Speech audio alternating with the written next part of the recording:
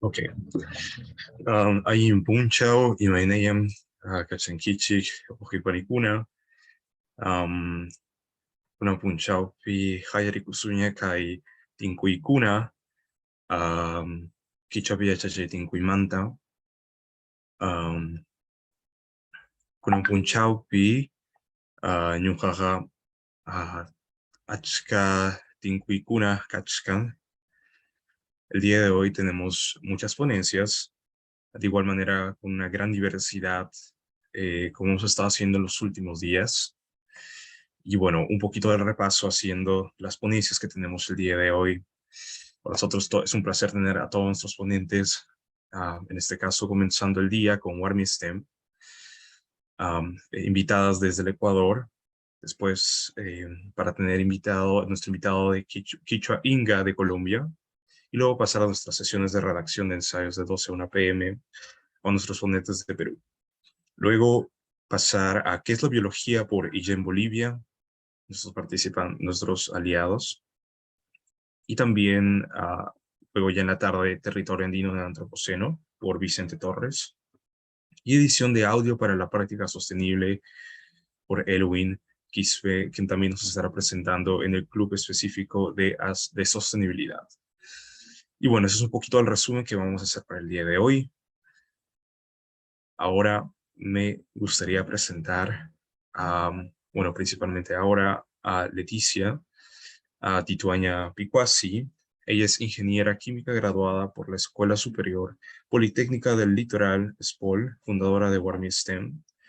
Es instructora en esta ponencia del día de hoy y nos hablará un poquito sobre lo que es el diseño de un producto potencial herbicida fungicida utilizando un desecho de la cosecha de cacao caracterizado químicamente y con su respectivo control de procesos económicamente factibles para la utilización en áreas de pequeños productores. Es mujer indígena del pueblo quichua Otavalo del Ecuador. Es cofundadora del Quichua Institute of Science, Technology and Humanities, KIST, del Ecuador. Es joven líder iberoamericana 2022 de la Fundación Carolina y el Banco Santander. También es finalista del Premio Iberoamericano a Liderazgo Social 2022. Es ganadora del 2021 en Digital Inclusion Scholarship de telefonía de la Telefónica Movistar. También es embajadora One Young World 2021, Future Rising Fellow 2021, y su misión es contribuir al cumplimiento de las ODS de la Agenda 2030 en la educación de calidad y equidad de género, a través de su trabajo en pro del incremento del porcentaje de mujeres indígenas en carreras de ciencia, tecnología, ingeniería y matemáticas.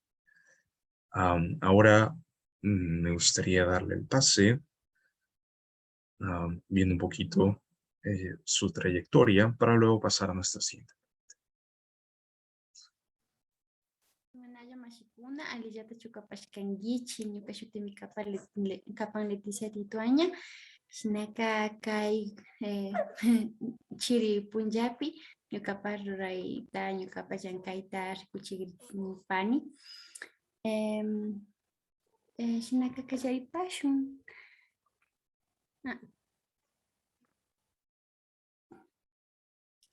Bueno, buenos días con todos nuevamente.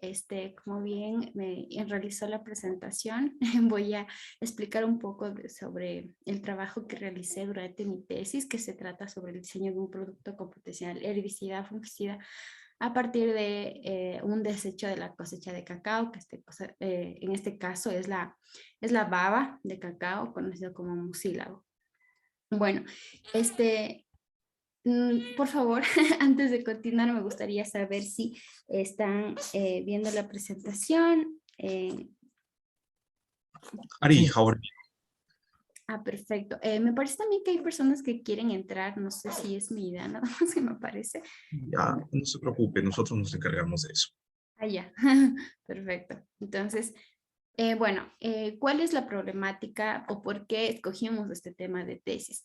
Pues bien, dentro de la industria agrícola cacaotera en la zona, más bien a nivel mundial, ustedes podrán darse cuenta de que un producto que muchos lo consumen, yo puedo decir que la mayoría y nos gusta muchísimo, es el chocolate.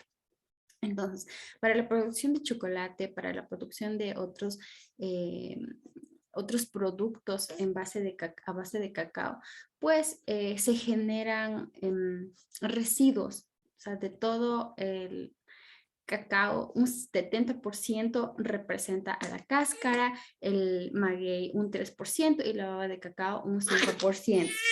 Un segundito, por favor,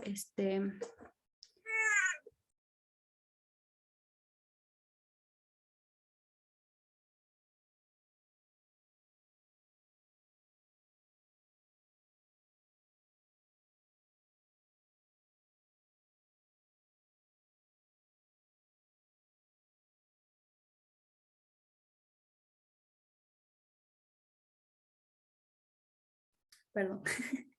Bueno, como decía, de todo el cacao, el 5% que no es usado, nosotros lo vamos a usar. ¿Pero por qué? Porque para el chocolate, para la realización del chocolate, solo el 20% de todo el fruto es utilizado, que representa a la semillita, ¿no? Entonces, a lo largo de todo el proceso, lo que se omite es el potencial de los residuos. Actualmente, estos residuos están teniendo una tendencia, un potencial y están siendo utilizados en diversas cosas, desde helados hasta, bueno, fungicidas, ¿no? En este caso. Pero por eso la pregunta que a nosotros nos surgió fue, ¿realmente la baba de cacao tiene propiedades para ser un fungicida, herbicida orgánico? Esto porque dentro de las comunidades rurales de la costa ecuatoriana se veía que justo donde caía la baba de cacao había una acción herbicida fungicida, entonces no crecían malezas, ¿ya? O si crecían, crecían en menor cantidad, poquísima cantidad. Entonces dijimos, bueno, esto tiene que tener algo, ¿no? Entonces, para poder respondernos a la pregunta que hicimos, pues realizamos basándonos en estas justificaciones. Para respaldar esta visión que nosotros teníamos de poder realizar nuestro fungicida herbicida, pues tuvimos el respaldo de Nestlé. Ellos llevan a cabo una gestión adecuada de la biomasa de todo el cacao, pues Nestlé utiliza el cacao para poder hacer sus productos, ¿no? Que creo que todos conocemos. Entonces, ahora nosotros buscábamos reducir esos problemas fitosanitarios que ocurren a través de la mala gestión de residuos del cacao y generando otra perspectiva dentro del agricultor para que puedan utilizar esta biomasa eh, generando ingresos, ¿no? O sea, queríamos reducir la biomasa generada y dándole valor a partir de este producto que queríamos realizar. Bueno, entonces, hasta el momento, bueno, como dije ya ahora es tendencia, pero hasta hace unos añitos, esta baba o los residuos del cacao eran muy poco aprovechados. Entonces, nosotros en la línea de producción del cacao,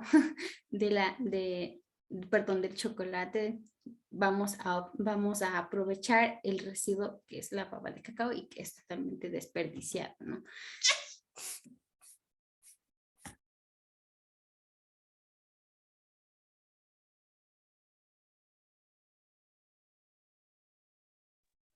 Ya, entonces el objetivo, ay, perdón. Entonces el objetivo general de este trabajo fueron establecer las bases de diseño para la obtención de un producto fungicida, herbicida, a partir de la baba de cacao, garantizando su efectividad y cumplimiento con normas desde su recolección hasta su almacenamiento. En otras palabras, lo que nosotros queremos hacer con esto es eh, saber qué condiciones necesitamos nosotros para poder implementar una pequeña planta artesanal para obtener esta baba de cacao y además elaborar este producto fungicida herbicida. Entonces, para esto tenemos otros 5 objetivos. En cada línea de proceso tenemos uno. El primero es evaluar las características químicas de la baba de cacao, seguido por una evaluación cinética de la fermentación para la determinación del tiempo óptimo de la producción y conservación del producto. Asimismo, es necesario establecer las condiciones del producto final. Me refiero a las condiciones termodinámicas de este producto. Y para ya ir finalizando, pues necesitamos generar una información, porque todo producto tiene que tener una etiqueta, ¿no? Y en esta etiqueta, pues decir qué porcentaje tiene de tal compuesto, ¿no? Cómo debemos almacenarlo, entonces era importante. Y finalmente era diseñar el diagrama de bloques para la obtención del producto. Como dije, nosotros, esto es lo que buscábamos, ¿no? Finalmente, tener una línea ya de producción en donde nos dijeran cuáles son las condiciones óptimas para poder obtener esta baba de cacao y poderla comercializar, ¿no? Ya, dentro de la metodología, lo que se hizo en primer lugar era la evaluación de grupos funcionales con potencial fungicida herbicida del mucílago de cacao. Porque como dijimos anteriormente en la pregunta número 1, fue como realmente esta baba de cacao tiene ese potencial. Entonces, para saber ese potencial, nosotros teníamos que estudiar los grupos funcionales de esta baba de cacao y decir, ok, dentro de esta baba de cacao encontramos tales grupos funcionales y esto es lo que me da la acción herbicida fungicida. Y vamos a ver que más adelante que realmente les va a sorprender los resultados, pero me voy a saltar todos estos pasos, ¿no? Porque incluye mucha revisión bibliográfica y análisis de los grupos funcionales a nivel teórico simplemente. Uy,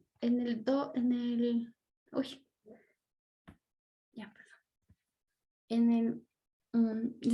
Siguiendo con la línea de procesos, tenemos también la simulación de la cosecha para determinar la cinética de fermentación alcohólica del mucílago de cacao.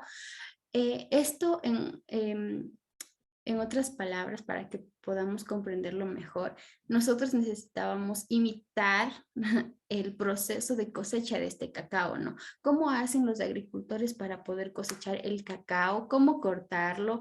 ¿Cómo saber cuánto baba vamos a obtener de toda la mazorca de cacao y así? Entonces, claro, a nivel teórico teníamos una idea, pero necesitábamos saber exactamente de cada mazorca cuánto íbamos a sacar de cacao y si podíamos a la larga poder venderlo, ¿no? O sea, si realmente nos resultaba para venderlo. Entonces, esto incluía la selección del campo de las mazorcas, identificábamos las mazorcas que estaban en buen estado para su cosecha, se hizo el corte respectivo de la mazorca, seguido de una simulación dentro del laboratorio de cómo los agricultores fermentan la baba de cacao, más bien cómo recolectan para la fermentación. Y finalmente se realizó el pesaje del grano retenido y determinación de la densidad de la baba. Para la determinación del tiempo de cinética de fermentación, bueno, con cinética básicamente nos vamos a orientar hacia una velocidad, ¿ya? La velocidad de fermentación anaeróbica del mucílago de cacao.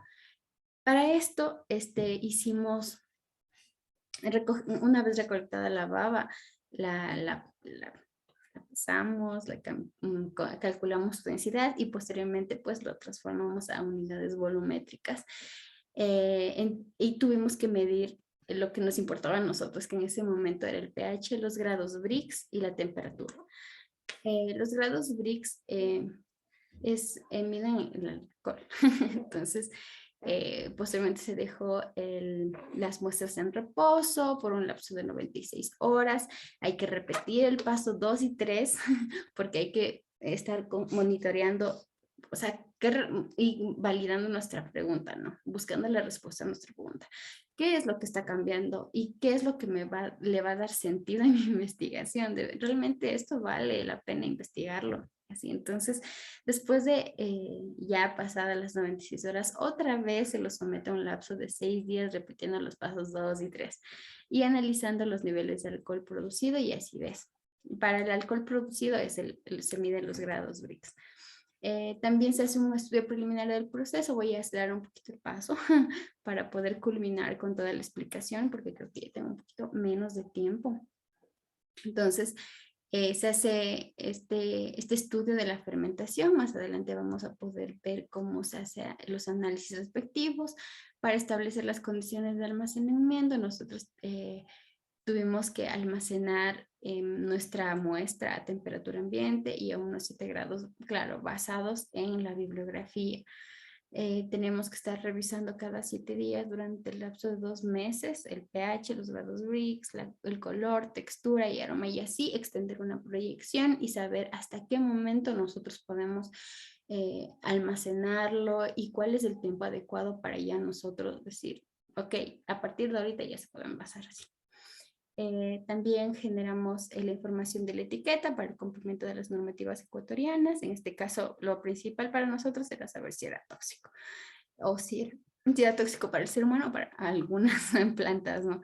Entonces, revisamos la toxicología y en base a eso la seguridad principal de compuestos activos.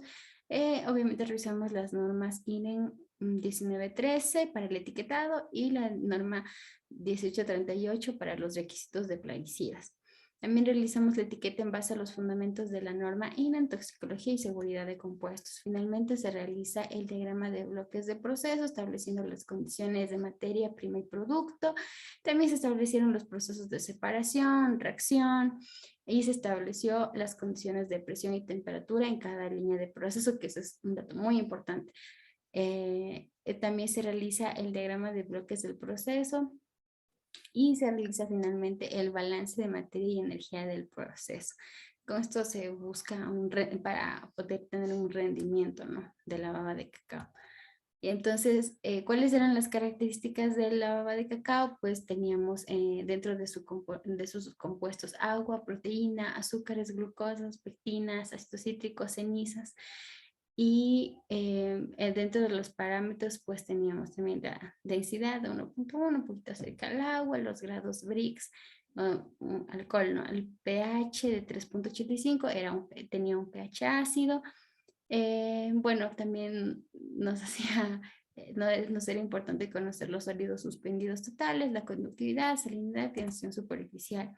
Pero ahora, dentro de los grupos funcionales, nosotros necesitábamos saber qué potencial tenían estos grupos funcionales, ¿no? Bueno, analizamos todos los grupos funcionales que tenía el mucilago de cacao, que eran cerca de 20, más bien eran 20 grupos funcionales, entre ellos el ácido 2-butenodioico y el ácido butanodioico.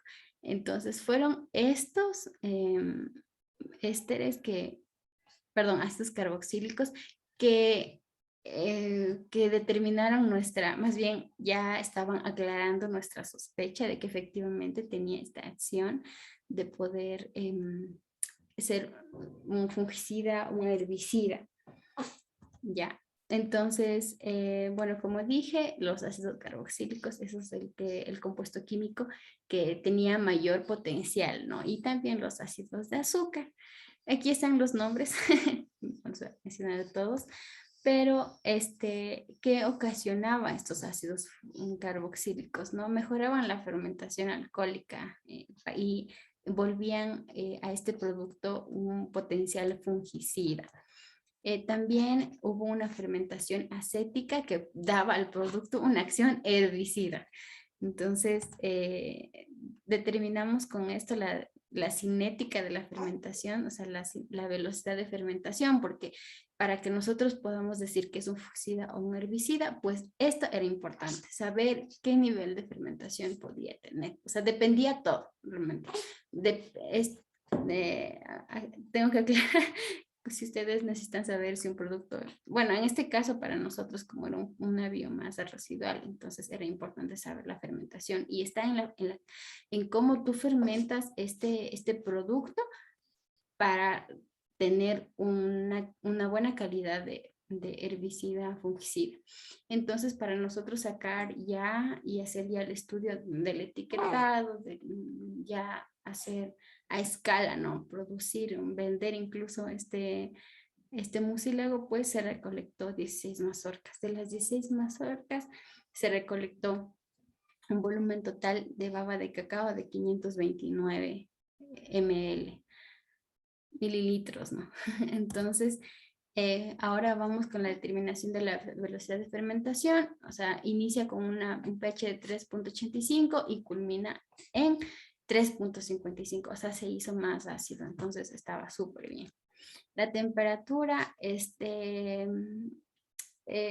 al inicio incrementa, de 23 pasa a 25, luego incrementa un poco más, baja, así, y se hace constante a una temperatura de 23.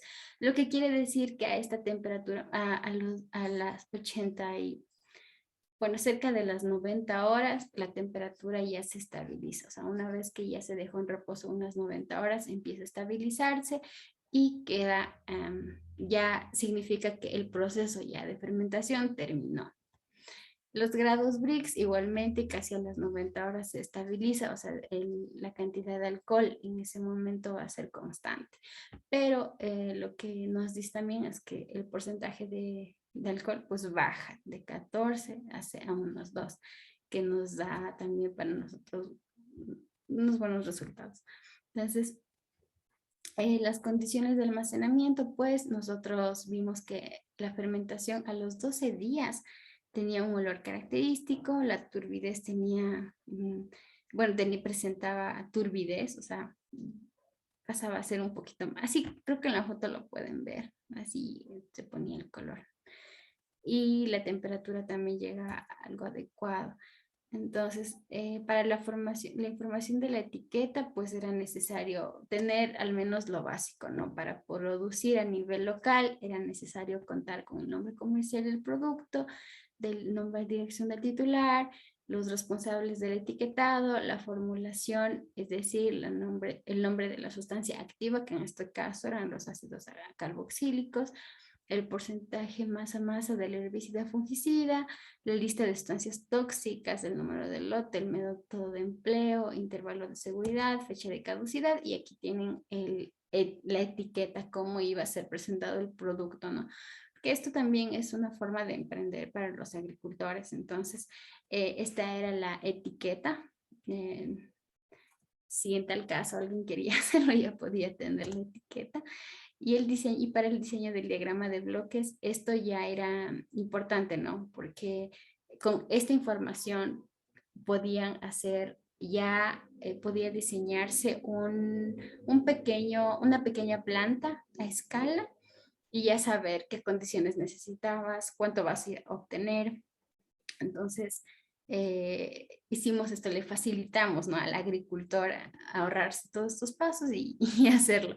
Entonces, nosotros para esto, como dije, tan solo la baba de cacao solita tiene la acción herbicida fungicida, pero para que nosotros podamos poder fumigar más, era necesario poder mezclar con otro agente, ¿ya? Pero resulta que nosotros dijimos, pues, porque no agua, ¿no? Que no va a alterar su composición, no va a alterar la composición de la baba de cacao, solo es agua.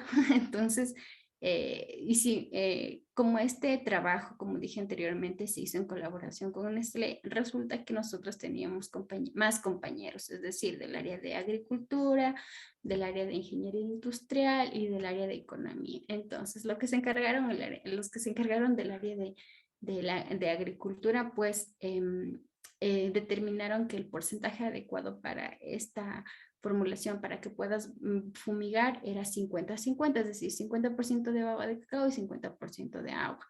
Entonces, establecimiento de los procesos de separación y reacción a partir de la experiencia de laboratorio, condiciones normales de presión y temperatura para poder establecer la planta, Hay procesos de separación de sólidos, de despulpado, reacción, fermentación, mezcla, producto herbicida y finalmente se tiene el producto fungicida. Entonces aquí está cómo sería el proceso ya en bloques nada más, pero obviamente esto se le puede pasar a un PFD ya más grande, pero esto era algo básico, ¿no? Y aquí teníamos las cantidades de producto que íbamos a obtener. A partir de las 16 mazorcas, nosotros teníamos 133.2 litros de producto fungicida herbicida.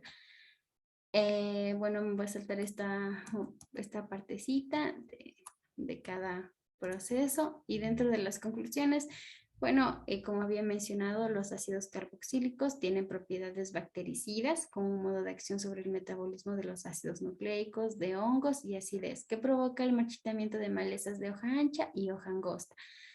No, bueno, hay malezas, ¿no? Unas hierbas que tienen hojas anchas y otras hojas angostas que en el cacao hay bastante. Entonces, eso era lo que eliminaba. También el proceso de fermentación no solo es importante para la calidad de las semillas de cacao, porque para tener un buen chocolate también depende de la fermentación, de una muy buena fermentación. Entonces, no solo sirve para eso, sino también para mejorar el potencial herbicida fungicida de la baba de cacao. También un adecuado tiempo de esta fermentación alcohólica y acética garantiza la efectividad del fungicida, herbicida para poder contrarrestar las malezas y hongos de las plantaciones cacaoteras. La baba de cacao también presenta propiedades de potencial fúngico y herbicida tras una fermentación alcohólica y acética mínima adecuada de 11 días. Las condiciones de almacenamiento son a temperatura ambiente con una temperatura mínima de 22 y una máxima de 26. El sellado tiene que ser hermético y tiene que estar almacenado en un lugar fresco y seguro. La composición de la baba de cacao lo convierte en ligeramente peligroso tras la fermentación. Así solita no pasa nada. Y ahora, ¿por qué recomendamos este producto? Es porque la efectividad se comprobó. Nosotros como ingeniería química no nos encargamos, pero el área de ingeniería agrícola se encargó de revisar, ¿no?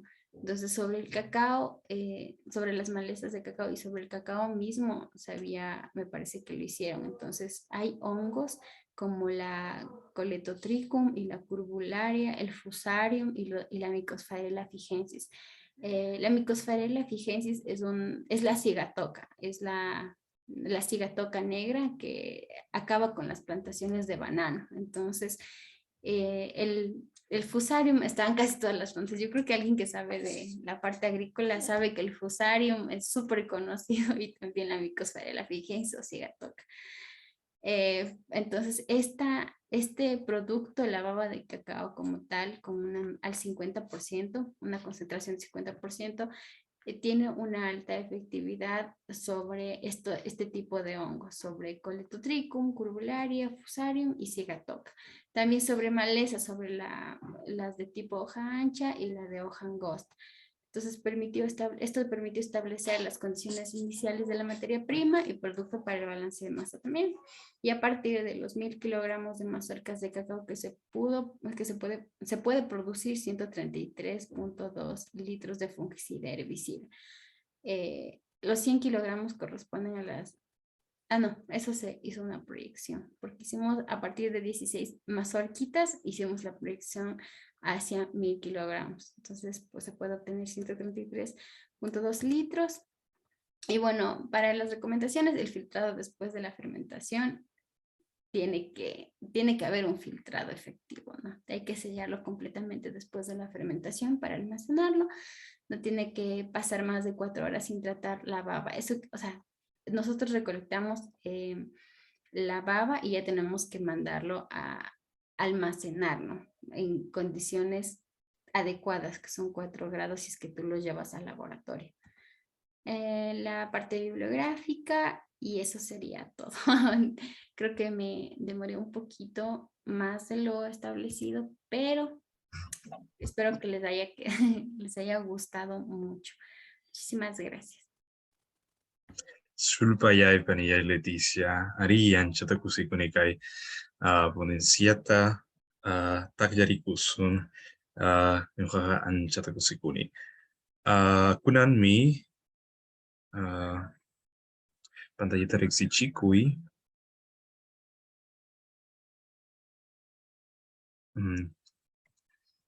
un poquito comentando sobre la ponencia. Por supuesto que sí, también hablando sobre el aspecto de Perú, hay muchos, bueno, en este caso muchas investigaciones con también respecto al uso del cacao para aplicaciones, ya sea medicinales, pero también con uso, en este caso, estético, y es sin duda también una gran aplicación que se está utilizando en el país. Así que es perfecto.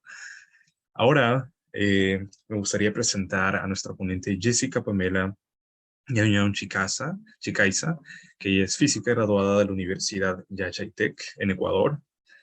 Ella nos va a presentar la ponencia de estudio de gas molecular denso en 3 galaxias locales con datos del Gran Telescopio Milimétrico Alfonso Serrano. Bueno, ella un poquito explicando de su biografía.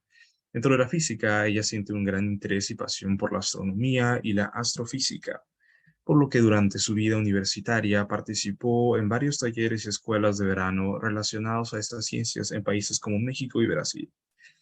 Este desempeño académico se ha complementado con su participación en diversos proyectos y trabajos voluntarios donde la divulgación científica ha sido el eje principal. Estas actividades han sido dirigidas principalmente a niños, adolescentes y jóvenes. Ella es cofundadora del Quichua Institute of Science and Technology and Humanities, KIST.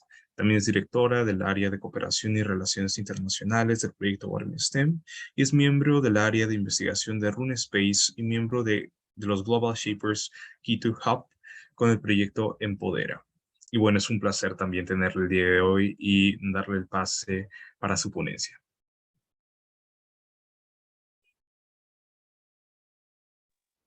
Hola, buenos días con todos. Espero que me puedan escuchar bien. Y bueno, sí, muchísimas gracias por la invitación en general que nos hicieron a nosotras como proyecto de WarmSTEM. Y bueno, sin cansarles más, voy a compartir la pantalla para empezar a hablarles un poquito más acerca de mí y del proyecto de tesis igual que yo realicé para obtener mi título de física. ¿Ok? Entonces, bueno, como ya les mencioné, muchas gracias por tomarnos en cuenta y por darnos la oportunidad de compartir nuestros poquitos conocimientos que nosotros tenemos, ¿no? Pero antes de hablarles de mi tema de tesis en sí, me gustaría contarles un poquito sobre quién soy yo y todo el camino que yo he recorrido para poder desarrollar el estudio de mi tesis que más adelante les estaré contando.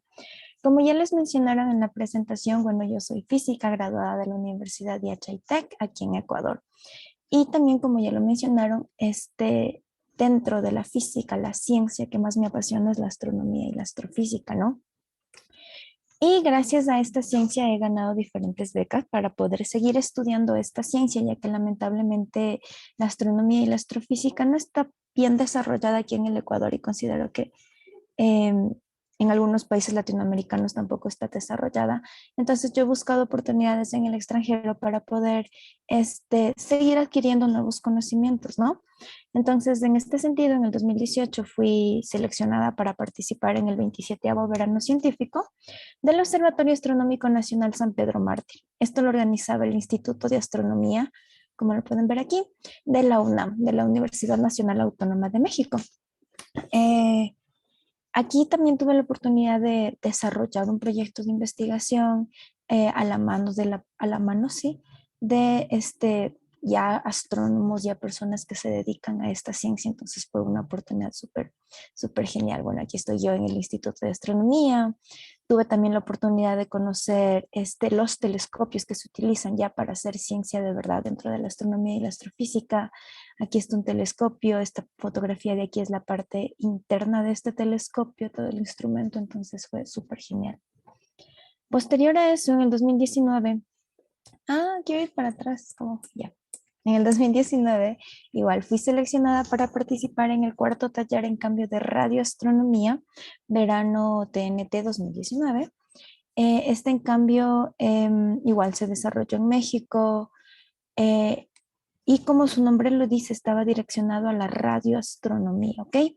Cuando nosotros escuchamos la palabra astronomía, lo primero que se nos viene a la mente son como que estos tipos de telescopios, más o menos estos objetos súper largos para ver este, objetos distantes, las estrellas y ese tipo de cosas, ¿no? Pero existen otros tipos de telescopios, como por ejemplo este que está aquí. Uy, ¿dónde está? Este que está aquí, este es un radiotelescopio que, como su nombre lo dice, este capta ondas de radio.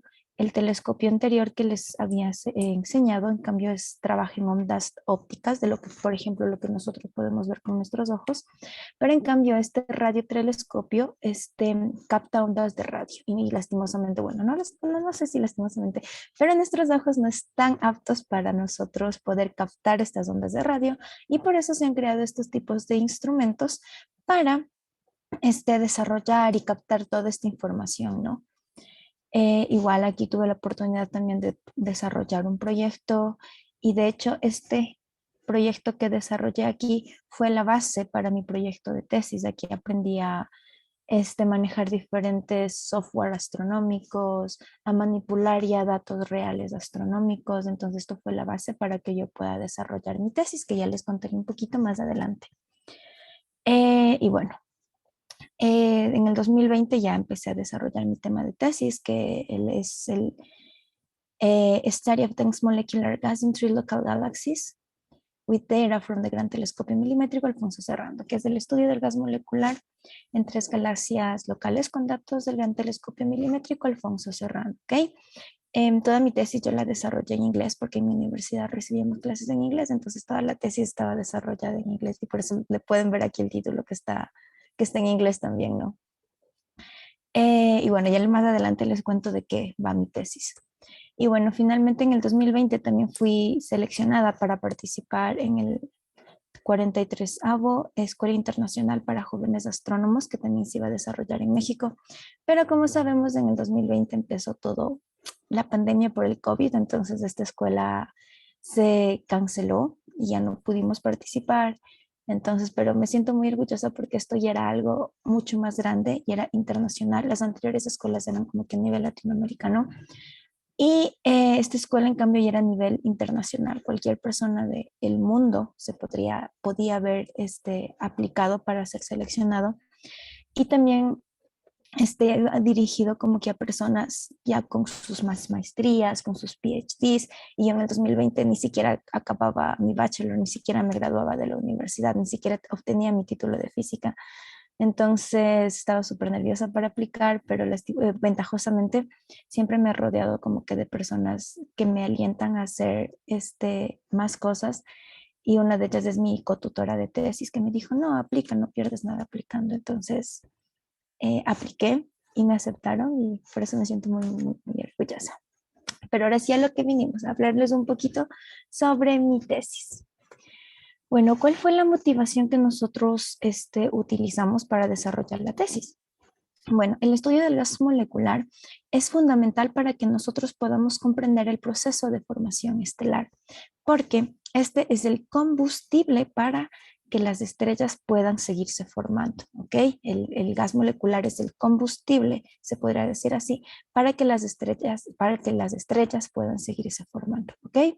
Entonces, por lo tanto, las observaciones de líneas moleculares y su análisis son cruciales para comprender todas estas condiciones físicas y químicas que se están produciendo en el proceso de formación de las estrellas, en el proceso de formación estelar.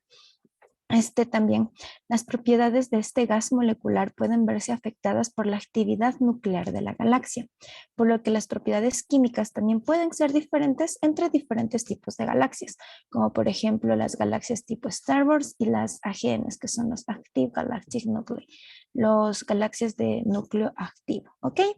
Entonces, el análisis de líneas moleculares ayudaría a hacer una discriminación entre estos dos tipos de galaxias. Ya más adelante les voy a decir, les voy a explicar mejor con un ejemplo qué son todo esto de las líneas moleculares y todas estas palabrerías que ahorita les estoy diciendo. Ok, más adelante ya les voy a explicar un poquito mejor.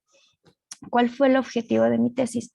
Fue analizar el gas molecular en 3 galaxias locales que comparten características similares, pero con la diferencia de que tienen diferente tipo de actividad nuclear, y esto para diferenciar las características de los núcleos galácticos activos y las galaxias tipo Star Wars en núcleos ocultos. Y de esta forma nosotros queríamos desarrollar una herramienta de clasificación de galaxias cuando la energética no se conoce de las galaxias, ¿ok? Entonces, ¿cuál fue la metodología que nosotros utilizamos? Nosotros utilizamos una muestra de 3 galaxias que son NGC 2903, NGC 4414 y NGC 4826. Esas son las 3 galaxias que yo estudié. Los circulitos en rojo son las zonas de observación de cada una de las galaxias. Y como mencioné antes, estas galaxias tienen características similares. Por ejemplo, todas son galaxias de espirales face-on, que se les conoce, que es de frente, que nosotros podemos observar directamente el núcleo. Todas están a una distancia similar. Su desplazamiento al rojo es de 0.05, lo que nos dice que son galaxias cercanas. Y también estamos, como les menciono, como son galaxias face-on, nosotros estamos observando una misma zona, como les mencioné antes. Los circulitos rojos son las zonas de las observaciones que se hizo para poder realizar ese estudio. Y la única diferencia era su actividad nuclear. NGC 2903 era clasificada como una galaxia tipo Star Wars. NGC 4414 era un AGN y NGC 4826 también era un AGN. Y bueno, ¿y qué es lo que nosotros hicimos? Como les mencioné antes, nosotros trabajamos con espectros. Dentro de la radioastronomía se trabaja con espectros. ¿Qué son los espectros? Pues son estas imágenes que les estoy mostrando aquí, y esos eran los espectros de cada una de mis galaxias que yo las estudié. Y lo que nosotros buscábamos, o el primer objetivo que nosotros teníamos, era identificar cada una de estas líneas. ¿Qué nosotros estamos viendo aquí? Aquí nosotros estamos viendo en el eje de las X la frecuencia y en el eje de las Y la temperatura de antena, es decir, un valor de energía, ¿ok? Entonces, cada uno de estos piquitos que estamos viendo aquí, son emitidos por diferentes tipos de moléculas que se encuentran en la galaxia. Entonces, nuestro primer paso, nuestro primer objetivo era identificar qué molécula estaba emitiendo cada una de estos piquitos que nosotros podemos ver aquí. Ese fue como que nuestro primer paso. Y bueno, como resultado de la identificación, en NGC 2903 se identificaron 28 líneas moleculares. A estas se las conoce, estos piquitos se las conoce como líneas moleculares. Como pueden ver, por ejemplo, esta de aquí, la más predominante de aquí, es la molécula de HCN. En cambio, este piquito más largo de acá es la molécula de 13CO. Todas estas moléculas se encuentran en la galaxia 2903, ¿ok? Ese fue como que el primer resultado que nosotros obtuvimos. Que en NGC 2903 se identificaron 28 líneas moleculares, es decir, 28 diferentes moléculas que se encontraban en esa galaxia. En NGC 4826 se identificaron 23 líneas moleculares, es decir, 23 diferentes moléculas que se encontraban en esa galaxia. Y, me falta una. La de NGC 4414, la de aquí. Bueno, no le he puesto la imagen, pero en esta última galaxia de aquí, 4414, se identificaron 9 líneas moleculares, ¿ok? Ese fue nuestro primer resultado. Ahora, una vez que ya identificamos cuáles eran las moléculas que se encontraban en estas galaxias, el siguiente paso era saber qué cantidad de moléculas están emitiendo o qué cantidad de moléculas se encuentran en la zona que nosotros estamos observando. Y a eso se le conoce como estimación de la densidad columnar, es decir, la cantidad de moléculas que nosotros estamos teniendo. Entonces, después de un proceso, después de varios cálculos, se obtuvo como resultado esta tablita de aquí, en donde se está haciendo la comparación entre la abundancia de moléculas de las 3 galaxias que estaba estudiando, NGC 4826, NGC 2903, NGC 4414. Y eso fue como que el resultado que obtuvimos, ¿ok? De los cálculos. Por ejemplo, qué sé yo, la más típica es la de 13CO. En 13CO, en NGC 4826, tenemos 4.5 por 10 a la 15 moléculas, ¿ok? Entonces, eso es un ejemplo. Ahora, una vez que ya sabemos cuántas moléculas de cada una de estas, qué cantidad de moléculas en cada una tenemos de cada una de estas moléculas, lo que hicimos fue una comparación, como ya lo mencioné antes, entre las 3 galaxias para ver si existe una discriminación o alguna tendencia para desarrollar esta herramienta de clasificación que les había mencionado posteriormente. Entonces realizamos esta comparación y este fue el gráfico que obtuvimos de la comparación. Entonces, efectivamente, pudimos observar ciertas discriminaciones. Por ejemplo, observamos que en la galaxia NGC 4826, siempre la molécula predominante son los isótopos del 13C.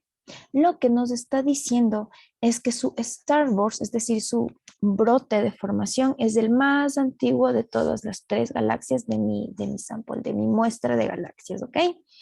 Otro dato que también nosotros pudimos obtener es que existen ciertas moléculas que son más predominantes, se podrá decir, en las galaxias tipo AGN, por ejemplo. En las galaxias tipo AGN, lo que nosotros más podemos encontrar son las moléculas de CS, las moléculas de HNC y las moléculas de C3414, ¿ok? Y por otro lado, en cambio, existen otras moléculas que son predominantes en las galaxias tipo Starburst, como por ejemplo la molécula de C18O, la molécula de C2H y la molécula de HNCO. ¿Ok? Entonces, de esta manera se pudo desarrollar esta herramienta de clasificación. Es decir, si nosotros en algún momento tenemos un espectro y no sabemos qué tipo de galaxia es, podemos más o menos ver su espectro y ver si es que tiene una molécula de CS, si es que tiene una molécula de HNC, si tiene una molécula de C34S. Si tiene estas moléculas, podríamos decir que tentativamente es un AGN. En cambio, si nosotros empezamos a ver moléculas de C18O, de C2H y moléculas de HNCO, podemos decir en cambio que se trata de una galaxia de tipo Starburst, ¿ok? Entonces, bueno, ese ha sido como que un súper breve resumen y solo les he enseñado uno de los resultados que obtuvimos dentro de mi tesis. Espero que les haya gustado y si tienen alguna pregunta, pues estoy súper gustosa de poder responderles.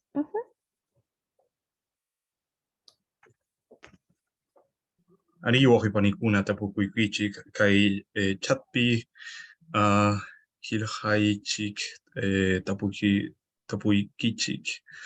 Ari Wilson, nyapaman purizo.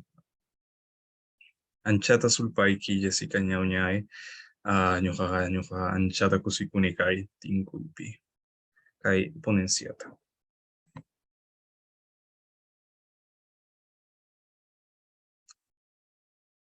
Ok, voy a compartir la pantalla.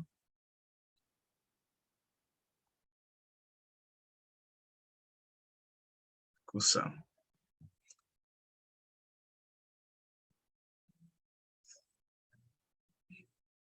Bien, Ayacho Panicuna, un saludo a todos, especialmente al equipo de ponentes que tenemos hoy. Para continuar con esta serie de ponencias vamos a tener la participación de Isabel Balboa Caguana. Ella es biofísica de la Escuela Superior Politécnica de Chimborazo, en Ecuador. Ella nos va a hablar sobre la radiación ionizante gamma y sus usos actuales en ciencias agrícolas, oportunidades para los cultivos andinos. Ella es investigadora de los efectos biológicos ocasionados por la radiación de fondo y por la radiación ionizante artificial. Enfatiza la estrecha relación entre los sistemas biológicos y la física. Entre sus intereses están el aprendizaje de los fenómenos biológicos y físicos a través de las herramientas tecnológicas y la experimentación de campo. Y es cofundadora del Quechua Institute of Science, Technology and Humanities, KISS, subdirectora de Warmi STEM, investigadora en el proyecto de exploración espacial Luna Space, e investigadora externa de la Escuela Superior Politécnica de Chimborazo. Bien, habiendo hecho esta introducción, le cedo la palabra a Isabel para que pueda continuar con su presentación.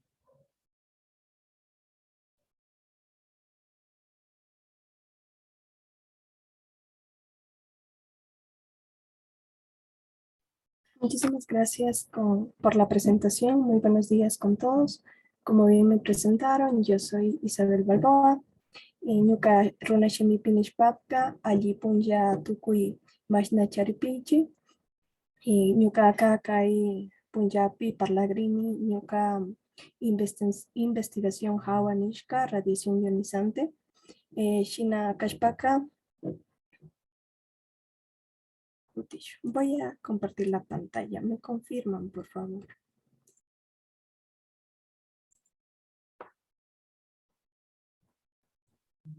Ari, how are you?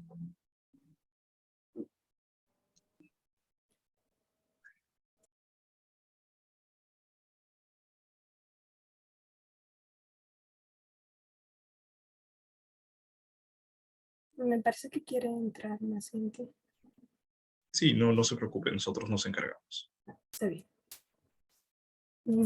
Bueno, el tema del día de hoy es la radiación ionizante gamma y sus usos actuales en ciencias agrícolas para cultivos andinos.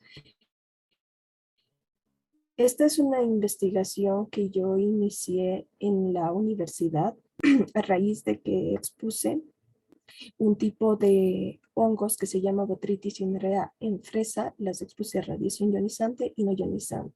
A raíz de eso trabajé en este tipo de aplicaciones de la radiación.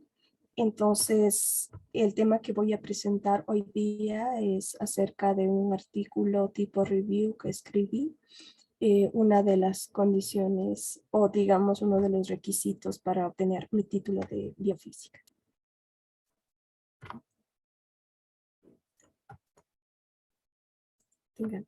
Ahí está. Bueno, el contenido para el día de hoy en el que vamos a tratar, vamos a hablar un poco del objetivo, la problemática. Dentro de la introducción vamos a tocar temas de radioactividad, de radiación, rayos gamma, interacción de fotones con materia, mutación directa e indirecta. Hablaremos un poco de los antecedentes, la problemática, la metodología que se utilizó, los resultados y las conclusiones. Bueno, hoy, si bien es cierto, voy a tratar sobre un tema de investigación, pero voy a partir hablando o aclarando qué son estos temas de radiación y entender cuál es este proceso que se da de la parte física y la parte biológica. Entonces, para empezar, ¿qué es la radiación? La radiación es un tipo de energía electromagnética que se propaga en forma de onda o partículas. Ay, perdón. Entonces, como bien lo menciono y en este gráfico claramente lo expongo, este tipo de radiación depende de la longitud de onda. Estas longitudes de onda van a ser específicas. Las más grandes, digámoslo así de esa manera, tenemos las ondas de radio, microondas, infrarrojo, visible y ultravioleta. Entonces, dentro del ultravioleta, las longitudes de onda más cortas, donde los picos son más cortos, estas son más energéticas y por lo tanto a estas se les conoce como radiación ionizante. En este caso tenemos a los rayos X y a los rayos gamma. Entonces, como ya lo mencionamos antes, cómo es de acuerdo a cómo es la longitud de onda y de acuerdo a la naturaleza de esta radiación se clasifican de las dos maneras. La radiación ionizante. Este tipo de radiación no tiene suficiente energía para ionizar la materia o romper los enlaces. Entonces, cuando interactúa con la materia, se irradian, sí, pero no existe una ionización como tal, es decir, que no forman cationes ni aniones. En el caso de la radiación ionizante, al ser una longitud de onda al ser longitud de onda pequeña, son energéticas y estas pueden arrancar electrones dentro del átomo. Esto hace que las partículas se conviertan en iones. Entonces, de esa manera pierden o ganan electrones y pueden desencadenar una serie de reacciones que pueden llevar a oxidar a partículas. Ya. Por otra parte también, cuando hablamos nosotros de radiación ionizante, vamos a entender la naturaleza, de dónde viene. ¿Y qué clasificación hay? Aparte de que ya dijimos que tenemos la radiación ionizante y nos vamos a centrar en esa, teníamos la otra, la que no es ionizante, nos vamos a centrar en esta. ¿Y cómo se produce eso? Bueno, nosotros sabemos que el núcleo atómico está compuesto por protones y neutrones y alrededor giran los electrones. Por lo tanto, cuando los átomos están inestables, igual en el núcleo atómico, al igual que en los electrones, tienen niveles energéticos y cuando tienden a saltar pueden desprender un tipo de energía. Entonces, en este tipo de energía puede ser corpuscular o que tiene materia, como es en el caso de las partículas alfa y las partículas beta, o cuando existe este cambio energético dentro del núcleo, que nos salen fotones o haces de rayos gamma. Entonces, las fuentes de radiación ionizante son de dos tipos, las naturales y las artificiales. Dentro de los naturales tenemos los rayos cósmicos, que nosotros estamos siendo bombardeados continuamente por muchas partículas, por los vientos solares, y esto nosotros estamos siendo protegidos por nuestra atmósfera. Sin embargo, a mayor latitud nosotros tenemos estos rayos cósmicos y es necesario tomarlos en cuenta en la parte de la agricultura, porque existen zonas donde nos encontramos a mayor latitud y las plantas se han visto que son más radioresistentes.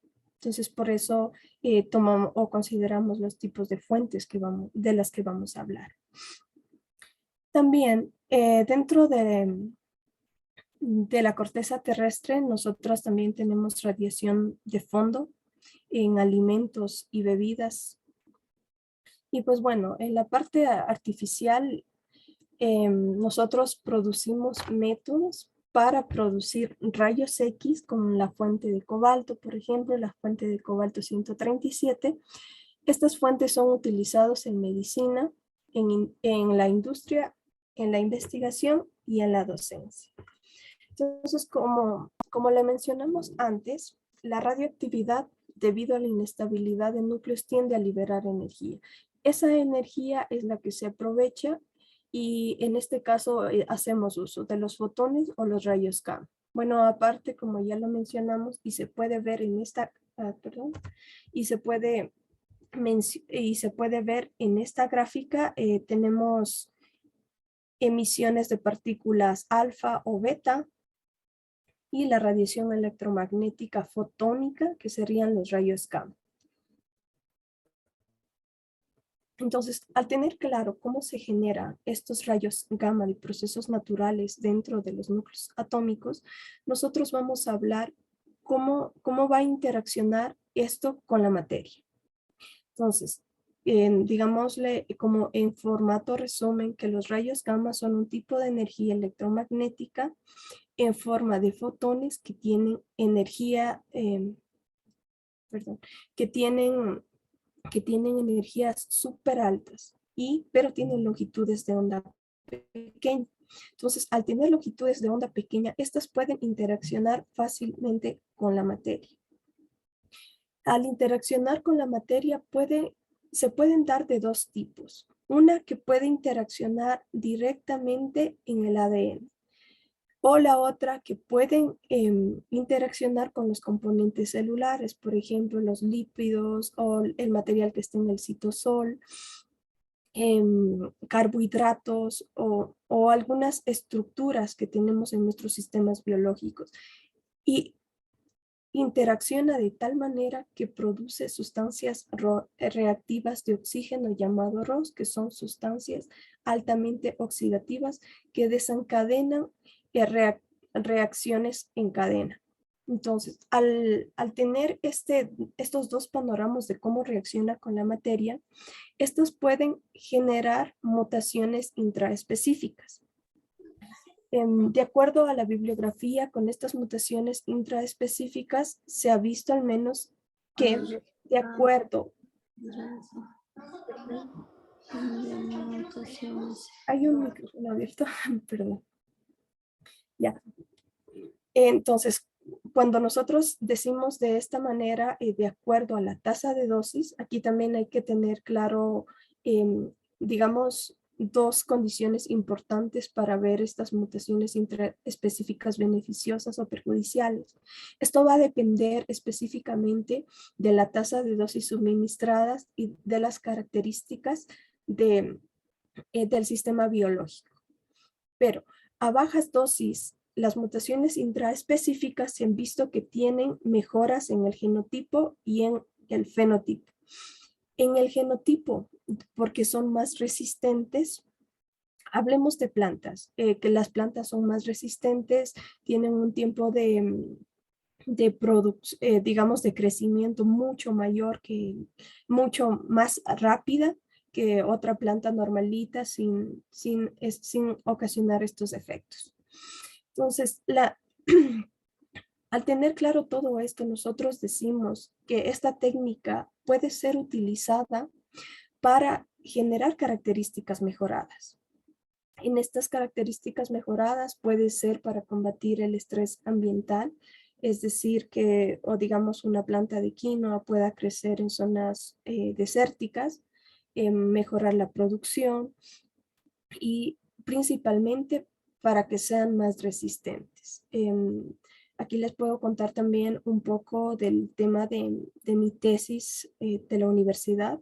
En esa nuestra propuesta fue que nosotros irradiando la quinoa, nosotros vamos a combatir al hongo Peronospero variabilis, este hongo que es altamente resistente al control biológico y al control químico.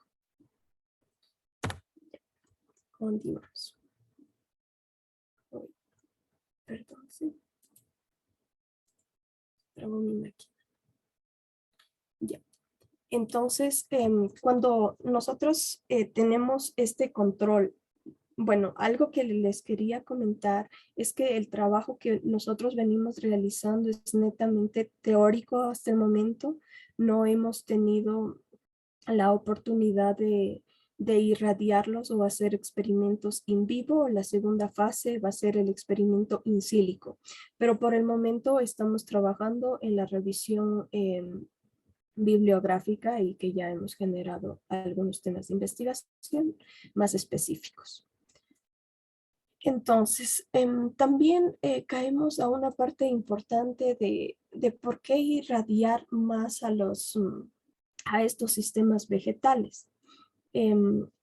Nosotros queremos hacer estos estudios también para ver el comportamiento de radioresistencia debido al aumento de la radiación de fondo. Lo otro también es que la exploración espacial creciente o también la exploración espacial de larga duración está en auge. Y para nosotros producir nuestro sistema alimentario necesariamente necesitamos producir y entender cómo se comportan las plantas frente a la radiación. Recordemos que en el espacio exterior nosotros ya no tenemos en nuestra atmósfera protectora. Entonces, aunque se trabaja también en sistemas de blindaje, entender estos procesos va a ser muy importante. Ya. Por otra parte también, ¿por qué me he estado centrando en la parte de revisar también a los cultivos andinos?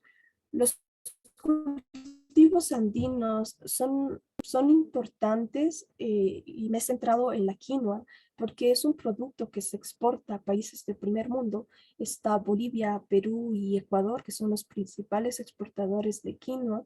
La quinoa ha sido nominada como un superalimento. Este tiene todos los 14 aminoácidos esenciales que se necesitan. Y también podemos sumar a eso el amaranto, el chocho, que están integrados también con vitaminas y minerales. Pero el interés con estos cultivos es la radioresistencia que estos puedan mostrar frente a la radiación. Entonces, estos al estar en zonas de mayor altitud, y como lo mencionamos antes, tenemos radiación cósmica, están expuestos a mayor radiación, han desarrollado mecanismos de protección. Estos mecanismos de protección son muy importantes porque ahora con la ingeniería genética se puede replicar y sacar esos genes específicos de radioresistencia y introducir en otros, de tal manera que la tecnología, este tipo de tecnología se pueda ampliar a más productos y tener una tecnología limpia.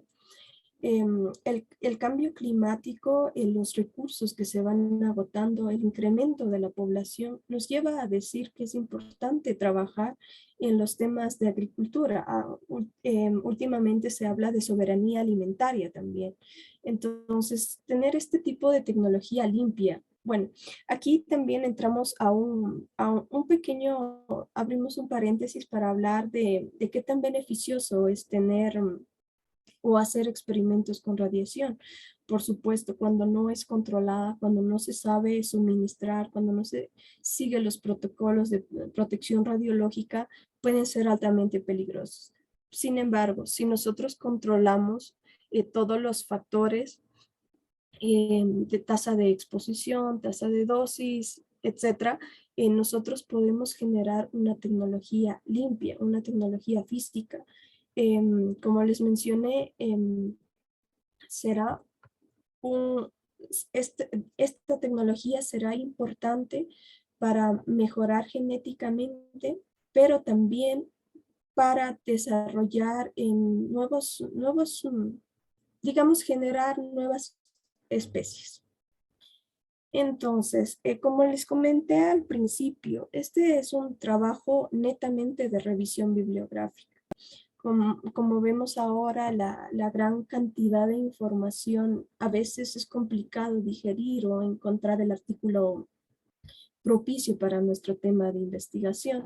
Entonces, lo que hemos hecho esta vez fue que nosotros, de la base de datos de PubMed que están suscritos al Centro de Investigación Nacional para la Información y Biotecnología, nosotros adaptamos un algoritmo de minado o el web scraping que se le conoce. La ventaja de trabajar con esto fue que el código ya está desarrollado. Nosotros adaptamos a lo que nosotros queremos pues se puede hacer en diferentes lenguajes de programación, porque en GitHub nosotros encontramos una variedad de investigaciones de este tipo, códigos que se pueden correr en diferentes lenguajes de programación, uno se descarga y se trabaja. Entonces, en este caso, nosotros corrimos este código en Google Colab. Y al implementar este código, lo que hicimos fue que a través de palabras claves nosotros extrajimos y almacenamos todos los artículos científicos en una hoja de cálculo, solo a través de palabras claves. Entonces, este documento se descarga con título, un resumen, palabras claves, y cosa que le hace súper digerible la información al investigador. Entonces, para este caso, para esta investigación, hemos utilizado las palabras claves de radiation, gamma, plants, application, scent, variability y genes. Bueno, no sé qué tan ventajoso resulte para algunos, pero para las personas que están dentro del campo de investigación y quieren seguir esta área, resulta muy útil porque todos los artículos son en inglés. Entonces hay artículos de varios países que facilitan la información y obtenemos una información de calidad. Entonces, les puedo indicar que esta ha sido la metodología. Tenemos una base de datos, un algoritmo de minado, como les comentaba, a través de las palabras claves. Sacamos otra base de datos. Bueno, nosotros aquí con criterios de selección, nosotros seleccionamos alrededor de 80 artículos a revisar para generar nuestra literatura confiable. Entonces, un poco les puedo comentar aquí con los libros que hemos trabajado en radiobiología, física de radiaciones, dosimetrías, plantas e infección de patógenos. Ya. Aquí en los resultados he decidido cambiar un poquito la metodología. Me gustaría proyectarles los resultados en el artículo científico. Vamos a revisar brevemente la técnica fitosanitaria, en la irradiación en semillas y en los mecanismos de defensa en vegetales. Aquí quería hacer mención de algo importante. Originalmente nuestra propuesta era que nosotros con rayos gamma irradiemos a plantas in vivo. Entonces, pero a medida que nosotros avanzamos en la investigación, nosotros pensamos que justo en los cultivos andinos, que son más radioresistentes, los mecanismos están mejor desarrollados, nosotros vamos a matar a un hongo en específico, vamos a matar a los microorganismos patógenos. Sin embargo, hemos visto en la radioresistencia, hemos medido esto, no de una forma experimental, más bien en la forma bibliográfica hemos sacado mucha información al respecto y el órgano más radioresistente, en este caso en todo el sistema fenotípico de la planta, es la semilla. Entonces, por eso aquí, al menos en lo que les voy a presentar, la irradiación es en semilla en muchos países que han hecho y vamos a ver cuáles han sido las mejoras que han obtenido. A ver, voy a dejar de compartir un momentito. Me confirman con el tiempo, por favor, para no extenderme.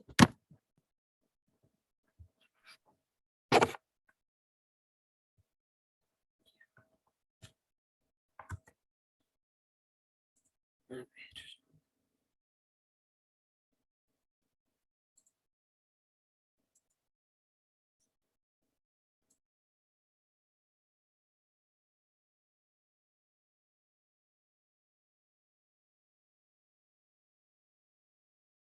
Ya, entonces como les mencionaba en un inicio, la radiación como una técnica fitosanitaria quiere decir que nosotros podemos irradiar a productos agrícolas de almacenamiento y matar bacterias, hongos y virus. Entonces, en algunos países, en algunas investigaciones ya se ha hecho. Por ejemplo, aquí la Escherichia coli disminuyeron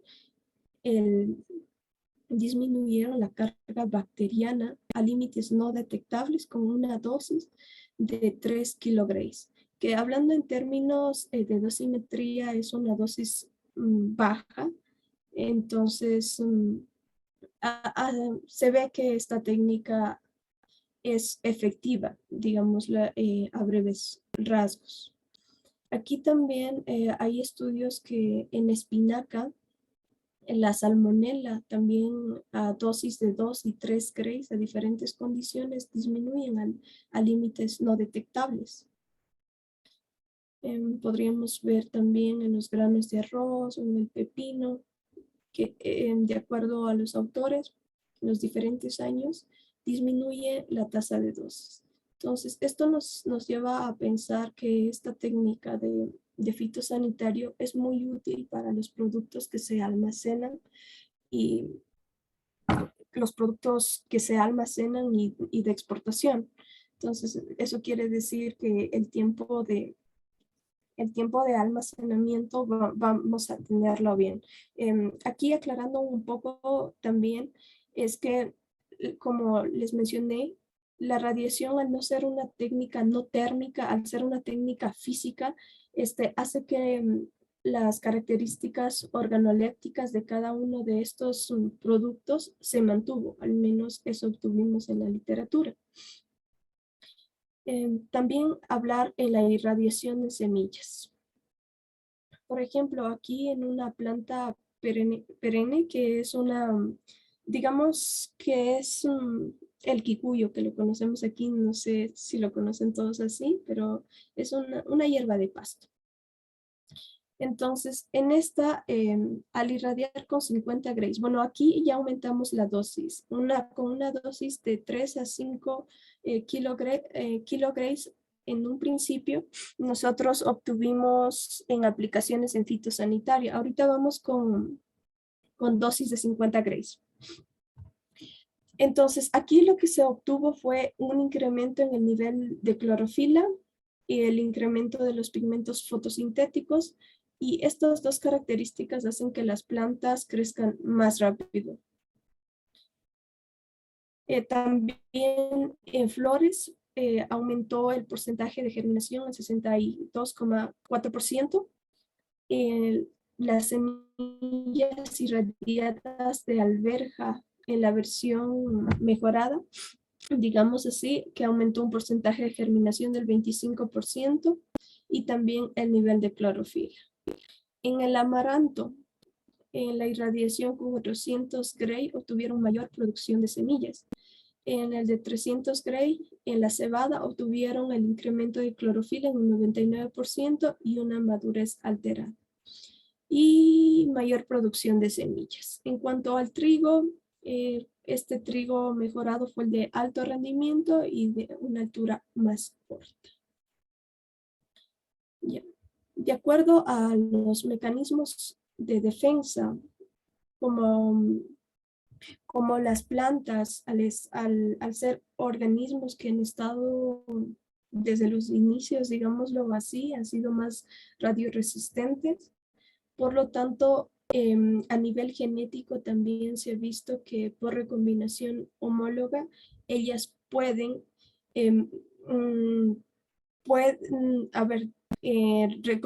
por recombinación homóloga, ellas pueden corregir errores que la radiación ionizante puede producir en el ADN. En este caso, en semillas y plantas, por recombinación homóloga, bueno, aquí no es que se obtuvieron, sino aquí se ve el efecto, perdón. Entonces, en los irradiación en los protoplastos, la supervivencia de la célula. Los protoplastos aquí son a tasas de dosis altas. Cuando son dosis de dosis altas no reparan el daño en el ADN y también tienden a una aberración cromosómica. Y también la producción de nucleídos en algunas plántulas. Entonces, voy a dejar de compartir. Entonces, de esta manera nosotros vemos que la radiación ionizante es una técnica que se podría aplicar en la parte fitosanitaria para el mantenimiento. En la parte 2, que sería en la irradiación en semillas, los estudios y la literatura dicen que como las semillas son radioresistentes, están dando mejores características en cuanto a enfermedades, producción, alto rendimiento, nivel de germinación y clorofila. También en la parte de investigación, al acelerar procesos biológicos y comprender cómo estos en vivo se comportan o se mejoran. Entonces, con todo esto nos lleva a decir que la radiación ionizante y los rayos gamma, si tenemos la fuente, nosotros podemos seguir haciendo estudios para que sean nuevas técnicas para contrarrestar también los microorganismos patógenos. Cuando nosotros, hay estudios que han hecho que irradian a la planta y al microorganismo. En ese entonces se puede matar al microorganismo y la planta queda afectada, pero por los mecanismos de recuperación que hablábamos, digamos, se recupera, pero el microorganismo se muere, digámoslo así, o inactiva. Todo esto por las características de los rayos gamma que los mencioné al principio. Entonces, muchas gracias por su atención. En el caso de que tengan preguntas, pues aquí estoy dispuesta a responderles. Yupaychan. Sí, Hilda tiene una pregunta. Bueno, en este caso, recomiendo que pueda activar su micro ahora. ¿Para qué hacerlo? Porque creo que la coloco fuera de contexto, pero sí, sería un control radiactivo. No sé si Hilda podrías, en este caso, un poquito detallar tu pregunta. Claro. Hola Isabel, tú habías hablado un poco sobre el control biológico, control químico. ¿Cuál sería el nombre para este tipo de control? Yo decía radioactivo, pero no sé si estará correcto. Para este tipo de control, yo pensaría que un control físico no térmico. Y hablar de radiactivo, yo pienso que involucra otro, digamos que da un doble contexto, porque siempre en materia de radioactividad, de radiación, no se tiene mucho conocimiento en ciertas partes y tiende a pensar más por los efectos negativos, que me voy a seguir contaminando, voy a seguirme irradiando.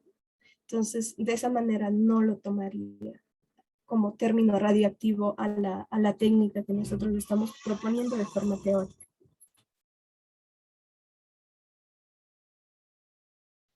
Perfecto, sí, muchas gracias.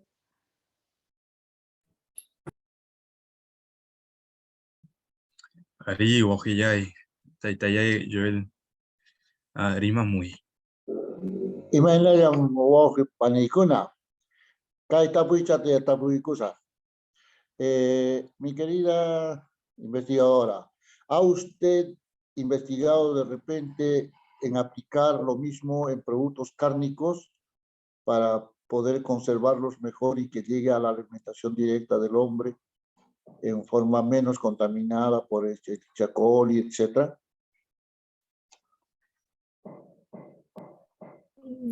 Es una buena pregunta, la verdad, y es un buen tema también para investigar, pero no he tocado en el tema de cárnicos. Sin embargo, por la naturaleza de la radiación y de los rayos gamma con una fuente adecuada, que para mantener a los alimentos, por ejemplo, se utiliza cobalto 60, y yo pensaría que se puede hacer que los microorganismos que habitan en la carne puedan ser inactivados. De hecho, ese es el mecanismo que se utiliza para hacer alimentos de larga duración. Pero no nos hemos involucrado en temas cárnicos, pero es un buen tema. Gracias por la pregunta. Usa, Arita Tayay, Chayam Chay. ¿Alguien más tiene alguna pregunta?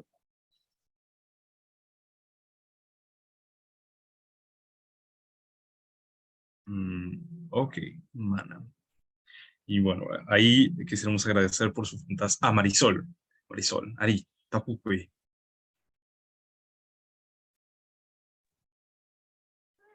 Alilachu la palaikiwan nana turicuna, reciban un abrazo y felicitarle a la ponente por muy bonita exposición. Hablaba del quicuyo, no sé si se refiere al quicuyo que también aquí en el Perú es una planta rastrera, ¿no? Si bien es cierto, pues esto es como una maleza y muchas veces dificulta el cultivo y y es un poco difícil de eliminarlo, ¿no? Aquí en el Perú es difícil de eliminarlo, las raíces son muchas veces profundas. La pregunta es, no sé cuánto tiempo se puede fumigar o repetir la fumigación, o qué producto nos puede ayudar para eliminar, porque si bien es cierto cuando, por ejemplo, nosotros en el campo sembramos la alfalfa, que es muy fundamental para la alimentación de nuestros animales, pero una vez que se filtra el quicuyo, es un poco difícil de poder eliminarlo. Muchas veces se enrieda entre las raíces de la alfalfa. Eso era mi pregunta. ¿Cada qué tiempo, cuántas veces se tiene que repetir la fumigación? Muchas gracias.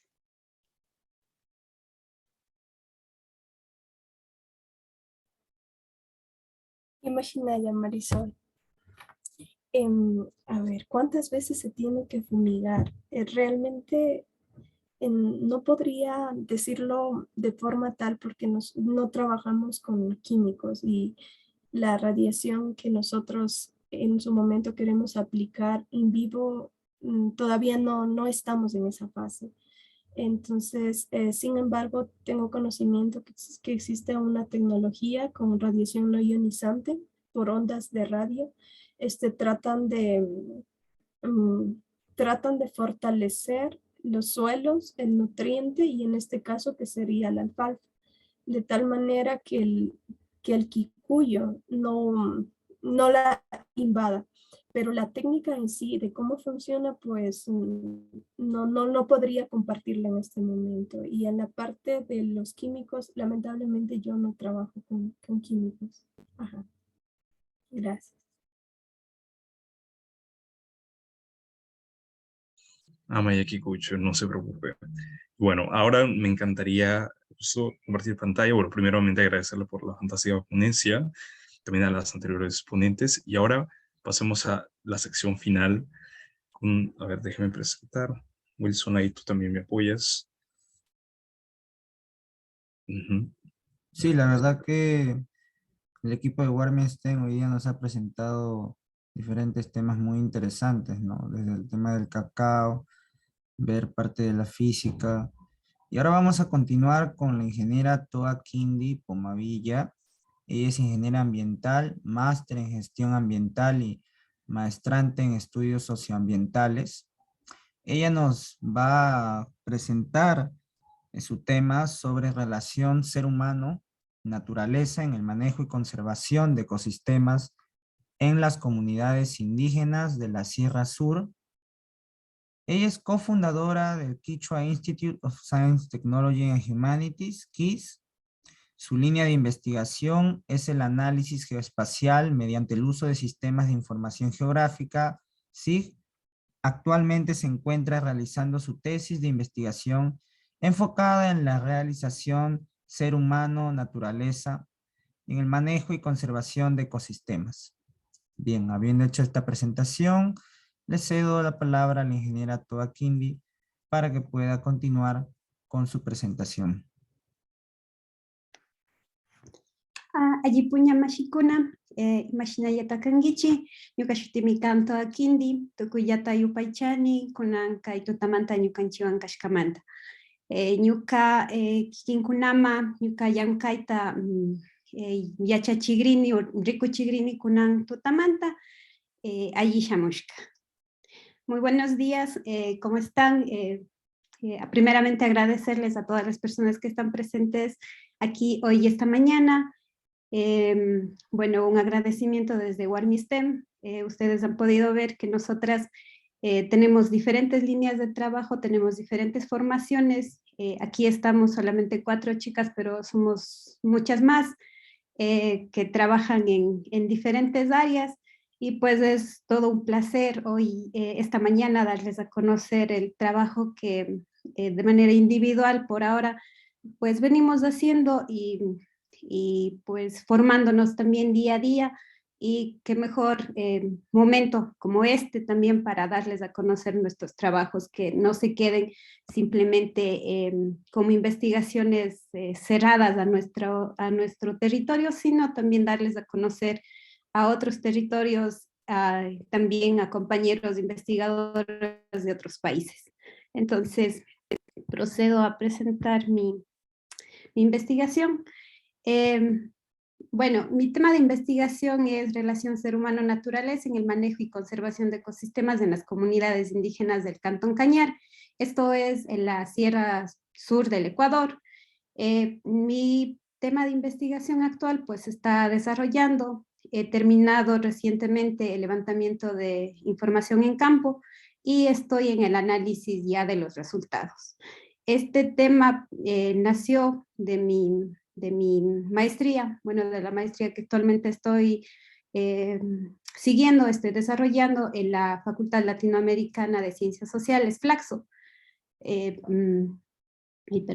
Ya. Entonces, ¿cómo nace este tema o de dónde surge esta línea de trabajo? Es justamente ver cómo ha cambiado los ecosistemas que nosotros tenemos dentro de nuestros territorios, pues con toda la presión que nosotros como seres humanos hemos ido generando, ya sea por las actividades que realizamos y especialmente por la cantidad de población que tenemos actualmente. Pues ustedes pueden ver aquí hay una imagen como para dar una introducción, una explicación. Esta es una imagen del territorio en el que estoy trabajando del año 1970. Es una imagen de la INPC. Comparado con este año, bueno, este es del 2018, esta imagen que ustedes ven en la parte de abajo, pues cómo ha ido cambiando. Incluso podemos ver el cambio dentro de la infraestructura de la población. Entonces, hace algunos años la población que habitaba este territorio pues era mucho menos de lo que es ahora. Y también estos cambios sociales, estructurales, estos cambios culturales también han ido afectando de poco a poco este territorio. Entonces, ¿cuál es la problemática en sí o dónde surgió, como les mencioné? Pues las culturas dentro de nuestros territorios a nivel general, a nivel global, pues van cambiando, no son estáticas, siempre hay un cambio dependiendo también de muchos factores. Entonces, este territorio, al estar bastante cercano a la cabecera cantonal, a la cabecera parroquial, pues ha ido mostrando cambios en estos últimos años. Cambios, como les dije, por ejemplo, en su idioma, porque es una población netamente indígena, un cambio también en su forma de vida, un cambio en su alimentación. Como les mencioné, no necesariamente una población tiene que ser constante y no puede cambiar a lo largo del tiempo. Esto es parte del desarrollo, esto es parte del proceso, es parte del cambio. Entonces, siempre hay estos cambios. Sin embargo, cuando estos cambios de una u otra manera afectan pues el territorio donde nosotros habitamos, de donde nosotros nos alimentamos, pues ya es una problemática que debe ser tratada. Entonces, la pregunta de investigación como tal es cómo ha variado la relación ser humano-naturaleza dentro de las comunidades y cómo esta influye en el manejo de ecosistemas dentro de las mismas. Anteriormente, este territorio presentaba unas condiciones ambientales bastante favorables, bastante buenas, y con la población que tenía en ese momento, pues su manejo era bastante bueno. Sin embargo, con el pasar de los años, pues esto ha ido cambiando y han empezado a tener ya cierto tipo de problemas, especialmente problemas en cuanto a la generación de desechos y también en cuanto al manejo de la parte productiva, especialmente en la agricultura. Entonces, ¿cuál es el objetivo del estudio como tal? Es, como les dije, analizar la relación ser humano-naturaleza y su influencia en el manejo y conservación de ecosistemas dentro de una comunidad específica en los últimos 30 años. Estamos hablando desde 1990. ¿Por qué se escogió esta fecha? porque nosotros podemos ir un poco más atrás y estos cambios empiezan cuando se dio esto de la reforma agraria. Entonces, la reforma agraria se da más o menos en 1974 y esto tuvo una influencia bastante grande en el manejo de este territorio, ya que cuando se realizó la reforma agraria, pues empezaron los parcelamientos de los terrenos cada vez más pequeños, y también avanzando, que sería en la parte alta, esta parte de zona de recarga hídrica, que es una de las más importantes en esta zona. Entonces, esa sería como una de los inicios, digamos. Sin embargo, se partió desde 1990, simplemente, bueno, por el tiempo de estudio que tampoco podemos abarcar demasiado. Entonces, quería ver qué tanto ha variado en estos últimos años desde 1990, que también tiene como estos tiempos o estos puntos bastante fuertes en el cambio de la estructura de la comuna como tal, desde 1990 hasta el 2000. Entonces, los objetivos específicos son identificar espacialmente los ecosistemas y su transformación desde 1992 hasta el 2022. Indagar los procesos de relación ser humano-naturaleza dentro de lo que les había mencionado, el manejo y conservación de los ecosistemas en el espacio físico como tal. Y la otra es analizar los factores de cambio identificados de la relación ser humano-naturaleza desde el año 1992. Entonces, ¿cuáles han sido las metodologías que se han aplicado? Pues este es un tema de investigación que se ha basado más en la parte cualitativa. Entonces, en la parte cuantitativa simplemente es el análisis geoespacial, que sería una pequeña parte de lo que es la investigación. Y de ahí se ha basado netamente como tronco, digamos, de investigación, que sería el análisis cualitativo. Entonces, el análisis cualitativo tiene un manejo diferente al análisis cuantitativo. Es mucho más, incluso, mucho más difícil de llevar en ciertos sentidos para las personas que somos bastante técnicas. Yo vengo de un área técnica, entonces ha sido bastante duro el realizar el análisis cuantitativo de estos datos. Entonces, ¿cómo se inició esto? Pues se ha realizado un análisis del marco teórico bastante amplio, bastante grande, el cual se enfoca especialmente en estas líneas de trabajo, que sería la ecología política, la etnoecología también, y la etnografía en cierta parte, para intentar entender cuál es la estructura social o cómo funciona la sociedad dentro de esta comunidad. Entonces, partiendo desde ese análisis de marco teórico, pues la metodología específica es la primera, el procesamiento de información geoespacial del área de estudio, como les había mencionado. Esta se basó en los datos que ya tenemos generados dentro de nuestro territorio. Son datos tomados desde el Ministerio del Ambiente y Transición Ecológica del año 1990, del año 2000 y del año 2018, que son los datos que actualmente tenemos disponibles a escala 1/50,000. Si bien es cierto, la escala es bastante grande para el pequeño territorio que nosotros tenemos aquí como comunidad, pues sirve como base para demostrar, para demostrar que existe un cambio. Entonces, el análisis se hizo mediante la matriz de tabulación cruzada en estos dos tiempos, como les digo, en el año 90, el año 2000 y el año 2018. Entonces se usa como base el año 90 hasta el 2000 y luego del 2000 al 2018. Y ya les iré mostrando más o menos los resultados. La segunda ha sido las entrevistas semiestructuradas. Estas entrevistas se realizaron con personas que ya están al tanto dentro del territorio, que están al tanto o que de una u otra manera llevan la dirigencia dentro de la comunidad. La observación participante, pues esta, como su nombre lo dice, he tenido que introducirme en la comunidad, pasar ahí bastante tiempo viendo cómo funcionaba o cómo se llevaba la organización dentro de este territorio, especialmente hablando de esta parte ambiental.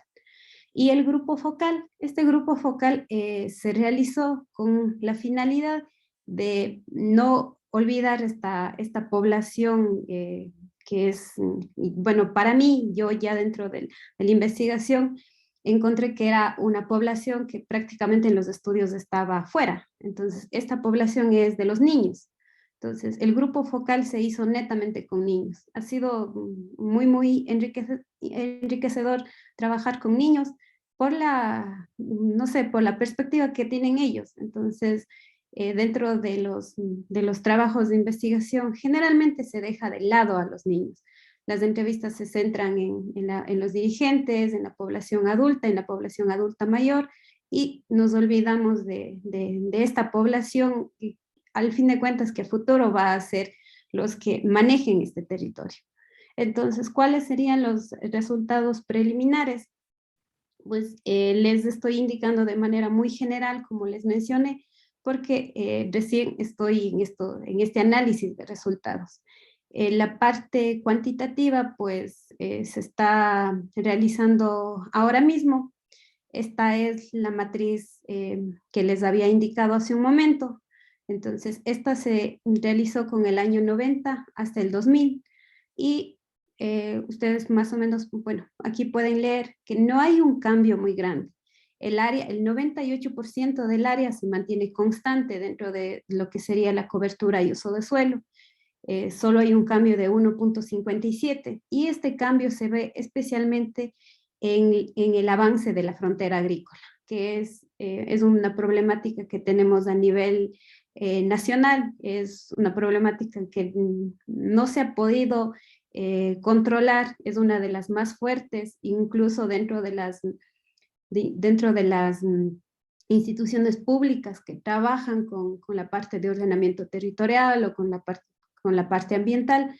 Pues ha sido bastante fuerte intentar dar solución a que no se siga avanzando con la frontera agrícola.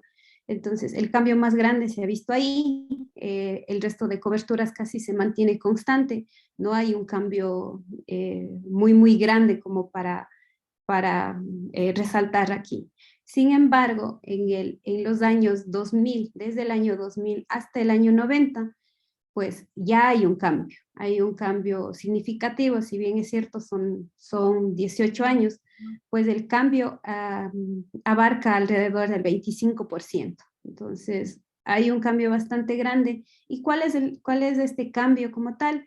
Aparte del avance de la frontera agrícola, que sería el avance en las tierras agrícolas como tal, pues hay un aumento de las áreas con infraestructura.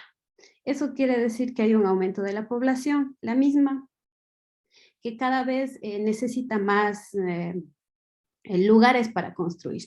Entonces, esta parte de aquí, como les mencioné, se está analizando. Estos son los primeros datos que he generado, que son los que les puedo compartir ahora mismo, pero son datos bastante interesantes ya comparado con los datos que se está sacando también mediante análisis con Atlas-T de las entrevistas.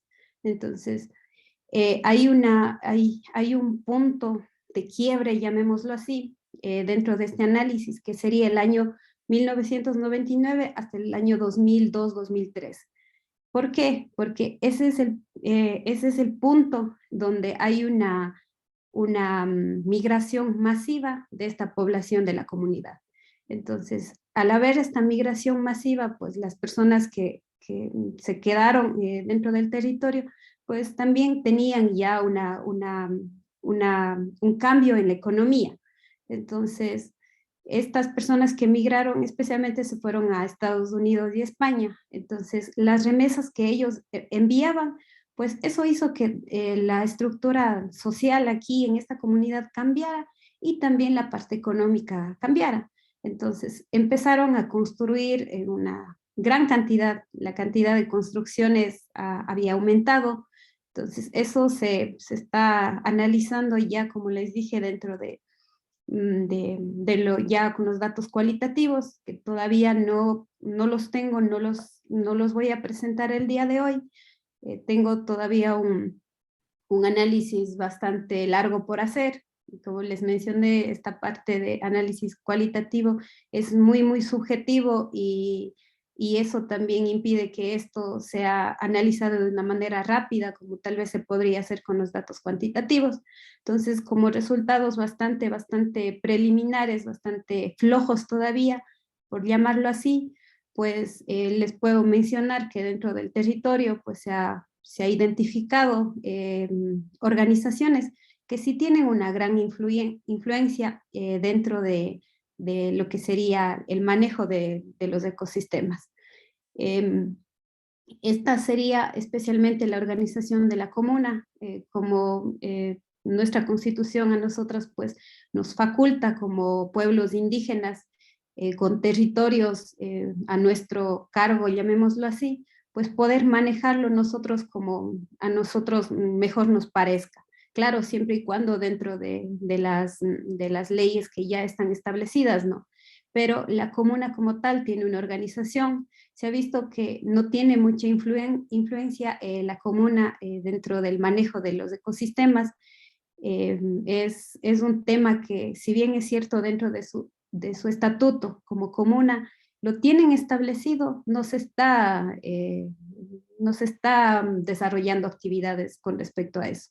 Hay otra que sería la cooperativa agrícola formada justamente en la reforma agraria, pues ellos al estar ya enfocados en la parte agrícola como tal, pues sí están realizando actividades y son los que más han trabajado en cuanto al manejo y conservación de los ecosistemas, especialmente del ecosistema páramo, que sería en la parte alta de la comunidad, y es la que abastece a esta comunidad y a otras comunidades también.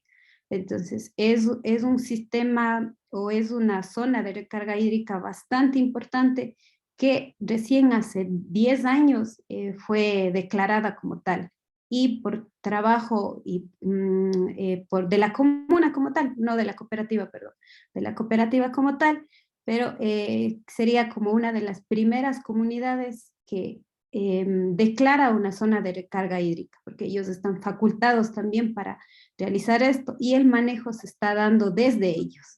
Claro, con la ayuda técnica del municipio, también de otras ONGs nacionales e internacionales, pero es un trabajo bastante interesante e incluso también ahora con las posibilidades que ellos tienen de tener profesionales también ya con estudios dentro del área ambiental que les están colaborando, que les están ayudando de una u otra manera incluso a sacar fondos y poder mantener estas zonas que si no tuvieran un manejo, pues a estas alturas, con los cambios que tenemos, pues fuera otra la historia. Entonces, y la otra es la unidad educativa que está ubicada en la comunidad. Dentro de esta unidad educativa, pues al ser, creo que de los pocos institutos o de las pocas unidades educativas que son todavía bilingües, pues tienen también una educación diferente. Todavía no hay un cambio que sería, o sea, comparando con la educación hispana, pues un cambio tan grande como ese. Entonces también tienen un aporte bastante grande en cuanto al manejo y conservación de ecosistemas e incluso hace 2 años han establecido pues una formación también tecnológica para seguir colaborando con lo que sería la formación, especialmente hablando de la parte ambiental y agrícola, porque es una comunidad netamente agrícola, o era, mejor dicho, una comunidad netamente agrícola, que ahora por los análisis que voy realizando, pues veo que sí hay un cambio. Entonces, todavía, como les mencioné, no tengo conclusiones, no tengo recomendaciones, no está nada establecido. Ha sido un estudio que me ha llevado ya alrededor de 1 año y medio. Ha sido bastante largo. realmente lo que yo les estoy presentando, lo que yo les he presentado, pues es un pedacito muy, muy pequeño y también simplemente como para indicarles, digamos, qué es lo que se está haciendo con respecto a eso y de la necesidad también de entender cómo nosotros actualmente nos estamos relacionando con la naturaleza, cómo nuestros padres, cómo nuestros abuelos se relacionaban con la naturaleza y esto cómo también influía, ¿no?, en el manejo no sé, dentro de la agricultura, en el manejo de los animales, incluso en la alimentación, la forma de vida de ellos. Pero cómo de estos años de nuestros abuelos, de nuestros padres, ha cambiado a lo que es ahora, cómo nosotros nos relacionamos, si todavía incluso tenemos esta forma de relacionarnos de nuestros abuelos, de nuestros padres, si eso sigue manteniéndose o si está cambiando. Entonces, esa era la finalidad, ¿no?, de mostrar en estos años cómo es esta percepción nuestra ya como una generación que tiene muchos cambios, que gracias a la globalidad pues tenemos bastantes cambios, ya no estamos tan cerrados en un territorio, sino que hemos ido expandiéndonos, hemos ido creciendo, hemos ido cambiando, pero saber también qué tanto nos estamos llevando nosotros de lo que nosotros o de lo que son nuestros padres, de lo que son nuestros abuelos como pueblos indígenas y cómo esto, como les digo, está influyendo también en el manejo que nosotros le damos a nuestro territorio. Entonces, eso sería todo.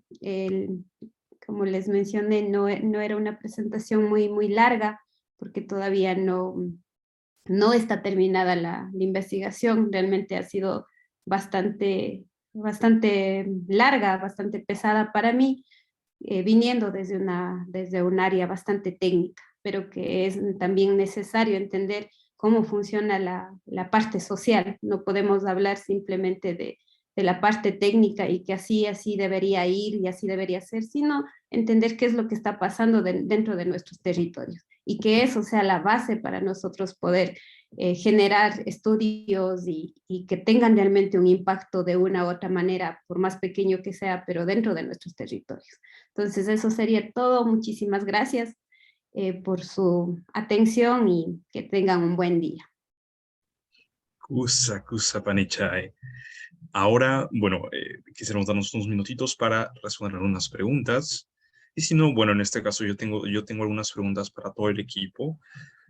Bueno, en este caso con referencia a sus proyectos. Pero sí, abajo pedí una Tapuco y Kichik.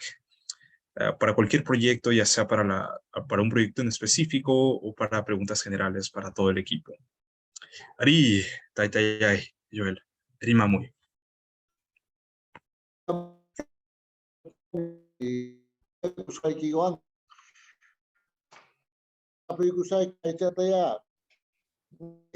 Esto tiene el cambio, no, como usted dijo, social, afecta a nuestro territorio y a nuestro... El cambio está bien enmarcado en estos momentos por Internet, de tal forma que hasta las fiestas de 15 años, las han su totalidad, ¿no? Y otras costumbres, ya no parecemos sino estamos echando. También ocurre territorios, el manejo de suelo, el manejo de técnicas, no sé si esa parte, por la parte afecta bastante. Quisiera que me indique si esa parte también lo es pensando. Gracias. Mil disculpas, no sé si es solo mi audio, pero no le logré escuchar mucho. Escuché cosas muy, muy pequeñitas y no entendí la pregunta como tal. Sí, Taitayay, tal vez si podría escribirlo en el chat sería mejor. Así podría ayudarnos en... A ver, no sé si ahora me están escuchando bien.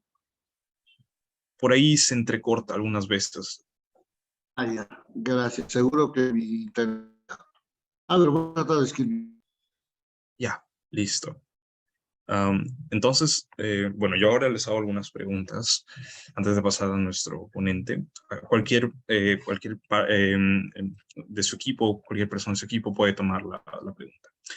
Ok, imainatataq llamkayninchikqa yanapachkan indígena warmikunata indígena ayllukunapi kaqkunata. En este caso es cómo ayuda su trabajo a los niños y mujeres indígenas en las comunidades indígenas. En este caso específicamente, ¿no? Del Ecuador. Y la otra pregunta es, Wakin presencial proyecto Kunaja rural Ayokunapi Hamkaira en Kunkancho. ¿Hay algún proyecto presencial, en este caso, en comunidades rurales que ustedes están realizando actualmente? Esas son mis dos primeras preguntas. Cualquiera puede tomarlo del equipo, cualquiera. ¿Cómo están? Buenos días. Voy a contestar la primera preguntita y la segunda, pues, una de mis compañeras gustosas lo va a hacer porque efectivamente tenemos un proyecto presencial. Con respecto a la pregunta número 1, ¿cómo ayudamos a los pueblos originarios? Pues, bueno, a los pueblos indígenas, ¿no? En Ecuador, obviamente, hay la región costa, sierra, oriente. En la costa también hay pueblos nativos indígenas, pero denominadas bajo otra nacionalidad, ¿no? Entonces, si bien es cierto, no hablan el mismo idioma que nosotros, pero tienen también sus costumbres, sus tradiciones muy establecidas. Entonces, cada uno de los proyectos presentados tiene una población objetivo a la que busca ayudar. En mi caso, a la región costa ecuatoriana, ¿no? Entonces, como presenté también, se puede emprender a base de baba de cacao, pero también los otros proyectos benefician ya a poder mejorar las cosechas. Del proyecto de Isabel, que Isabel mencionaba, pues puede ayudar a hacer un producto más resistente, ¿no? Entonces, e innovando ya, utilizando tecnologías súper innovadoras como la radiación, que creo que nadie de los pueblos originarios ha podido utilizarla hasta ahora. Entonces, beneficiaría muchísimo poder utilizarlo allá, poder socializarlo más con los productores y así. Bueno, ahí se podría hablar un poquito más de su proyecto. Así yo creo que cada una tiene una población objetivo a la cual poder ayudar. Entonces, no me voy a meter en cada uno de sus proyectos, pero sé que son muy beneficiosos. Entonces, eso, y yo voy a invitar a alguna de mis compañeras a contestar la segunda pregunta, porque hacemos cosas muy interesantes de forma presencial.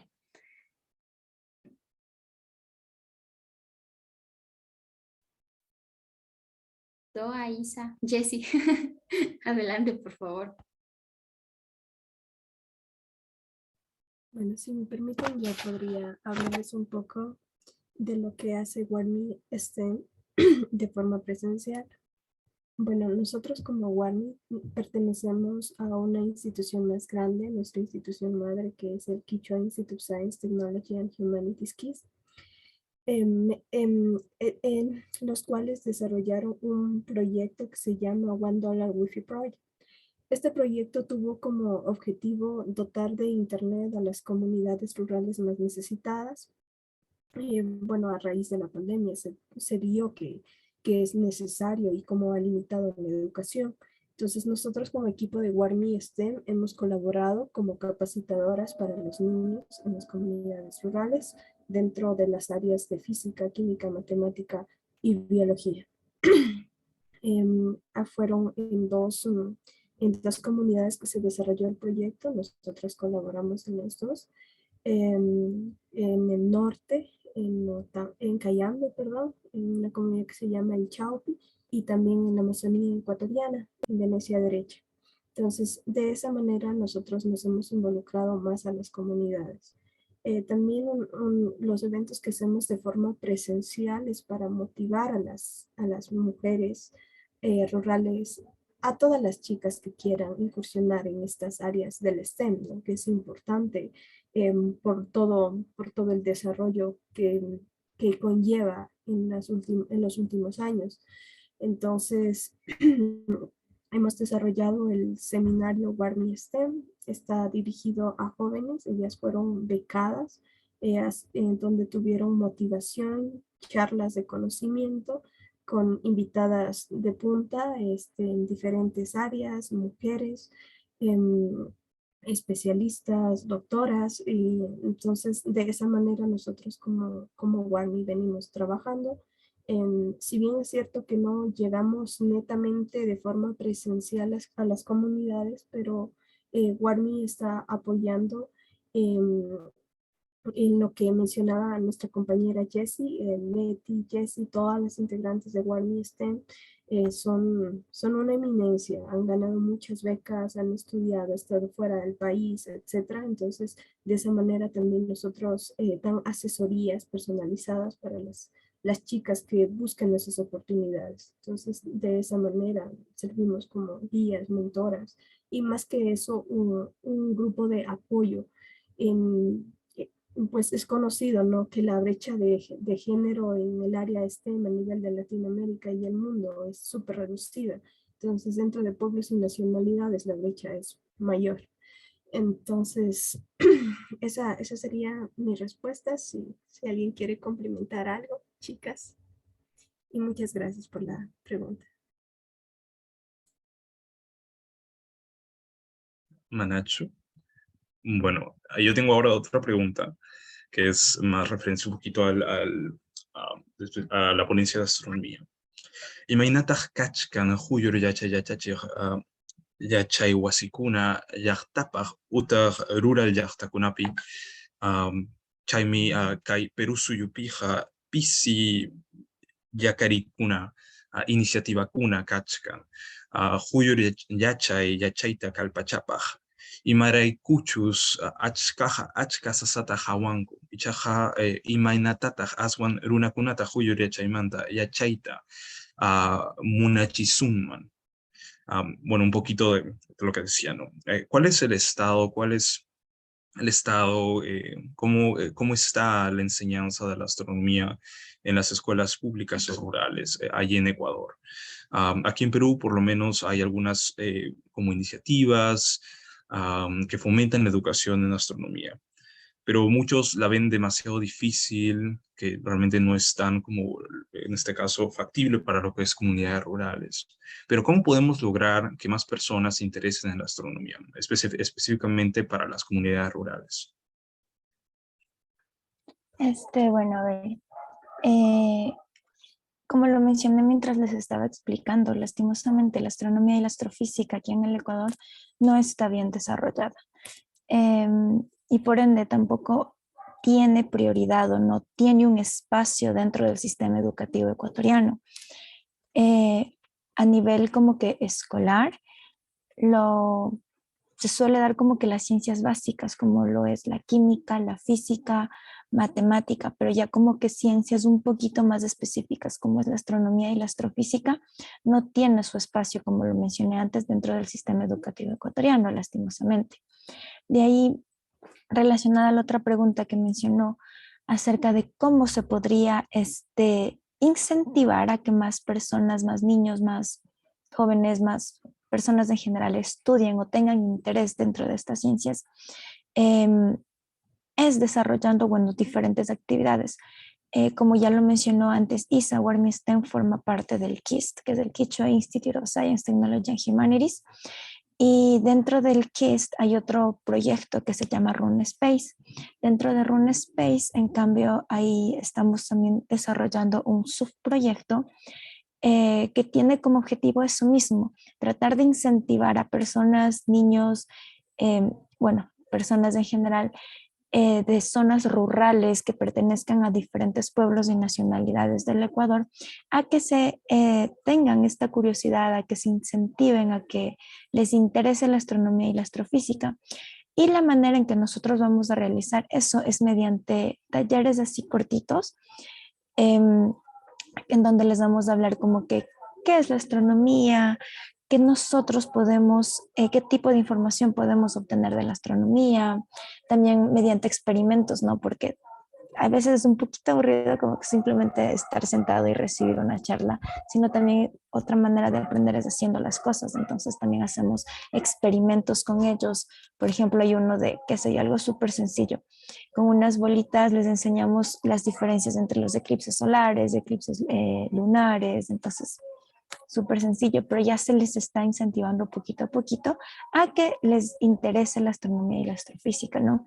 Igual existe aquí, de hecho en Quito existe el Observatorio Astronómico de Quito, entonces igual uno como que de los ideales sería llevar a los niños, a las personas que sean beneficiarias de este taller, como que haga este observatorio astronómico para que ellos también puedan evidenciar y ser partícipes de una observación astronómica, de, no sé, observar la luna, tal vez observar el sol, si es de la noche inclusive podríamos observar Marte, Saturno, Júpiter, todo depende, ¿no? Entonces, esa es la manera como nosotros hemos estado intentando incentivar a que más personas se interesen dentro de esta ciencia, llevándoles talleres, haciéndoles ver, claro, como tú mencionabas antes, se tiene esa idea que no solo la astronomía, sino que las ciencias en general es muy difícil o es aburrida o ese tipo de cosas, no se tiene como que esa idea, pero no, o sea, podemos demostrarles que con talleres, con experimentos, sobre todo experimentos, que ellos mismos se entretengan y ellos mismos hagan las cosas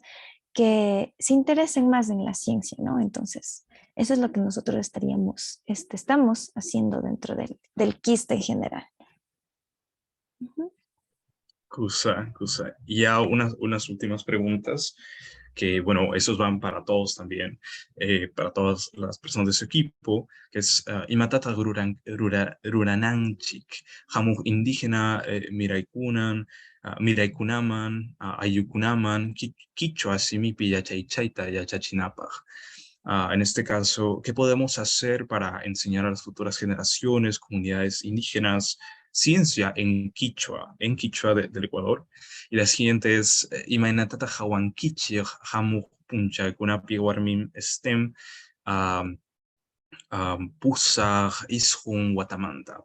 ¿Cómo ven el futuro de las mujeres, de Warmi STEM, en 9 años, en 8 años, de aquí en adelante?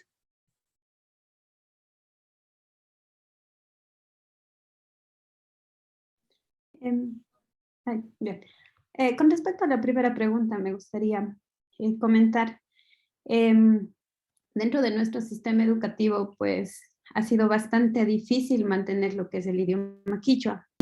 Hay muy pocas unidades educativas bilingües todavía a nivel nacional y cada vez esto pues va disminuyendo. Incluso los recursos de parte del gobierno pues han sido mínimos. El desarrollo de la educación bilingüe es bastante deficiente, deja mucho que desear realmente. Entonces, eso tiene un impedimento muy grande para que se desarrolle, no sé, o sea, para que se lleve a cabo este desarrollo de la ciencia en el idioma quichua. Entonces, es bastante difícil, no digo que imposible, no, pero sí es un camino que nos llevará años, porque incluso dentro de nuestros territorios se está viendo, ya se ha venido viendo durante años, la pérdida del idioma. Entonces, ya nuestros niños, muchos de nuestros niños ya no hablan quichua, por lo menos hablando de la Sierra Sur, hay una pérdida generalizada. Más o menos los que están hablando quichua, pongámosle un rango de edad, serán los que ahora tienen 20 años. Ya después de eso, pues cada vez son menos los niños que saben quichua incluso. Y si no tenemos una educación también donde podamos nosotros enseñar en quichua, hablar en quichua, no tener una materia en quichua, no solo darles una materia en quichua, sino como la educación que teníamos nosotros antes. Yo vengo de una educación bilingüe, donde a mí me daban clases de matemáticas en quichua. Entonces yo tenía una materia que se llamaba castellano. Entonces a nosotros nos enseñaban a hablar el español o el castellano y mi educación fue en quichua, pero ahora ya no es así. Hace muchos años que eso cambió. Entonces creo que se debería empezar ahí desde el sistema de educación, desde las escuelas, colegios, y más aún el fortalecimiento de lo que sería la educación bilingüe. Y aparte de eso también el empoderamiento de cada uno de nosotros como pueblos y nacionalidades indígenas, con idiomas y con culturas y con formas de vida muy, muy propias dentro de cada territorio, porque no es lo mismo hablar de los pueblos del sur, los pueblos del norte. Si bien es cierto, sí, todos somos pueblos indígenas, pero tenemos nuestras particularidades. Entonces yo creo que se debería empezar ahí, desde el rescate, hablemoslo así, porque realmente se está perdiendo el idioma. Entonces, desde el rescate de nuestros territorios, desde nuestras casas, desde nuestros hogares, y así también exigirle al gobierno la calidad de educación que nosotros también merecemos. Y ahí ponerle como punto principal, como punto primordial, también el idioma como tal. Entonces, eso con respecto a la primera pregunta, no sé si alguien quisiera responder la siguiente.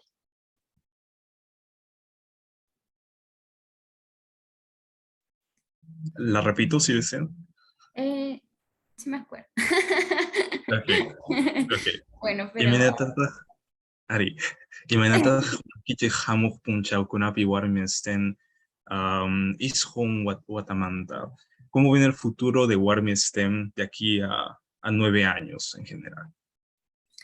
Bueno, es necesario recordar, ¿no?, de que cada iniciativa tiene su proceso, y un proceso que requiere mucho trabajo, constancia, y está ahí con más ideas y ejecutándolas. Entonces, Warmi-STEM, si ahorita está en estos momentos, es gracias al trabajo de cada una de las chicas que pertenece a Warmi-STEM. Y ha sido, como digo, un trabajo constante y arduo, ya 2 años con el equipo.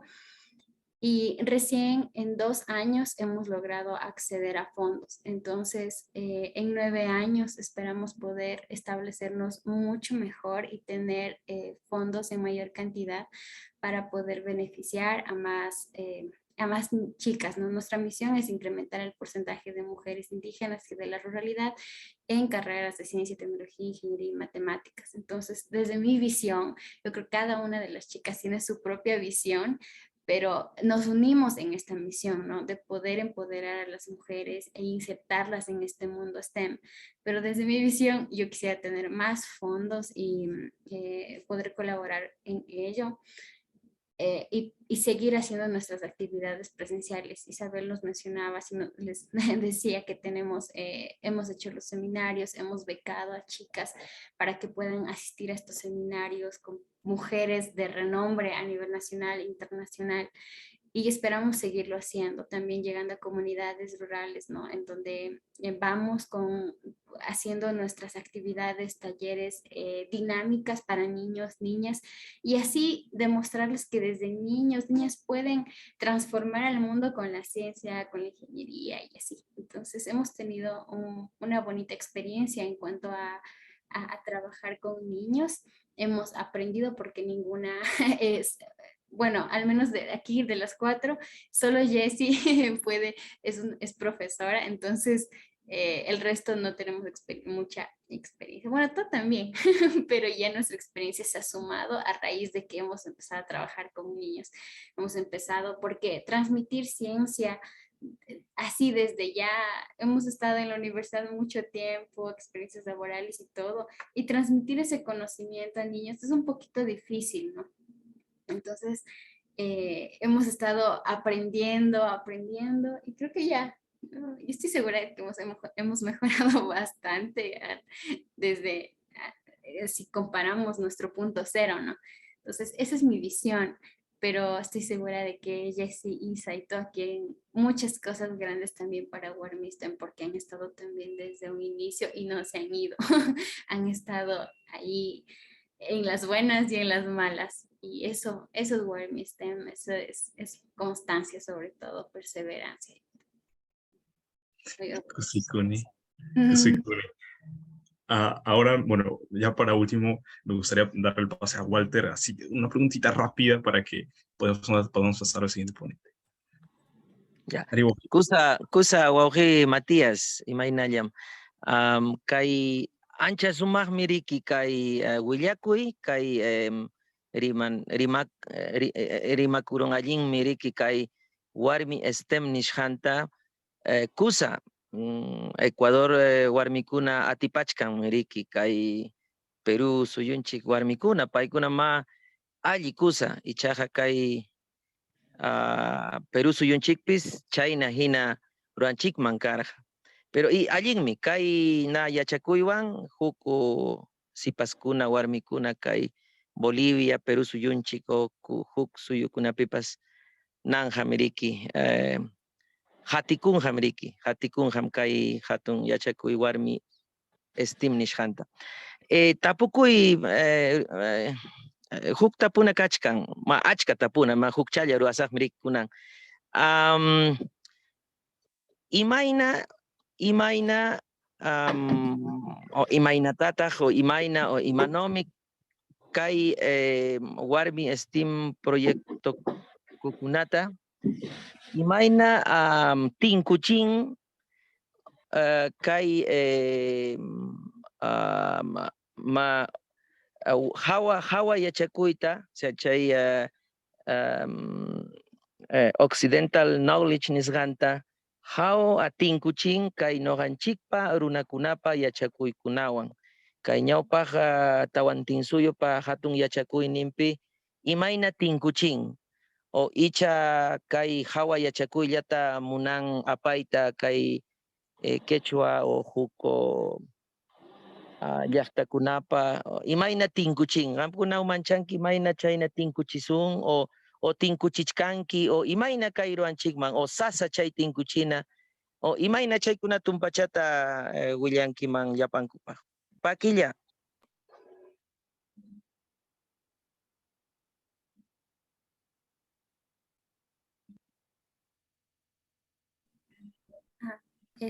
Walter, mucho gusto, muchas gracias. Yupaychani Kikimba Tapuimanda. Shinayata, necesito un poquito de ayuda. Si bien es cierto, el quechua y el quichua es un poquito parecido, pero no igual. Entonces, sí es necesario una pequeña traducción. Una ayudita. Exacto. Ya, pero ninguno de ustedes, chicas, me captó en algo. Sí, yo en partecita, sí. Sí. A ver, ¿de qué manera, estaba preguntando, de qué manera en estos proyectos muy interesantes, las felicito, hermanas del Ecuador, de qué manera, o sea, imainatata tinkuchin, ¿no? O sea, ¿cómo se puede hacer encontrar el conocimiento occidental que nos enseñan en las universidades, nos enseñan desde el colegio, que es una forma de pensar, de razonar, de generar conocimiento que es válido, ¿ok? Es válido y bueno, gracias a ese conocimiento estamos ahora en el Internet conversando.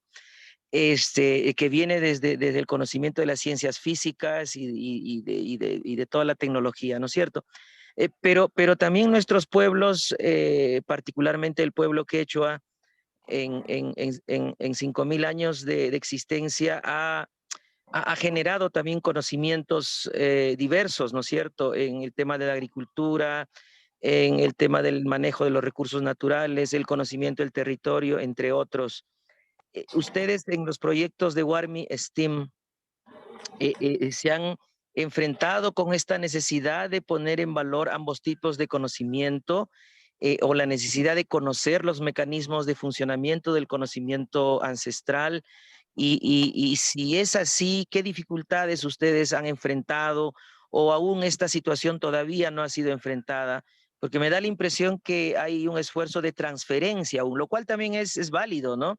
La transferencia de conocimientos es parte del accionar científico y tecnológico, pero quizás la mayor riqueza está en el conocimiento que está, digamos, erosionado o está no validado o está quizás, digamos, relegado de gran valor en el Tahuantinsuyo actual. No sé si eso ayuda, igual quizás para comprender la pregunta. Yupay Chaiki, Pai. Muchas gracias por la ayudita. Creo que aquí yo he trabajado desde mi ingeniería, ¿no? Entonces sí he visto necesidad, pero le voy a dar la posta a Toa, a Jessie o a Isa, que han trabajado un poquito más de cerca con comunidades y agricultura, sobre todo en la sierra. Entonces,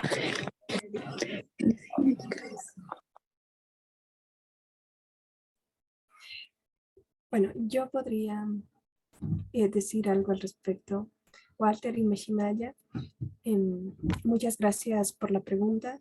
Es importante justamente lo que menciona, cómo combinar los dos tipos de saberes, los ancestrales y, digamos, de alguna manera el occidental, que lo llaman. Yo considero desde mi punto de vista que es necesario conjugar esas dos partes para lograr un desarrollo sostenible. El enfrentamiento que hemos visto, bueno, dentro del proyecto de WARMI, como todo esto es un proceso, nosotras estamos empezando, nos estamos involucrando, no hemos tenido que enfrentarnos directamente.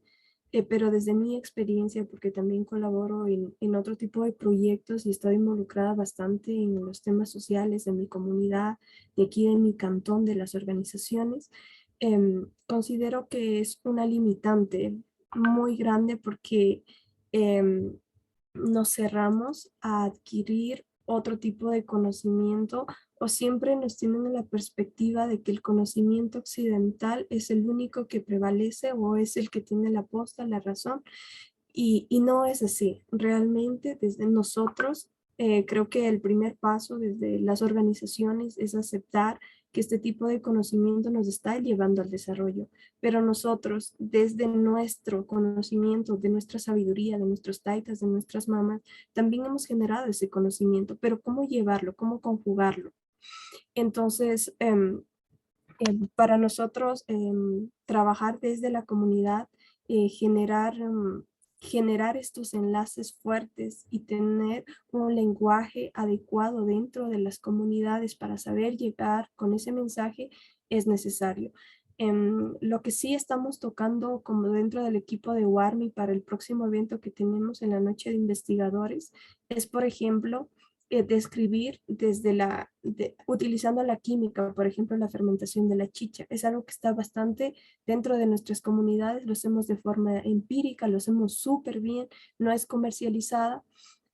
Y queremos dar una explicación, pero no imponer algo, más bien explicar, porque aquí dentro de la ciencia, o como yo lo veo, al menos no existe esta segregación. En la ciencia todo se comporta de la misma manera dentro de todo el planeta, dentro de todos los sistemas biológicos.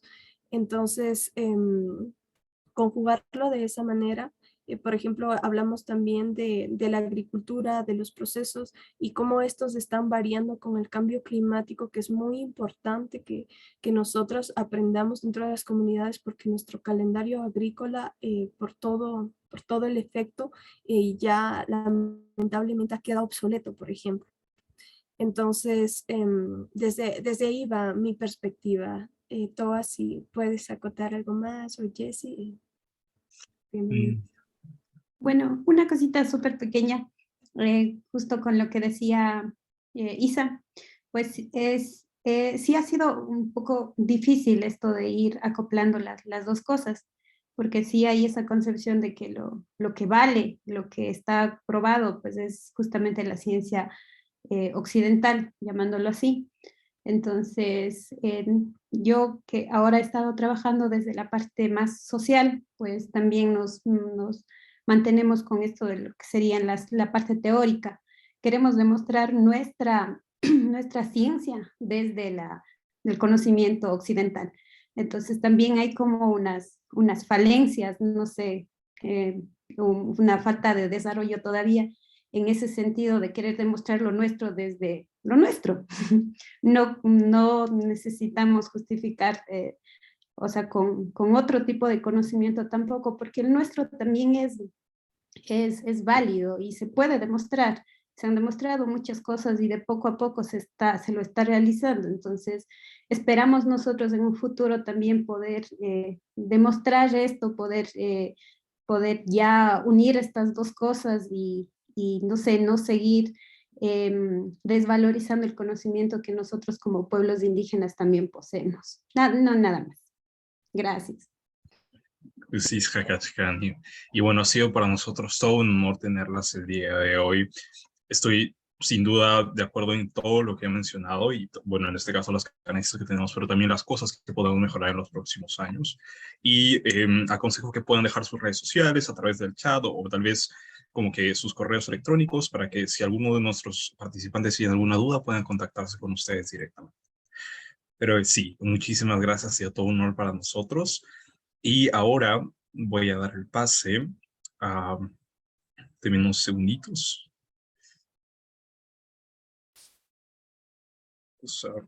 Sí, de todas formas, si el equipo de Warmi todavía nos acompaña, pueden contestar a través del chat las preguntas que les puedan hacer llegar nuestros asistentes de esta sesión.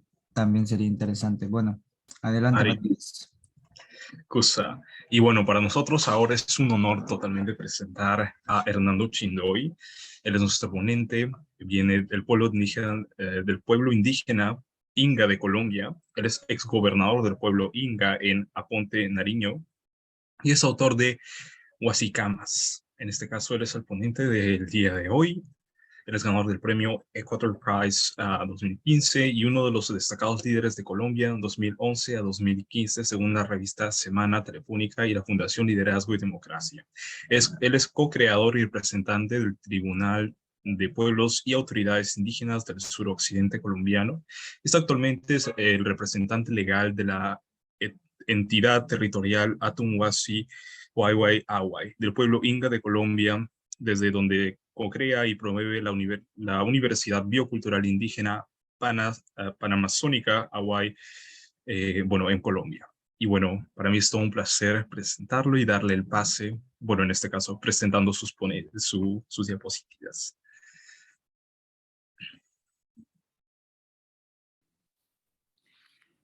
Pai Pakaripuangi, Tukuikunamanda,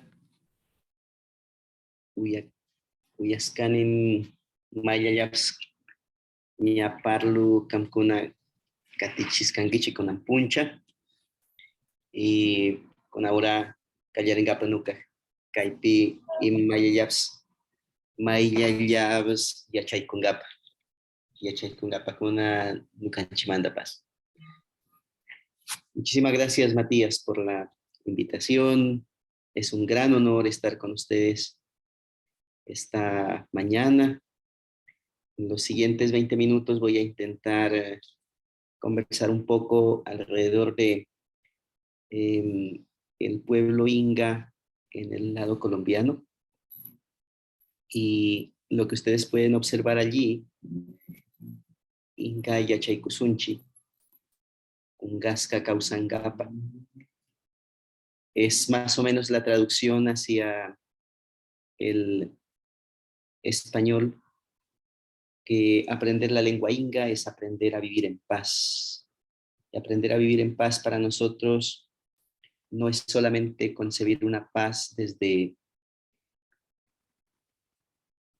el ser humano solamente, sino una paz con los seres no humanos, para volver en una asamblea de seres en la tierra a entender de nuevo la vida. Y es un poco hacia donde nuestras acciones están encaminadas. Puede mostrarme la siguiente. Ingakuna kanchim kai atun yaktapi colombianesca, hacia el lado sur de nuestro país. Estamos allí, según distintos estudios, aproximadamente unos 500 a 600 años, y es una pequeña población. Apenas alcanzamos a ser oficialmente 19.561 personas. Desde el último censo que se realizó en Colombia para la población nacional en el 2018. esa es la población que se ha identificado. Aunque dentro de la organización como gobierno propio del pueblo inga, las autoridades locales hablan de que somos cerca de 27.000 a 28.000 ingas. Aunque fuésemos eso, seguimos siendo una población muy pequeña. En el mapa donde ustedes pueden observar la expresión inga, ese es el territorio ancestral que actualmente son los departamentos de Caquetá, Cauca, Putumayo y Nariño. Este territorio también ha sido altamente afectado por el conflicto armado y por el desplazamiento. Entonces, tenemos también por fuera de eso, de esa zona, comunidades que están a lo largo y ancho del país, hasta La Guajira, la parte alta, como hasta la zona de los llanos, de Arauca, frontera con Venezuela, y donde se mantienen de forma organizada con sus autoridades. Chasacá, Nucanchipa, Causay, Sinchi, Causay, Utascanchi, Tucuy Puncha, Atarinchemi, Yoyarespa, Imata, Rurancapcanchi, Conaura, Mana Tucuringapa. Mana Tucuringapa Nucanchi, Mana Tucuringapa Nucanchipa Yuyay, Nucanchipa Causay, y más hasta Yucanchi, Nucanchipa Llactapi, Nucanchipa Ayupi, Nucanchipa Suyu, Chipi, y más hasta Nucanchipa Huambracuna, Nucanchipa Huavacuna, Yucan con Causanga, Mana Tucuringapa, Kutsugu, Guatapi, Suma Muyurispa, Suma Cuticallarispa, Ringapa, Maki Cuarispa, Nucanchipa Tuñambi Caguaspamana, Kungarispa Maimandata, Yusixcanchi, Maimandata, Munanchi Chayagringa. Y es un poco como en ese contexto que pues van mi compartir, entendiendo que pues este espacio es un espacio netamente académico o altamente académico. Yo quiero decirles que no soy docente, no tengo la experiencia de investigación científica, porque mi lucha ha estado ligada más que todo a la defensa de los derechos del pueblo inga y de otros pueblos indígenas con los que he tenido el honor de participar en el proceso durante mis años de vida. Y para este caso diré que Nucanchipa Rimay, nuestro idioma, nuestra lengua, pues no se aprende a través de la manera como se aprende tal vez el español en las escuelas o en el colegio. Nuestro idioma se aprende estando en familia, estando en comunidad, estando en nuestro pueblo, donde hay también un fuerte riesgo porque por todos los antecedentes que les he contado en resumen, hoy solamente el 30% de nuestro pueblo hablamos nuestro idioma. Hay un porcentaje muy bajo ya de ingahablantes, pero también quiero expresarles que hay comunidades donde se vive el idioma, entonces también es esperanzador de que si bien en 50 años probablemente sean muy pocos los hablantes, hay comunidades que tienen la fortaleza para poder seguir sosteniendo y enseñando este idioma importante en la Panamazonía. Estamos en la parte andina y amazónica del lado colombiano.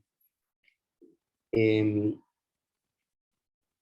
por lo tanto también es un reto revitalizar instituciones, imaginarios organizativos, propios y no propios, para que en 100 años volvamos de nuevo a estar hablando nuestro propio idioma, en nuestra cultura, y también conversando en otros idiomas, por lo menos uno de los que tenga el sistema de Naciones Unidas o la organización a nivel global, para poder también tener la posibilidad de hacer encuentro de saberes. Chimanda Yuyana Kunchim Imata Kunaura Munanchi Ranga Mana Tukuringapa Nukanchipa Remay. Y Chasa Yuyaspa Tariskanchim Sug Aini Yuyarespa Yukanchim Sug Atun Yachaikudir Wasi Awanga. Chipi Tukuikuna Yachaikungapa Nukanchi Ukuma Wasipi y Kanchama Wasipipas. Kayatun Alpapi Kausangapa y Parlangapa y Masad Kanu Kanchipa Nyambikuna y Masad Kanu Kanchipa Kausaikun. Puedes darme la siguiente diapositiva. Y esto se hace un poco pensando desde lo que está en nuestra mente, en nuestro corazón, en nuestra voz. Esa voz que es fácilmente contaminada cuando ya sale de nuestra esencia. Y en ese caso, el pueblo inga en Colombia, pues es reconocido como uno de los pueblos que ha desarrollado de manera muy importante sus saberes en medicina ancestral. Nosotros somos de la cultura del yagé. Y cuando les decía que aprender a hablar el inga es también aprender a vivir en paz, es porque los abuelos a nosotros nos enseñan que desde el idioma se dialoga con los seres no humanos, con esos seres invisibles, con los espíritus, con nosotros mismos, pero se dialoga para sanar, para curar. Y eso es lo que hacen ellos en idioma, a través del canto. Y aunque hay personas que en los hospitales de alto nivel incluso, muchas veces por enfermedades como el cáncer, por ejemplo, que muchas veces quedan desahuciados. Ya les dicen, usted no va a vivir sino un día, 2 días, un mes, máximo un año. Y los devuelven a sus casas porque ya no tienen probabilidad de seguir vivos. Y cuando llegan donde los abuelos, después de compartir un determinado tiempo y una vez entrando a un proceso de armonización desde los saberes tradicionales, tenemos varios casos que han demostrado que han podido sanar y que han podido continuar viviendo más del tiempo que la ciencia occidental o los sabedores desde la ciencia occidental en medicina, pues les dijeron que podían vivir. Entonces, es para expresar también la importancia de los conocimientos tradicionales, como lo escuché también tal vez en la exposición anterior, las intervenciones finales, de cómo nosotros tenemos nuestras propias fórmulas para poder vivir.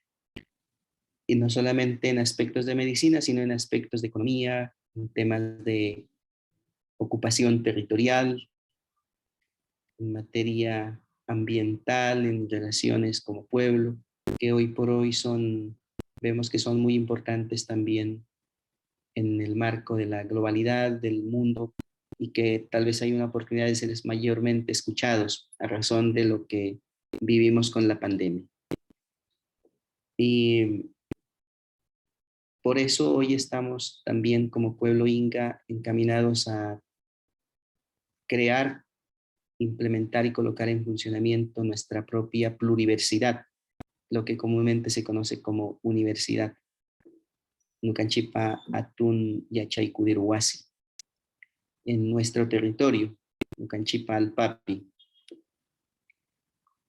en todos los lugares donde estamos presentes, donde estamos nosotros como pueblo, entendiendo la expresión pueblo como la más aceptada en el contexto del derecho internacional. Y me refiero a lo que establece el convenio 169 o en el caso colombiano, las últimas normativas que se han desarrollado para pueblos indígenas. La siguiente diapositiva, por favor.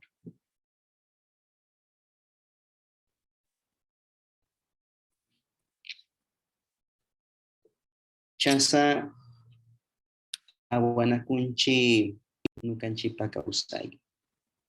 Nucanchipa llactapi yuyarispa imata yucanchi ruranga ñukpagma samuy watakunapi. Y así es como vamos tejiendo. Ustedes saben que Away es tejer, para nosotros es tejer.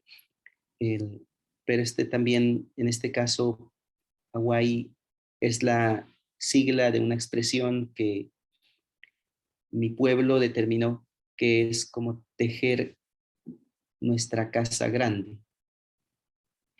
Y es como Nucanchipa Atun Huasiyuyay. Y eso es lo que estamos tejiendo, y en eso es un poco como hacia donde vamos dentro de la lucha como pueblo indígena, teniendo como uno de los programas a trabajar y fortalecer el marco de las lenguas. Siguiente diapositiva.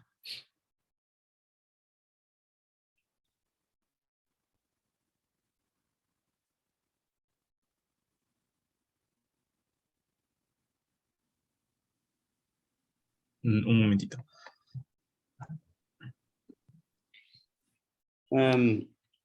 Y para ir adentrando en tema de nuestro idioma, nosotros no tenemos las 5 vocales del español que nos han enseñado. En lo que hemos podido indagar y lo que los lingüistas nos han enseñado y lo que se han podido hacer en investigaciones, esas son las vocales que diríamos que son las que se tienen como para escribir, prestadas desde el alfabeto español. Recuerden que nosotros tenemos nuestro propio alfabeto de manera histórica. Por ejemplo, yo llevo aquí un collar y en este collar están como nuestros propios alfabetos. Para nuestra historia también hay una investigación que es Nucanchipa Chumbi, el chumbi. El chumbi es como un tejido que uno utiliza para asegurar, digamos, así el vestido en nuestra cintura, sea el vestido de los hombres o sea el vestido de la mujer. Y hay algunas investigaciones que indican allí hay un alfabeto propio que es el que los abuelos, abuelas, han podido transmitir de generación en generación su propia historia y sus propios saberes. Pero digamos que ahí nos falta todavía hacer mayor profundidad en la investigación, pero también nosotros entender y valorar más esos propios códigos que se desarrollaron desde nuestro propio pensamiento y desde nuestro propio idioma. Pero tomando prestado el idioma del castellano, esas son las vocales que tenemos Nucanchipa Rimaipi. Y ustedes al final en la biografía que se les comparte tienen la aproximación de un borrador, de un diccionario Inga, que en borrador todavía a pesar de los años que se lleva trabajando, aún no está consolidado de manera oficial, pero hay algunos acuerdos básicos. Uno es de que en el Inga las vocales son estas 3 que ustedes pueden observar. Siguiente diapositiva.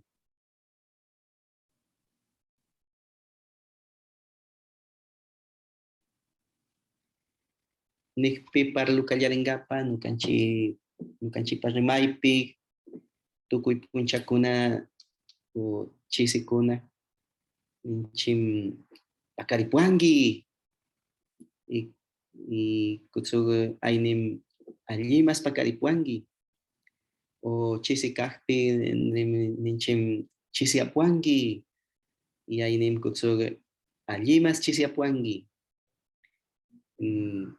Nirayampas ñaparlu riksichingapak masatakangi yayninchim nispaga alli kaqpi pues nuka allillami kani mana alli kaqpiña yoyarim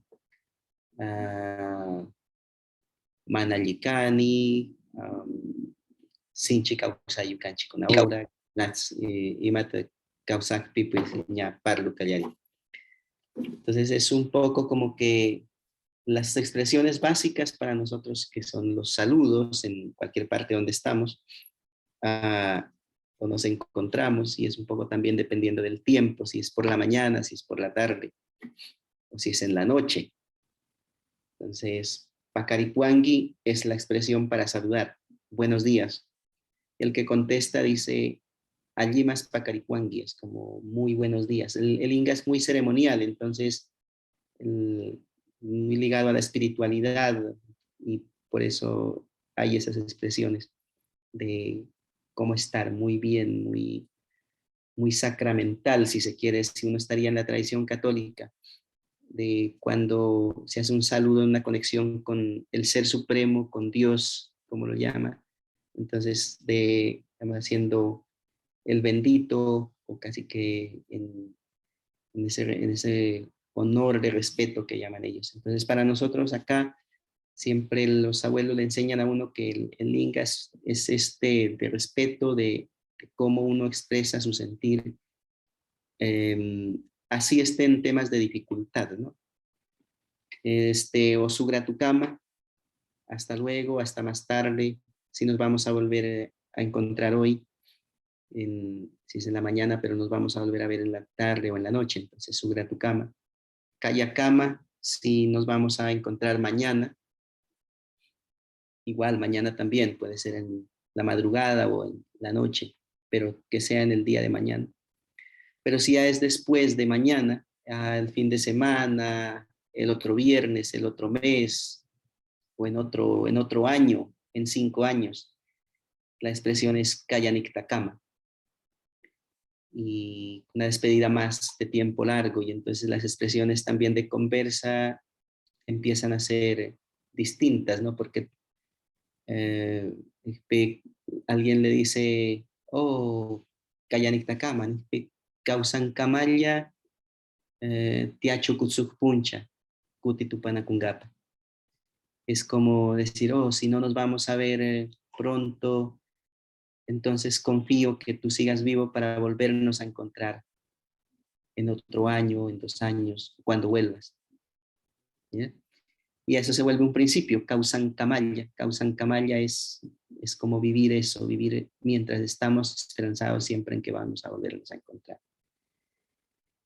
Y así, entonces luego, si una conversación después de un saludo de Pacaripuangui, allí más Pacaripuangui, entonces ya le preguntan, ¿y cómo estás? Y más Atacangi, y el otro le responde, quien le responde dice, Nuka Yamikani, estoy muy bien, o Nuka Manayakani, no estoy bien, esta mañana amanecí enfermo, o amaneció un familiar en estado de salud delicado, o bueno, empiezan a conversar y empieza ahí también un diálogo con esas expresiones básicas.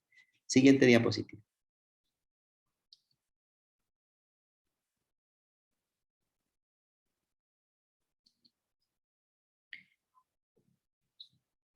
Y entonces vienen esas siguientes preguntas básicas también, Tapuikuna Kamchasa, las preguntas básicas de cómo van comenzando esos diálogos. Maimandata Samukungi es como de dónde vienes, y entonces le responde Nuka Samukunimi, bueno, desde Ecuador, Samukunimi Ecuador Manta, de Perú, de Bolivia, o vengo de la finca, vengo de dejar el alimento a un cerdo, de darle alimento a los cuyes, bueno, Maiman Karikungi, o bueno, ¿hacia dónde vas? ¿Para dónde vas?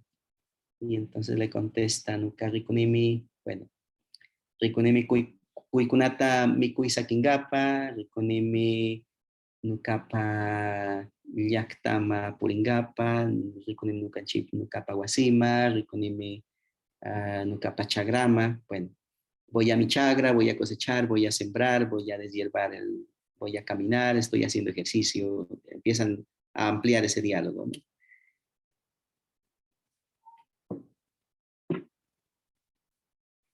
Unanguichu y Mayapsimikunga, como que si estás llegando a la casa o te encuentras en un pueblo, entonces te invita a comer algo. Y bueno, y se responde nunca Munani Mikunga, bueno, Suktanda, por ejemplo, Upiaspa, Kusniyaku. Bueno, bueno, muchas gracias, claro, desde luego. Si me invitas, pues voy a tomar un café con un pan, por ejemplo. Su Kusniyaku, Tandawa. Y o si va a tomar algo también. Entonces, es la expresión Unanguichu y Mayapsupianga. Nunca ningún pianga su dusiaku, su villaku, y Matiaj Pichip. Entonces, así se van como familiarizando y siempre el Inca es muy familiar. Casi que usted donde encuentre un Inca, así no sepa dialogar, no sepa conversar diálogos extensos, pero al menos el saludo. Al menos en salud. Wahki, Puangi, Masataka Puangi, Anyamikani, Kamka, le dicen. Y ya empiezan a encontrar en español y siguen la conversa, sea que está en la calle, van por allá en el camino. En fin, es muy cordial, es muy fraterno, es muy alegre también. Y no importa en la ciudad si no se conocen, porque puede que un inga sea del lado de Nariño y hay otro inga de la Amazonía, pero se encuentran en Bogotá o en Medellín, las ciudades más grandes de nuestro país, pero se encuentran en la calle, así no se conozcan nunca, pero si hay el rostro o algo que lo identifica, va portando ahí, Wahki, Kammai Mandat Samukungi, le dice. Entonces, hola hermano, ¿tú de dónde vienes? Y empiezan así como el diálogo y empiezan a caminar o se paran un momento a conversar, pero siempre es así, nosotros somos así. Es una característica nuestra, tal vez parte también de poder pervivir en contextos tan complicados como los contextos de ciudad. Siguiente diapositiva.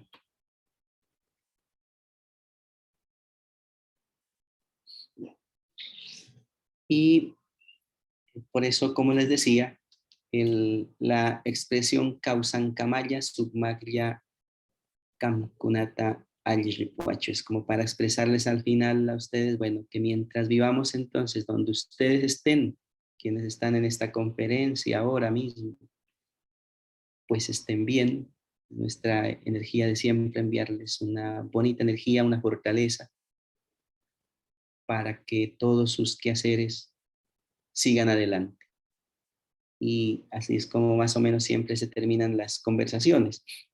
Así es como nosotros nos hemos aprendido en la familia, alrededor de la tulpa, en el fogón, Ucanchipa Huasipi, Ucanchipa Tulpapi, en la conversación con nuestros abuelos, con nuestra mamá, con nuestro papá. Yo aprendí a hablar español a los 12 años, cuando ya salí del monte. Siempre vivía como en el monte con mis padres y el vecino más cercano pues vivía como a una hora, hora y media, como familias. Cuando a mi mamá o en la casa de mis papás se moría el fuego, entonces había que ir a pedir candela a estas otras familias caminando y uno pues niño atrás de la mamá o atrás del papá corriendo por el monte y entonces hasta que finalmente por entrar a la escuela pues debía aprender español y aprendí a hablar español con las oraciones del Padre Nuestro, del Ave María, de todas estas oraciones que se enseñan desde la tradición católica.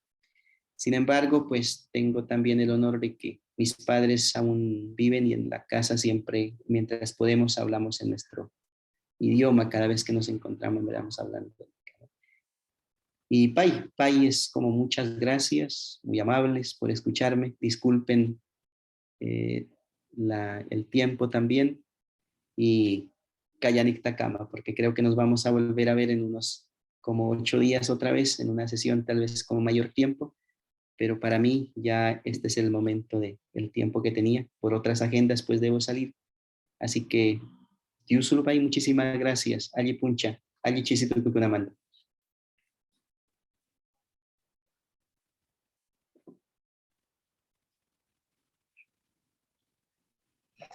Sí, bueno, primeramente, muchísimas gracias por esta fantástica ponencia. Sé que ha sido un poquito cortita, pero en general queremos agradecerle por todo su tiempo. Para todos aquellos que quisieran comunicarse con el profesor Hernando, creo que sería bueno que podrían, ahí como que él podría dejarles un poquito sus mensajes, o de todas maneras, como que estaremos enviándole sus preguntas. Sé que él tiene que salir ahora, pero pueden dar este momento para escribir sus preguntas aquí en el chat, y de cierta manera nosotros le haremos saber un poquito más tarde.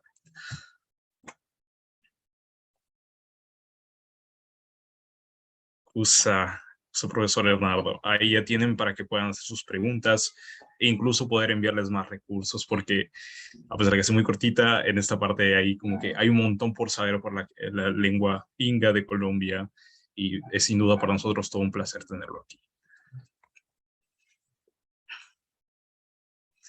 Usa.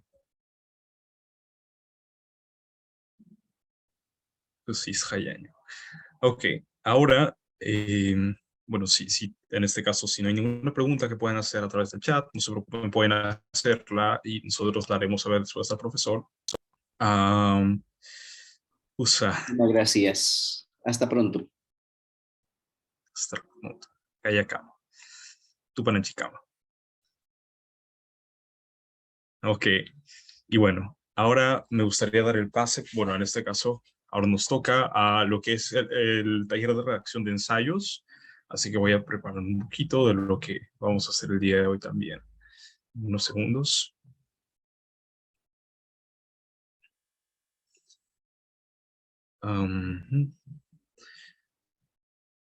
Voy a compartir la pantalla sobre las ponencias del día de hoy, que justo nos tocan. Bueno, justo ahora el profesor Joel nos está acompañando para las mismas ponencias. Estas sesiones, como saben, son más prácticas, donde tomamos en acción lo que son nuestros trabajos y las diferentes investigaciones que hemos estado desarrollando. Bueno, el profesor Joel ya lo conocemos. Él es magíster en investigación y tecnología educativa, y él nos acompaña en la sesión de redacción de ensayos. Así que, profesor Joel, le doy el pase para que pueda presentar sus diapositivas o los recursos que tiene a la mano.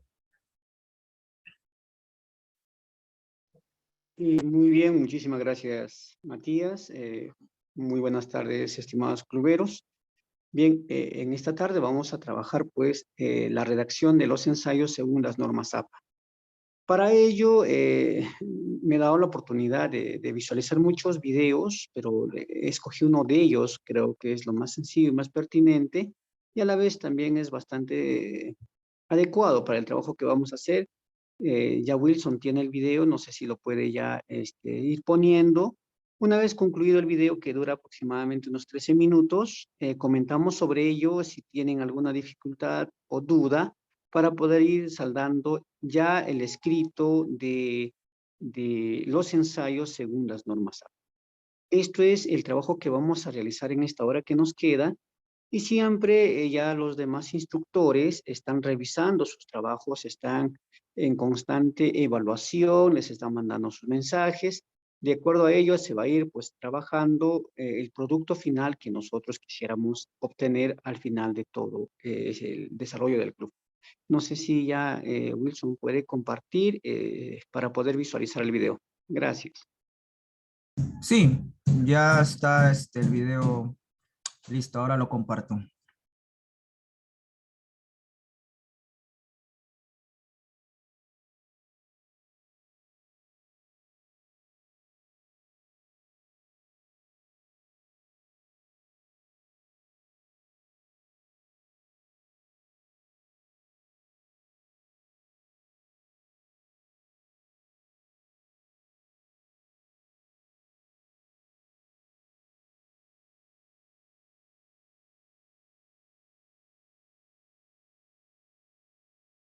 No se escucha.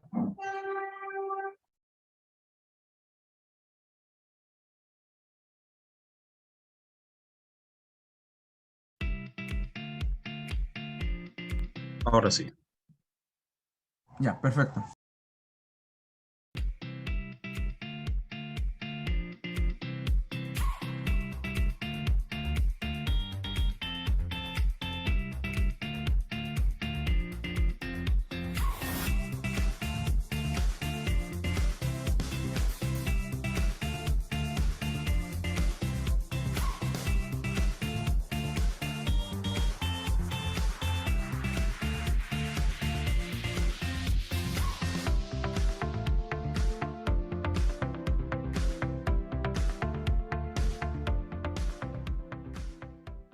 Hola, el día de hoy les voy a hablar sobre cómo realizar ensayos utilizando las normas APA. Primero vamos a definir qué es un ensayo. Es una pieza escrita que se caracteriza por el desarrollo de un tema de manera libre y personal. Se escriben ensayos para manifestar una opinión o una idea. Las partes de un ensayo son: introducción, donde se presenta el tema y la forma en que ésta será abordada por el autor. Aquí el autor plantea su hipótesis. Desarrollo, donde yace el contenido principal. Aquí están los argumentos principales que se desarrollan con comparaciones, datos y ejemplos del tema. Conclusión, la parte final donde el autor refuerza su punto de vista.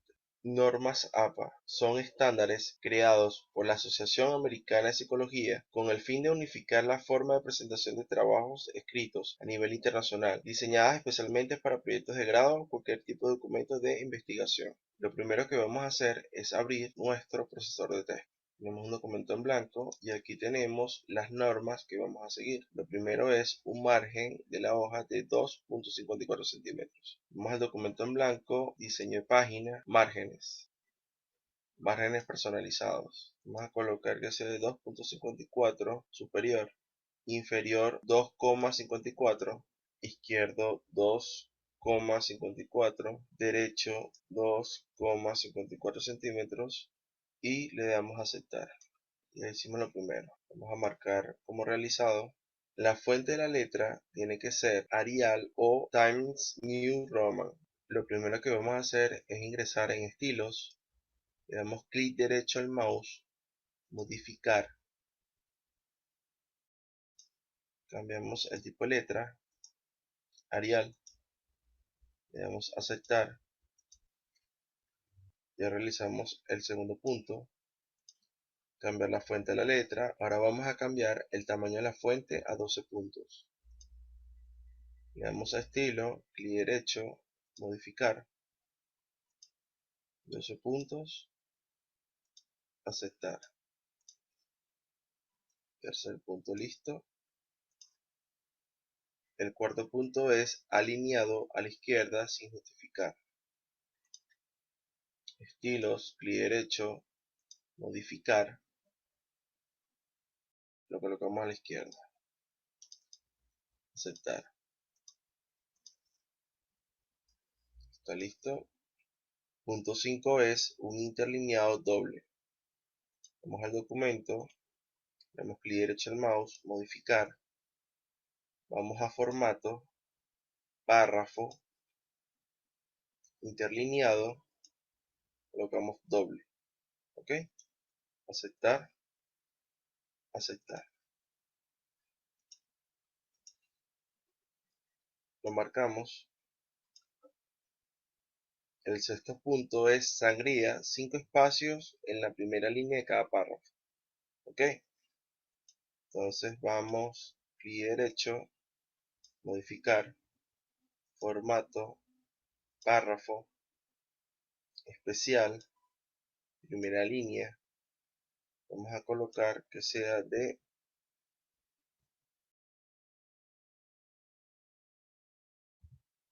0,5 centímetros. ¿Ok?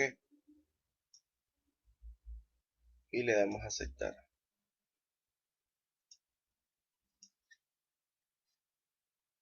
Lo marcamos. Ahora vamos a realizar la portada de nuestro ensayo. Aquí está un ejemplo que vamos a copiar.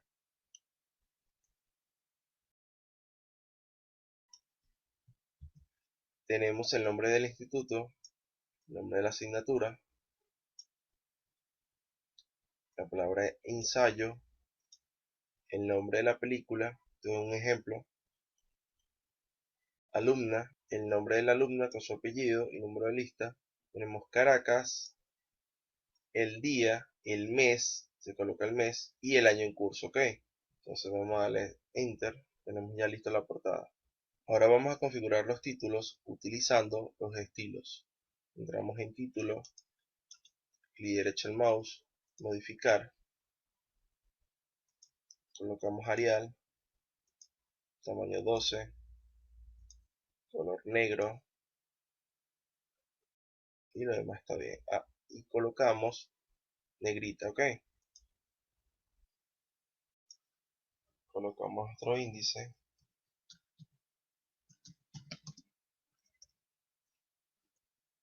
negrita, ¿ok?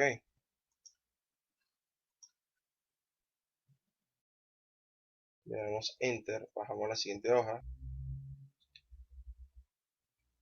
colocamos desarrollo,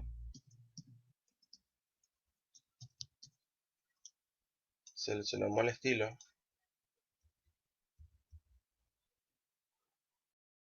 conclusión, estilo título,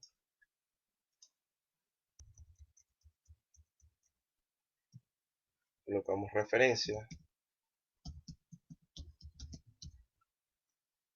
y colocamos el estilo título. Ok, tenemos la estructura básica para realizar nuestro ensayo. Vamos a ir primero para la introducción.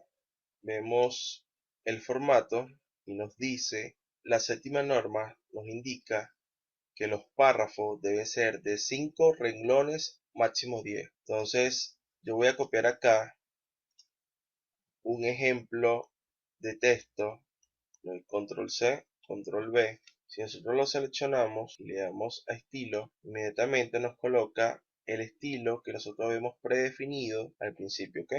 Este es un ejemplo que estoy realizando para el video, pero acá ustedes deben desarrollar su introducción. Vamos ahora al desarrollo. Ok, en el desarrollo vamos a hacer lo mismo. Según las normas, son párrafos mínimos de 5 renglones y máximo 10, ¿ok? Entonces, para este ejemplo, voy a copiar este texto, lo selecciono y le voy a dar el estilo que ya había predefinido al principio. Perfecto. Vamos a pasar a la conclusión. En la conclusión, vamos a seguir el mismo ejemplo. Tienen que ser párrafos con 5 renglones o máximo 10, ¿ok? Entonces, vamos a colocarle el estilo. Vamos ahora con nuestras referencias. Vamos a la pestaña referencia. Vamos a insertar cita. Le damos clic izquierdo. Agregar nueva fuente. Aquí dice tipo de fuente bibliográfica.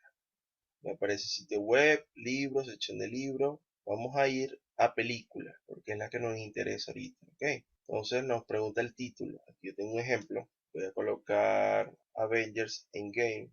En el año voy a colocar 2019.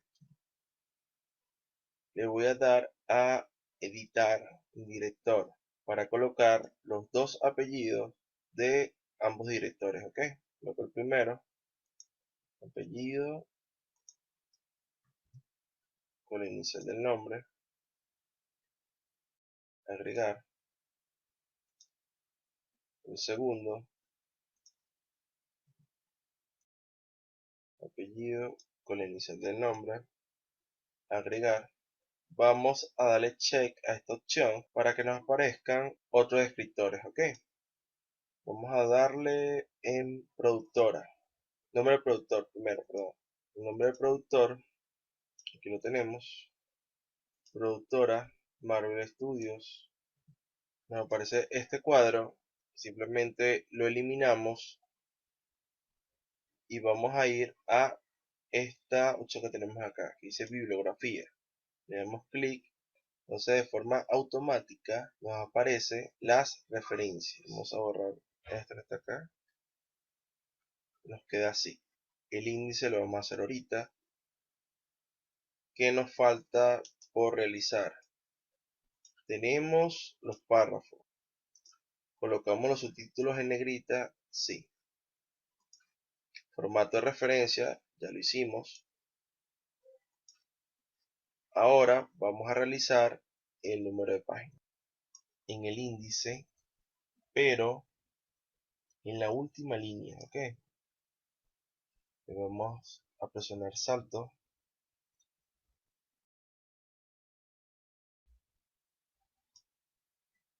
Buscamos el botón de salto, damos clic, buscamos página siguiente, le damos clic, ok, ahí ya nos hizo el salto, perfecto. Ahora vamos a ir a insertar número de página, principio de página, y elegimos el formato 3, ok.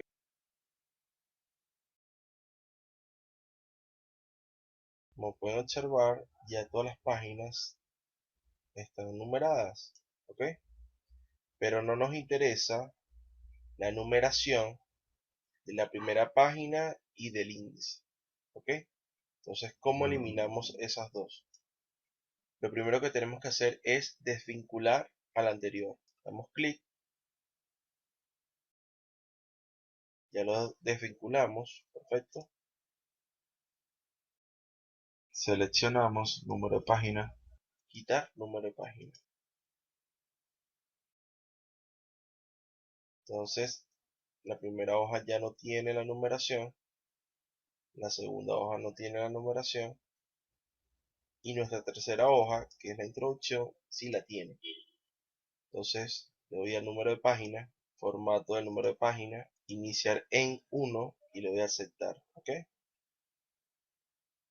Entonces selecciono acá, fuera del encabezado de página, con clic izquierdo, 2 veces. Entonces tenemos numeración a partir de la introducción, desarrollo, conclusión y referencia.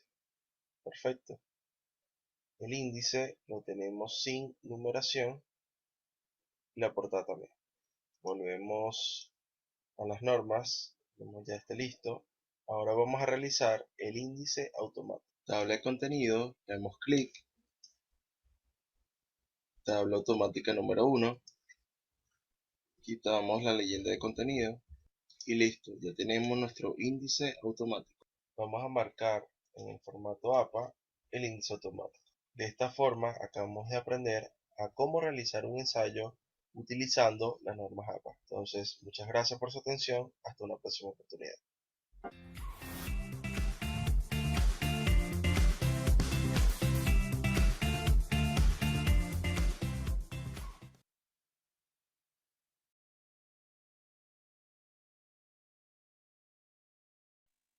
Bien, estimados participantes, ya hemos visualizado las normas básicas que nos pide para ya hacer el escrito en normas APA, y de esta forma espero que haya quedado claro, salvo que si tienen algún interrogante, algo que no quedó en claro, me gustaría que en estos momentos podamos compartir y salir de algunas dudas para ya estar teniendo todo lo necesario para ir escribiendo ya, plasmando en un escrito el ensayo que ustedes están desarrollando.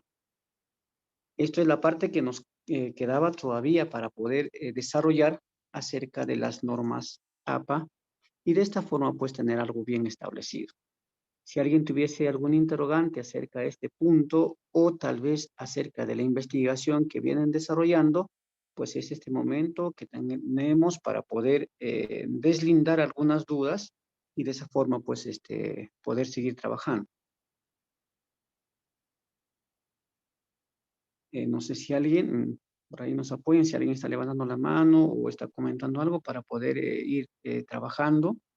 De todas maneras, en los recursos que se va a proporcionar, el equipo técnico va a pasarles este video para que ustedes sigan trabajando, sigan visualizando específicamente de cómo trabajar en su PC y de esa forma, pues, tener lo más fácil posible. Sí, me decías algo, Matías. Sí, le comentaba que en este caso unos participantes están pidiendo como todo lo que se presentó en el video en formato Word y no sé si eso usted tiene en estos momentos. De todas No, maneras, estoy tomando screenshots. en este momento no, pero de todas maneras lo podemos hacer llegar a la carpeta del Drive o a otro medio que puedan ellos tener y de esa forma pues darles, ¿no? Ok, sí, no hay problema. De todas maneras, yo tomé una foto, una captura de pantalla que ya están las normas APAS en el grupo general de WhatsApp. Así que verifíquenlos, ahí está como que lo que pide específicamente. Y también justo Wilson acaba de colocar el video que ahora voy a colocar por WhatsApp para que ahí se guíen de lo que estamos haciendo, ¿no? Esto, como han visto, se hace en Word. Ah, ya lo puso, genial. En general es eso, ¿no? Pero ahora ya que han visto esa temática, ya que han visto en este caso cómo va a ser la estructura, bueno, a través de las normas APA, lo que tienen que seguir para el ensayo, vamos a hacer como que un poquito de resumen lo que es nuestros avances hasta ahora, ¿no? Como ustedes saben, y también se las he enviado por Gmail, ustedes han trabajado en 2 drives. Uno, el primero donde han hecho su tema, la mayoría lo ha hecho, perfecto, excelente. Y después el segundo drive era donde habían colocado lo que es su introducción, ¿no? Ya, perfecto. Se quedaron en esos links de Drive, ¿no? De que también se les enviaron por Gmail. Pero después sigue lo que es Classroom. Nosotros siempre repetimos, esperemos todos hasta este momento ya estén en Classroom y que estén haciendo los trabajos que tienen. Y bueno, como saben, uy, no sé qué ha pasado aquí.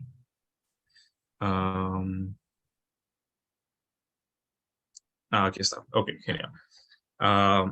Aquí tienen como que en este caso las actividades por orden de lo que tenían que hacer, ¿no?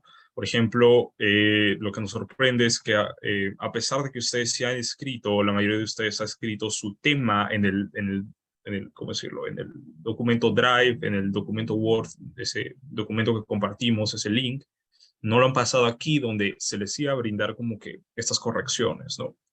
Por eso quisiera saber de todos los que están aquí, qué dificultades han tenido para colocarlo, eh, qué ha pasado, porque tal vez no han entrado a lo que es Classroom, tal vez no tienen acceso, tal vez no se les dieron, tal vez no les ha llegado, o tal vez sí les ha llegado, pero está en spam. Eso, ¿no? O si hay algo por comentar con esto. Ese es el primer paso, hacer el tema, simplemente era tener que colocarlo aquí en Classroom, si tenían alguna dificultad nos decían. Pero después el segundo ya era como en este caso nuestra introducción por sí misma, ¿no? Ahí he entregado 12 también, algunos tarde, un poco tarde, que también ya han sido evaluados, unos 14 aquí en total. Después teníamos unos 13 en lo que es la bibliografía, perdón, donde ahí ya todos han colocado las fuentes en las que se van a basar.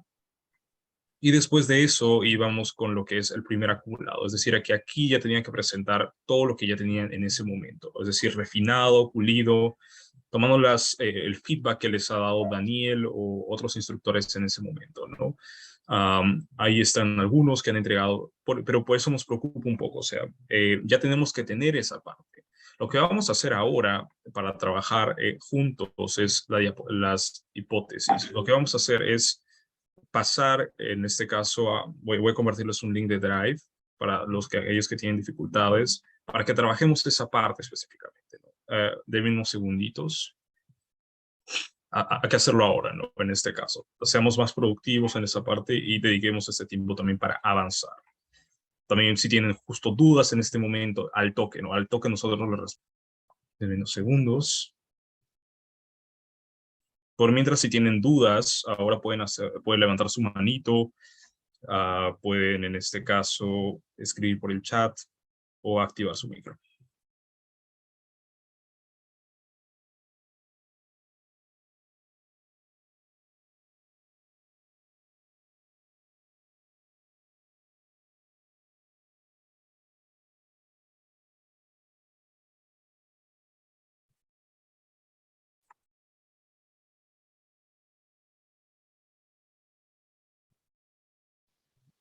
Hola Matías, ¿qué tal? Habla Gilda. Quería saber si es que de lo que muestra tu pantalla es que de los 52 personas que se ha enviado, como decir, la invitación para que coloquen su hipótesis, únicamente 4 están subidas. Eso dice tu pantalla, ¿verdad? A ver, déjame verlo un momento. Sí, aquí en la hipótesis 4 han sido evaluados y 2 todavía faltan como revisarles el trabajo. Ahí 2 han entregado, bueno, 6 han entregado en total. De esos 6, 4 han sido ya revisados y 2 les falta todavía evaluar. ya veo. Porque, claro, yo la primera vez imaginé que sí lo había hecho bien y entonces creí que ya estaba subido el documento.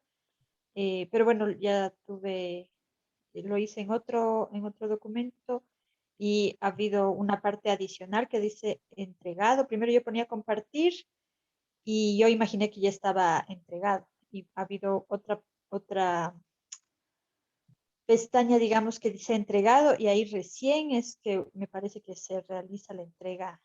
Entonces me imagino que tal vez ese es el problema con las otras personas que tal vez ya ponen compartido o presentar, que también hay esas dos opciones. Y ahí se quedan nada más las personas y no ponen el último que es entregado. Tal vez ese es el problema.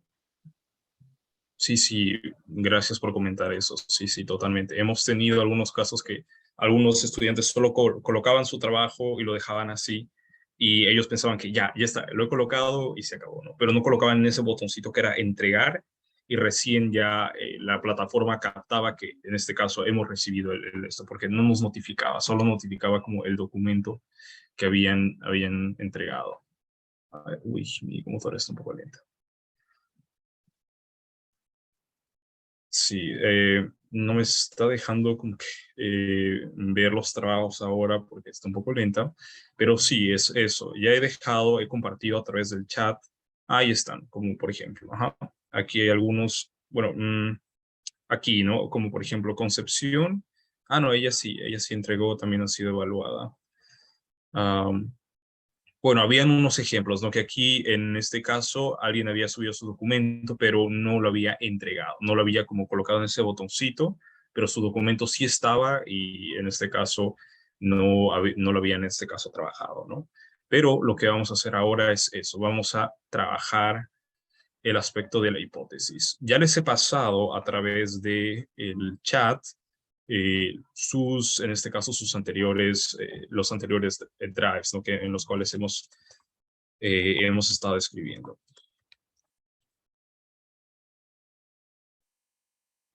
Ya.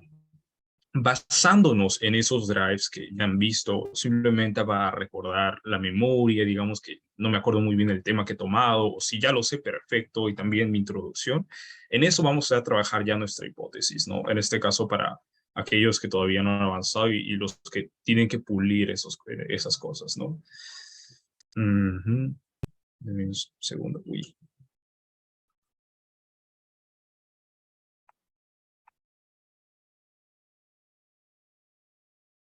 Ok, ahora está por el chat. Wilson, si puedes ayudarme a compartirlo también por el WhatsApp, sería fantástico. Y sí, por otro lado también aquí, bueno, aquí lo mismo, ¿no? En este caso, ¿cuáles son las instrucciones, no? Como colocar mi nombre, después al club a que pertenezco, mi quechua, mi tema, ya no la introducción porque eso ya se supone que ya lo han trabajado, y también ahora mi hipótesis ya diferente, ¿no? En este caso, ¿cuál es el problema al cual yo voy a tener que enfrentar, ¿no?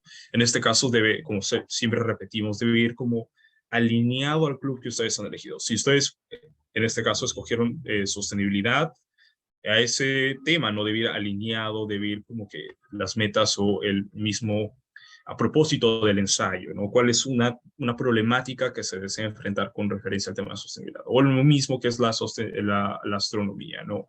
¿Qué problemática, qué conflicto, qué debate hay en ese aspecto que yo quisiera solucionar a través de mi ensayo o a través de la investigación que yo he desarrollado, ¿no? Ahí es más la explicación de la problemática en sí, que en cuál esa derivación que deseo darle también a la hipótesis también. Sí, ¿no? Tal vez incluso puede ser como si, no tiene que ser tan largo, ¿no? Simplemente tiene que ser como una oración, dos oraciones que traten sobre la problemática específica que voy a tomar, ¿no? Y estas son las instrucciones. Sí. Y ya, bueno, ustedes ya comienzan, ahora entren en ese link que también he compartido a través del chat, perdón, de WhatsApp, y también está aquí, y empiezan a escribir ya sus hipótesis, ¿no? Para aquellos que todavía no lo han entregado también. Y eso. Ujú. Por mientras voy a dar algunos, mientras vamos escribiendo, voy a dar algunos feedback que también nuestro ponente, en este caso Daniel, nos estaba comentando. A ver, denme unos segunditos.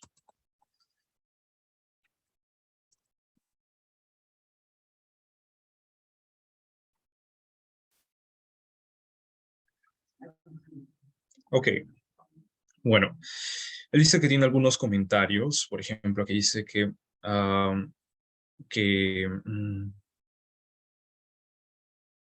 bueno, aquí con Concepción Tito, ella dice que, bueno, él dice que el comentario, bueno, el ensayo ya está terminado, ella parece que ya lo ha terminado, pero que ella tiene que encontrar una forma en que sus ideas y argumentos sean mayormente sustentados a través de ejemplos, ¿no? Quiere cosas más específicas de cierta manera, porque si vamos como cosas generales o que digamos, ya, esto simplemente pasa aquí en mi comunidad y se acabó, ¿no? Tal vez comparar a través de diferentes ejemplos que hay en otras comunidades o ver cosas específicas de la vida real que están pasando y que se están como que sustentando el mismo tema que uno trata, ¿no? En su ensayo, ¿no? Él propone tener una revisión más detenida, en este caso que Concepción dé un enfoque un poquito más profundo a lo que está tratando a través de ejemplos con sus diferentes investigaciones. Tal vez no solo Perú, sino, o no solo Ecuador o el país en que esté, sino a buscar más soporte a los argumentos que está estableciendo. Después, vamos con Freddy, que en este caso él me explica que, bueno, creo que Freddy lo escribió en castellano primeramente, después lo pasó en quechua. No sé si me estoy equivocando, pero por lo menos él me dijo así.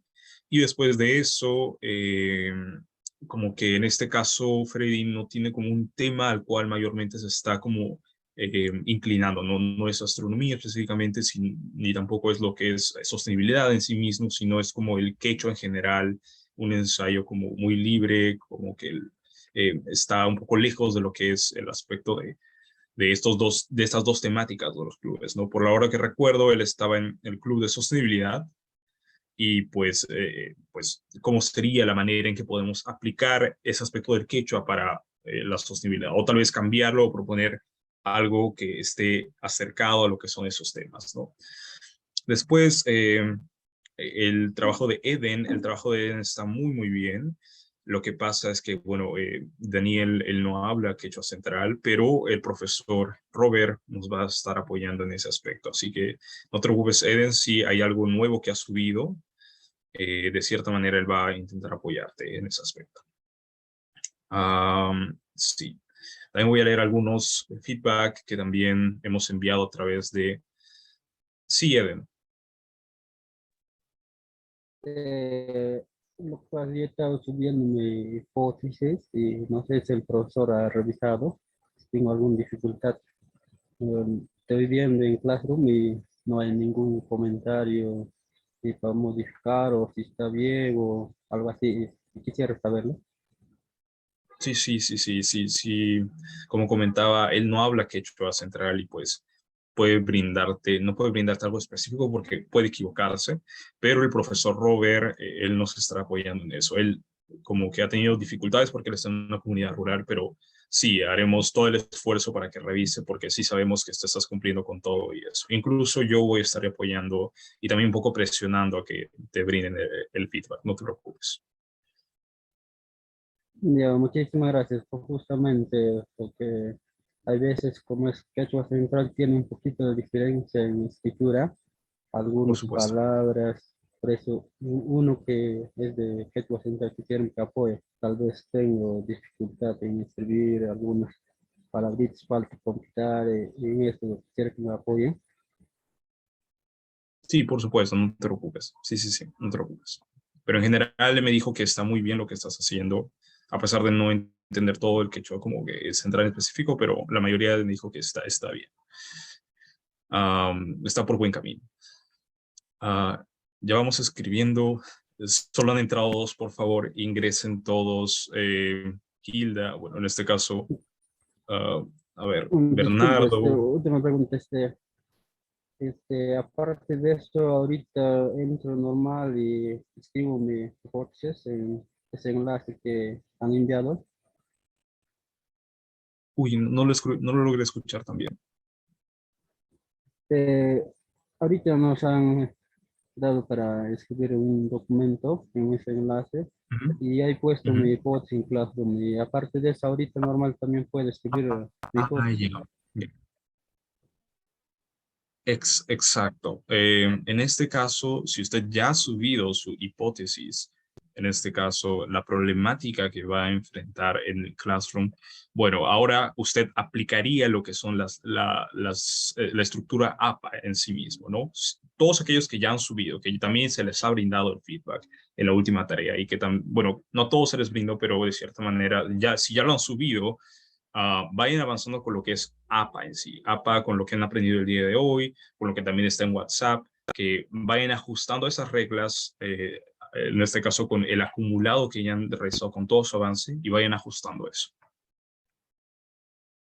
Sí, justamente por eso el chat está preguntando si esas configuraciones de APA puede hacer en UGC Word o Google Documents, porque hay veces cuando haces opción de, después de hacer un Word, cuando copias, en opción pegar se modifica algunas configuraciones.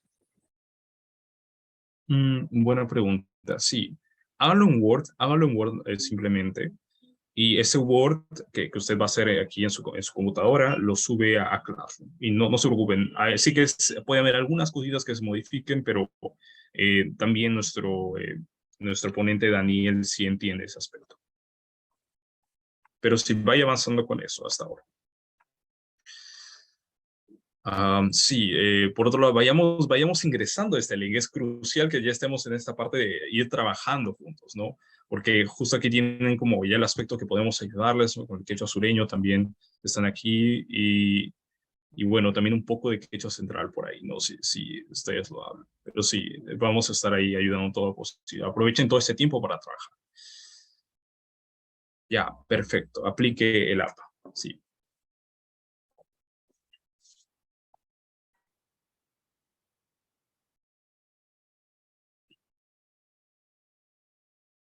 Sí, vayamos ingresando. A ver, Bernardo, como digo, entren también a Classroom. Es crucial que entren a Classroom porque ahí están los materiales, también están algunas diapositivas que estamos subiendo, que ahí están los recursos, y también para aquellos voluntarios que también ya están trabajando en eso, ¿no? Bueno, vamos a ir un poquito llamando a aquellos que todavía queremos saber cómo les va en este proceso, porque un poquito me está asustando cómo van. A ver, profesora Yolanda Yamajonca, ¿cómo va con su avance?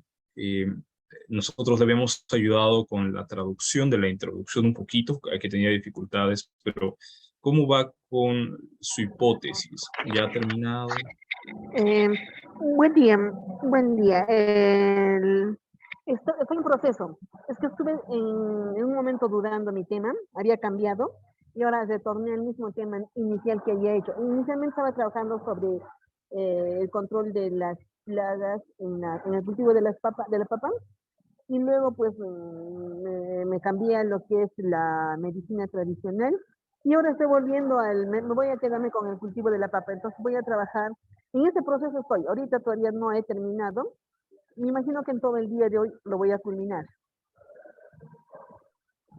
Ok, profesora. Voy a pedir algún apoyo, algo así, para más que todo para poder subir los trabajos. Sí, o sea, usted llámeme, usted envíeme mensajes, usted dígame en cualquier momento después, fuera de lo que es Clubes de Ciencia en Quechua, para ayudarle, ya sea para entrar a Classroom, para enviarles estos links, para que en general tenga este apoyo. No se preocupe con eso.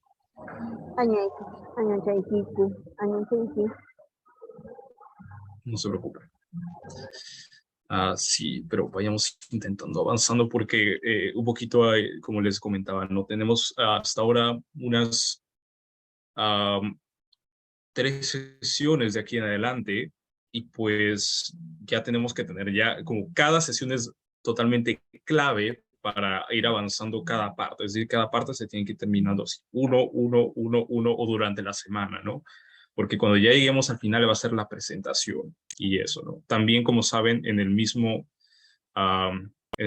Classroom está este ejemplo de ensayo que se realizó, así que de eso pueden guiarse e incluso expandirse un poco más, porque, claro, tienen temas muy interesantes y es cuestión de hacerlo, simplemente.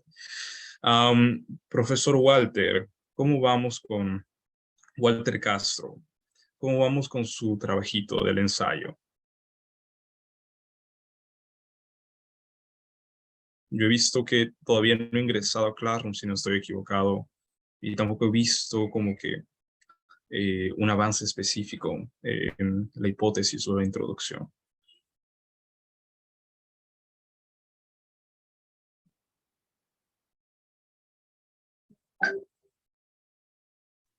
Profesor Walter Castro, ¿se encuentra? Uy, bueno, esperemos que sí esté ahí y que me esté escuchando porque es cuestión de que vaya avanzando con ese aspecto, ¿no? Es urgente. Ya sé que usted habla un montón de quechuas, pero escriba con el que más se sienta cómodo, ¿no? Eh, y eso, ¿no? Es cuestión de que vaya avanzándolo, por favor, de verdad. Usted tiene como grandes conocimientos en esto y sería como una decepción no tener su ensayo. Después, Soleil Camito Núñez, Humacayahui. Hola Soleil, ¿cómo vas con tu ensayo? Sé que estás ahí, o en este caso estás como presente y pues queríamos saber cómo lo vas avanzando porque no he tenido registros, no en Classroom, tampoco en los mismos links que hemos estado compartiendo de nada, nada en general y me preocupa.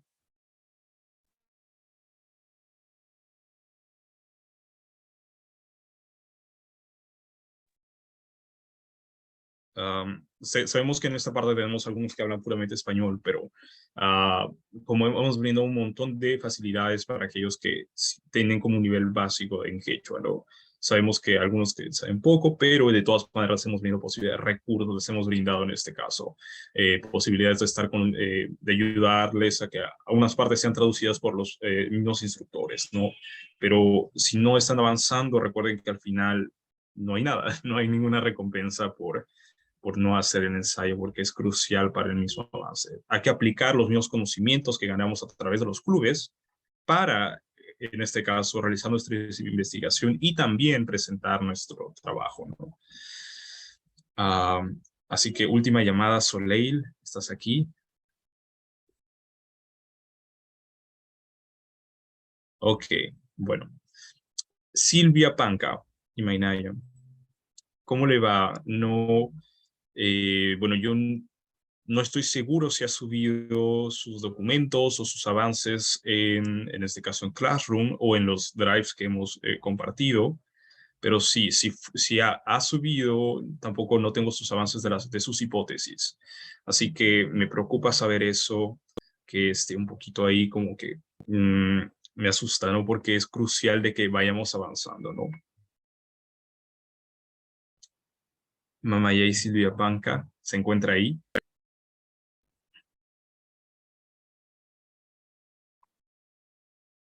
Ok. Sabina Mamanis. Creo que sí usted ha estado en el Classroom, pero creo que no ha presentado las últimas tareas, ¿o me equivoco? Sabina Mani Muñoz.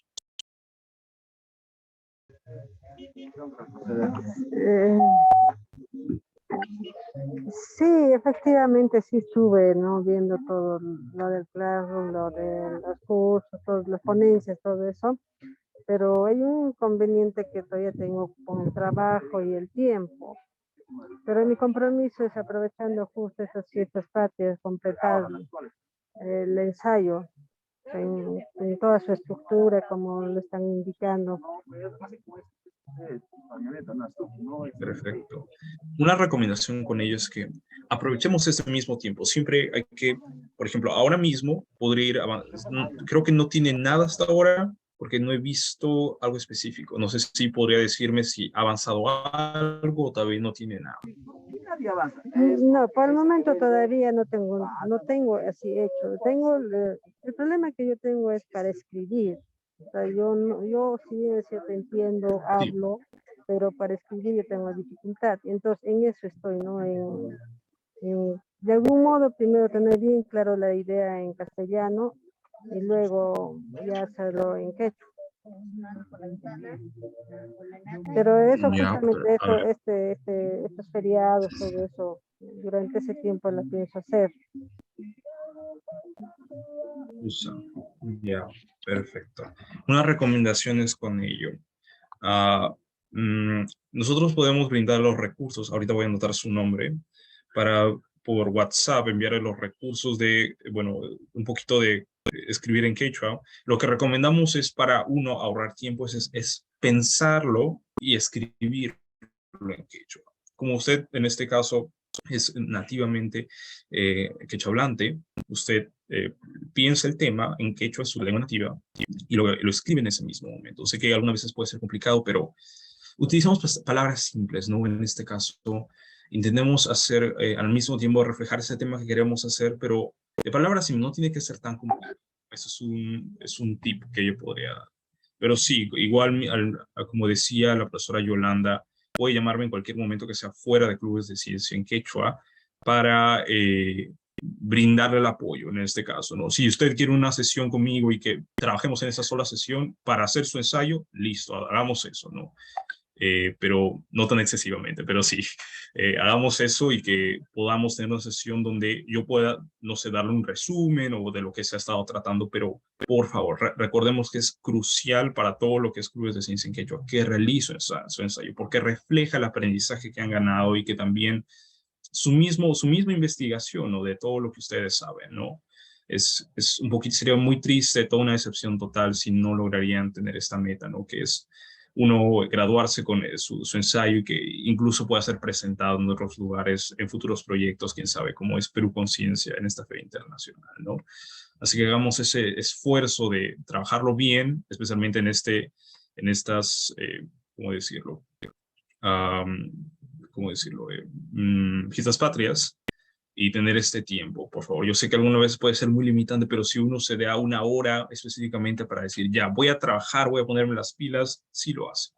Así que sí, no se preocupe, pero llámeme si tiene algún problema, alguna situación y de todas maneras yo voy a estar.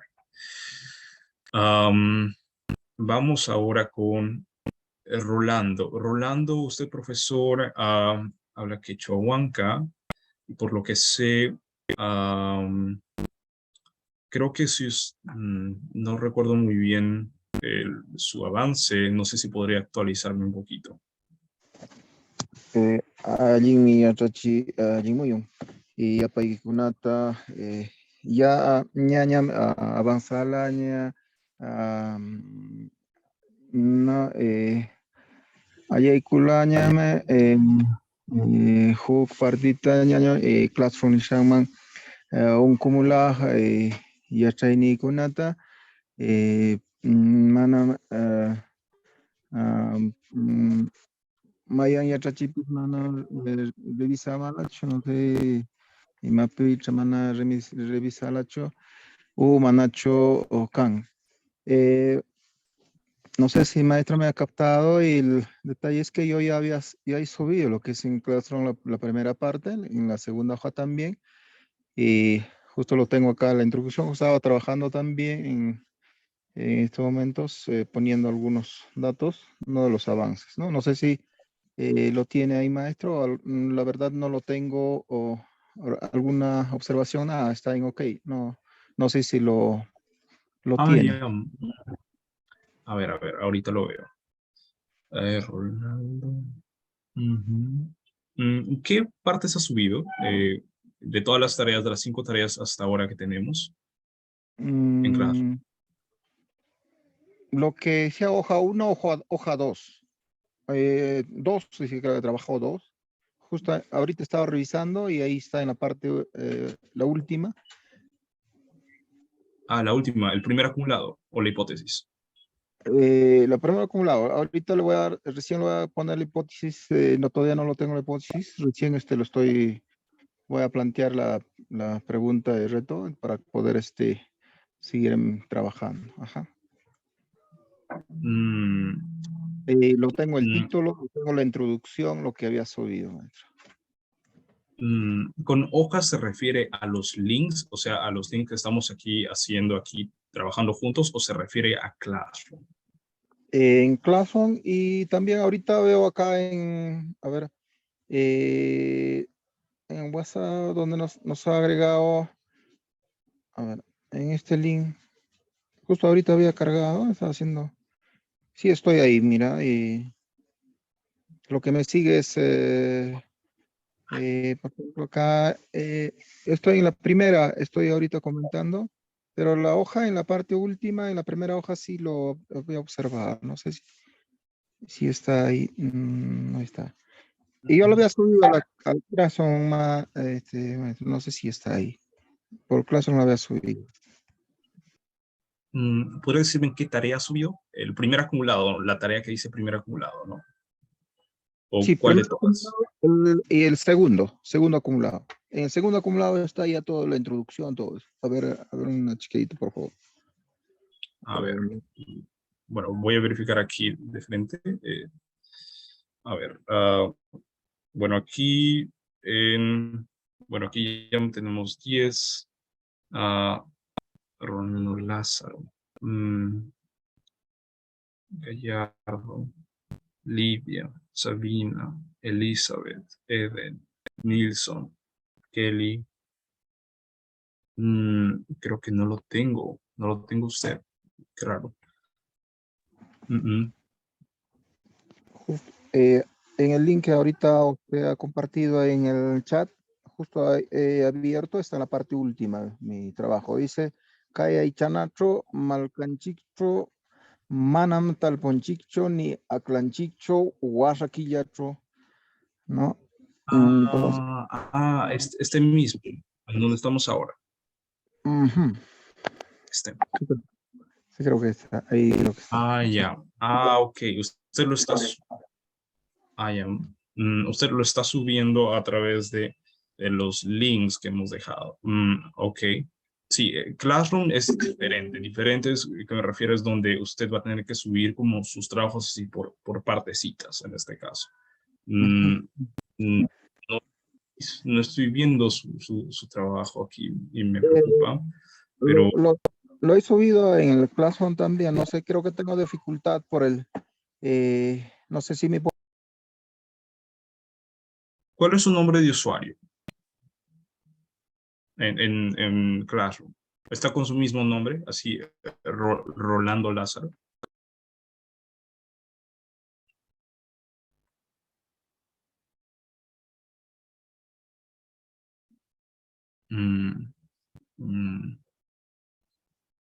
Ya. Bueno, no se preocupe con eso entonces. Bueno, nosotros realmente quisiéramos que pueda subirlo, pero digamos que a último momento, si no podría, puede enviarle personalmente al profesor Robert, que él habla quechua Yaru, pero puede que también tenga gran conocimiento sobre los quechuas centrales. Ahorita le paso el número. Ok, por favor, lo voy a pasar, nuevamente lo voy a cargar en Classroom. Tengo alguna dificultad Sí. por el señal. Ok. Sí, por favor, seguramente tiene ahí, tal vez no está como un usuario, el mismo usuario, pero tal vez el mismo me notifica y pues ahí lo puedo ver yo. Pero sí, ahorita le paso. También le pasé por WhatsApp, también todos los links, así que ahí están todos. Ya. Ya, vamos con los siguientes. Como digo, para todos aquellos que ya están aquí en este mismo Drive, donde estamos trabajando, por favor, coloquen sus hipótesis de una vez para que las tengamos guardadas. Para aquellos que, digamos, tengan dificultades para lo que es colocar en Classroom, bueno, aquí ya las tenemos guardadas de una vez, ¿no? Eso sí, con referencia a bibliografía, eso tiene que estar en Classroom porque es algo personal que ustedes han buscado. Eso es algo que en este caso no es que, digamos que puedo colocarlo todos en general porque uno puede coger una bibliografía de aquí, ya sea porque tiene similaridad en los clubes, o sea, yo soy sostenibilidad, voy aquí una bibliografía, esta puede ser, también puede servirme, ¿no? Esa ya es más personal porque es su propia investigación, así que por eso tiene que estar en Classroom. Siguiente, tenemos a ver, profesor Rolando. Bueno, ya le pasé, profesor, ya le pasé por WhatsApp el de el número del profesor Robert para que le diga, escríbale que, buenos días, profesor, yo soy el participante de Clubes de Ciencia en Quechua y quisiera que pueda revisar mis textos o todo mi avance, le pasa todo, en Quechua Central. Y él le va a ayudar. Después tenemos a Kurt, sí, dime. Yo tengo una consulta. En cuanto a la bibliografía, ¿debe de estar en su idioma original o también lo tenemos que traducir en quechua? Muy buena pregunta, en su idioma original. Si está en inglés, de inglés. Claro, en inglés. Y si está en español, en español. Y creo que hay mensajes en el chat que están preguntando. Uy, a ver. Gracias. Sí, Sí, aquí. preguntan sobre el logo. Creo que eso le podemos pasar a todos en general para que lo puedan poner en sus carátulas. Y creo que incluso les podríamos incluir esto como material o recurso en el mismo Classroom, en la plataforma, para quienes vayan avanzando sus ensayos, lo puedan ir descargando, porque en sí es algo complementario, ¿no? Lo importante de momento es que avancen con el tema de la hipótesis, sus ideas, que lo... Pero hagámoslo de una vez. Yo lo tengo acá, les voy a pasar por el chat de WhatsApp y ya lo van a tener de frente, porque si no se nos pasa y eso. Pero sí, lo voy a colocar de frente. Sí. Por WhatsApp. Creo que... Listo, Ajá. ya está. Ahí lo pueden descargar y también lo voy a dejar por Classroom ahora mismo. Listo, ahí lo tienen. Con esto, ya estamos llegando a la parte final. Dentro de unos minutos les voy a enviar ahorita el formulario de asistencia y ya quedaría como un trabajo asincrónico para que lo puedan ir entregando. Ajá, porque ya... ajá, sí, porque luego vamos a volver a las 2, entonces para que tengan su espacio de descanso de 1 hora. Sí, por favor. Sí, como digo, vayan avanzando en el mismo Drive porque uno, guárdenlo porque se les puede perder. Así que ténganlo en cuenta.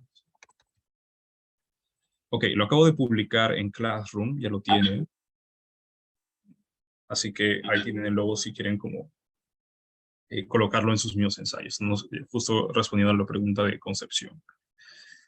Hay otras preguntas. A ver. Ok. Ya.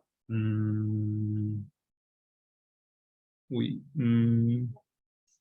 Veo que mi trabajo, ok, Gilda dice, veo que mi trabajo sale missing. Estoy como museo ambiental, pero he entregado todo. Estuve como estudiante Gallardo, yo lo vi.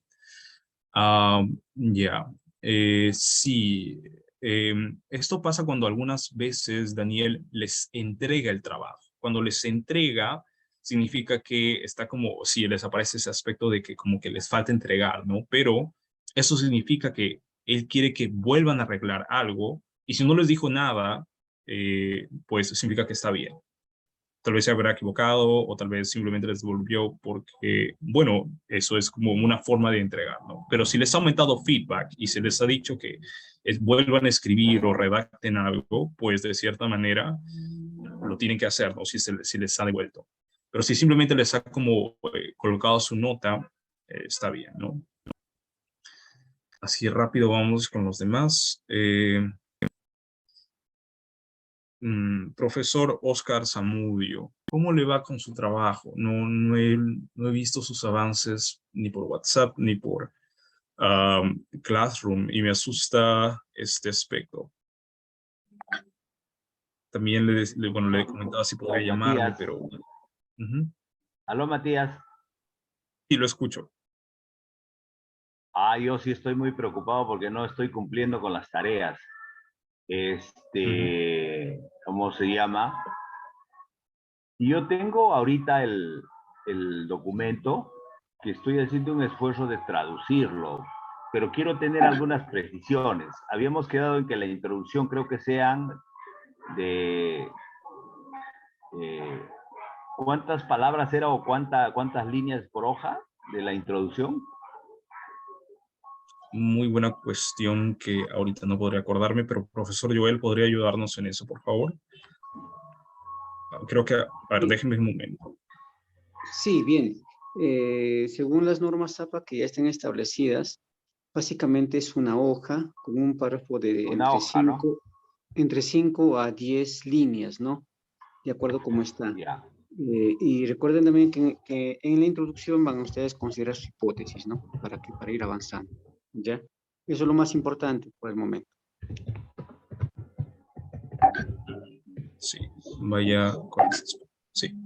Ya, profesor, yo tengo que reivindicarme. Bueno, mi mayor problema son mis actividades laborales, pero yo ya he hecho la selección de las referencias bibliográficas. Ya me están precisando de la introducción. Yo he trabajado el título, he trabajado la introducción, he trabajado también la bibliografía. He alcanzado, he subido al aula de clases, al Classroom, he subido el título, la introducción y he subido también la bibliografía. No sé si aparece o es que no se ha grabado. Ahora, también tengo el avance de la argumentación. Ya, como decía, mi mayor problema está en la escritura del quechua. Entonces esa es mi dificultad.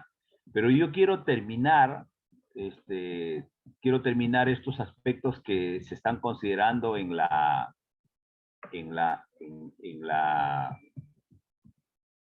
pauta del ensayo. Entonces, yo voy a tratar de culminar eso y subirlo a las clases, al salón de clases, de tal manera que pediré a uno de los profesores irlo trabajando, ¿no? Y mejorando la escritura del quechua. Entonces, en eso estoy, profesor Matías.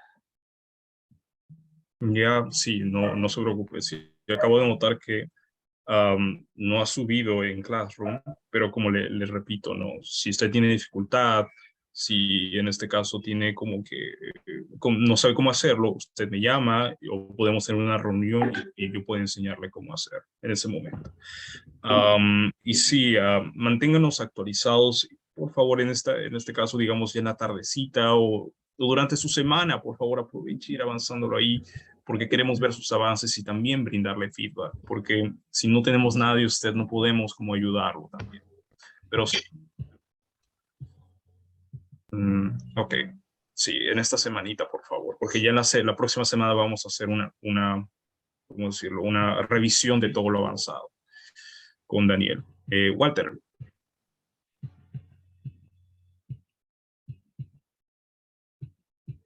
Profesor Walter. Sí, Matías, ¿cómo estás? Imainalia. Bueno, en mi caso es muy similar a los compañeros que me han antecedido. Es también limitaciones de tiempo, pero en mi caso, afortunadamente, ya a partir del lunes voy a contar con algo más de tiempo para poder ponerme a corriente. Las ponencias y todo el diseño de la propuesta de CAMAG está muy bien y es valioso. Y también espero la comprensión de ustedes. Sin embargo, sí es cierto, hay que ponerse al día y hay que también hacer una valorar, ¿no es cierto? Digamos, ser recíproco con el esfuerzo que hay de parte de ustedes. Entonces, me disculpo por, hice un primer inicial borrador y luego ya se me complicó con las cosas, con los quehaceres del día a día. Desde mi parte, el quechua no es el problema en absoluto, más bien es una buena oportunidad Hay para... muchos quechuas.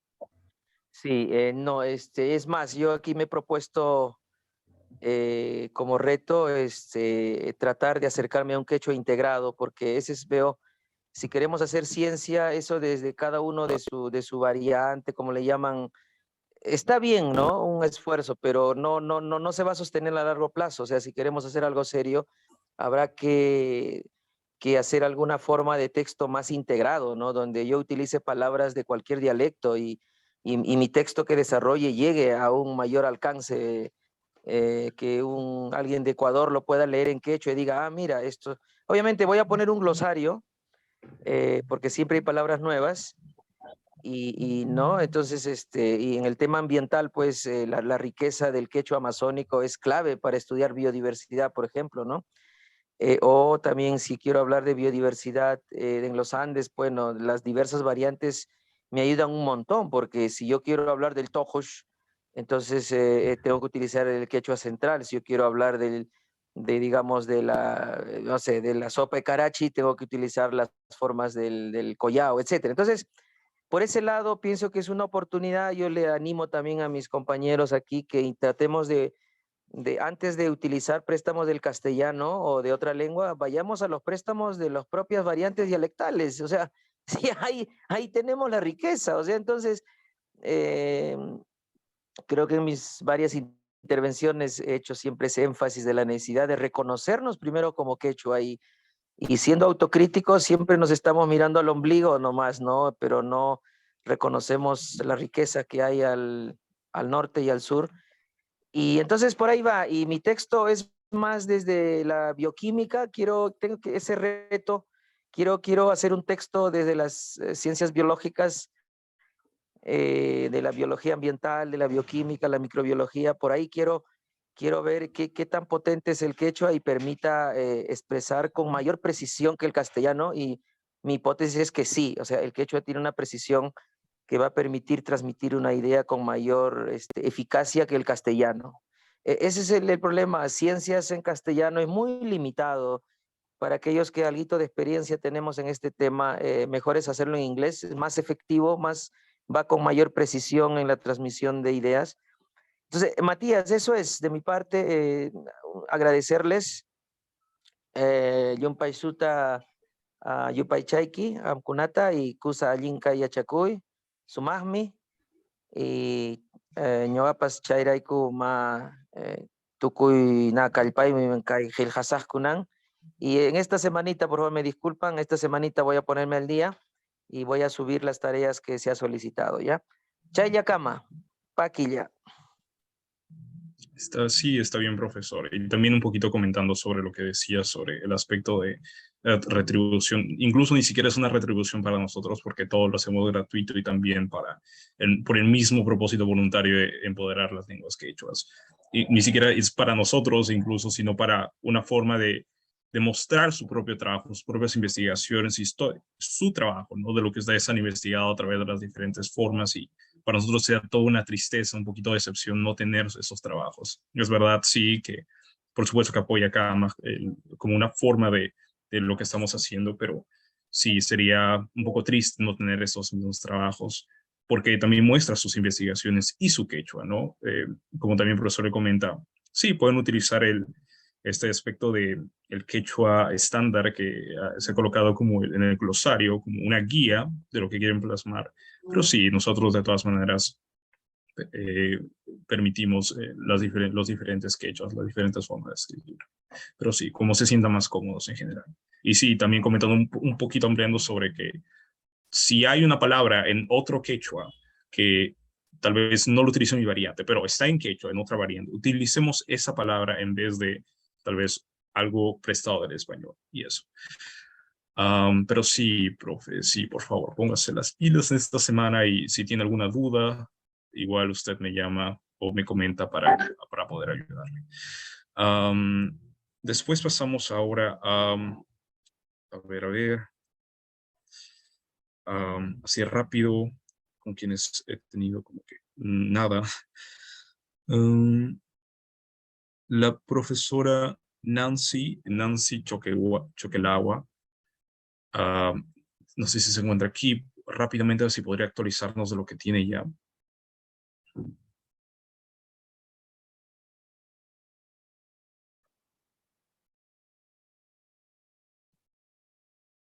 Profesora Nancy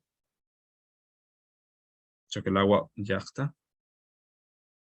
No, ok. Profesora Marisol, ¿cómo se encuentra?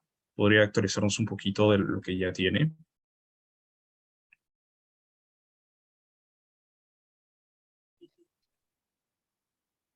Sí, profesor Matías, más bien quisiera que me confirme, no sé si ha llegado ya, lo subí la introducción. Lo que me estaría faltando sería la hipótesis que lo estaría desarrollando en estos días o algo más que me falta. Sí, yo le explico las 5 tareitas que se han dejado.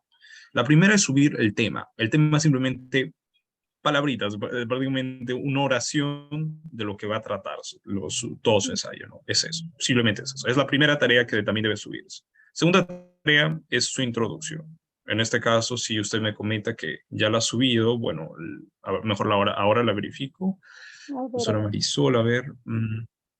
Estoy haciendo en elaboración de chuño negro. Sí, sí lo vi. Perfecto. También ya le han colocado su nota, así que está bien. Sí, perfecto. Sí. Ahora voy Algo con el más que me otro. está faltando, profesor Matías, ahí en uno lo incluí. Lo que me estaría faltando es la hipótesis, ahorita lo que se está planteando. Sí, ya lo veo, está perfecto, profesora, sí, no se preocupe. Su hipótesis y el acumulado. El acumulado es, ¿qué nos referimos a acumulado? Es que ustedes ya coloquen todo lo que han avanzado, es que esté bien pulidito, ¿no? En ese aspecto, como un documento bien limpio, donde ya apliquen el feedback que se les ha dado en ese momento. A eso es a lo que nos referimos a acumulado. E hipótesis es aumentar de lo que ustedes ya tienen, como ya simplemente la hipótesis de lo que van a plantear en su introducción, ¿no? De la problemática, como que el tipo de debate que van a formar ahí, ¿no? Eso, la hipótesis. Pero sí, profesora Marisol, esto está muy bien, no se preocupe. Ya, profesor Matías, más bien cualquier inconveniente le vamos a ir consultando. Muchas gracias. Sí, llámeme si tiene alguna duda. Sí, no se preocupe. Después, Marcelino Galindo, profesor Marcelino Galindo. No he tenido nada de usted en ningún documento. No sé si podría actualizarnos.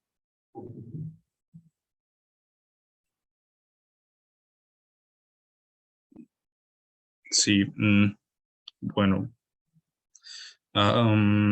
Profesor Luis Gerardo Sánchez. De igual manera, no sé si podría actualizarnos un poco de lo que tiene.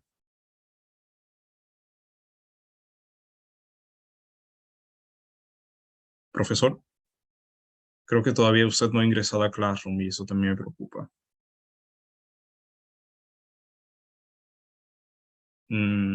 Ok. Profesor Juan Carlos Ramón Calcín, ¿podría actualizarnos un poquito de lo que ya tiene?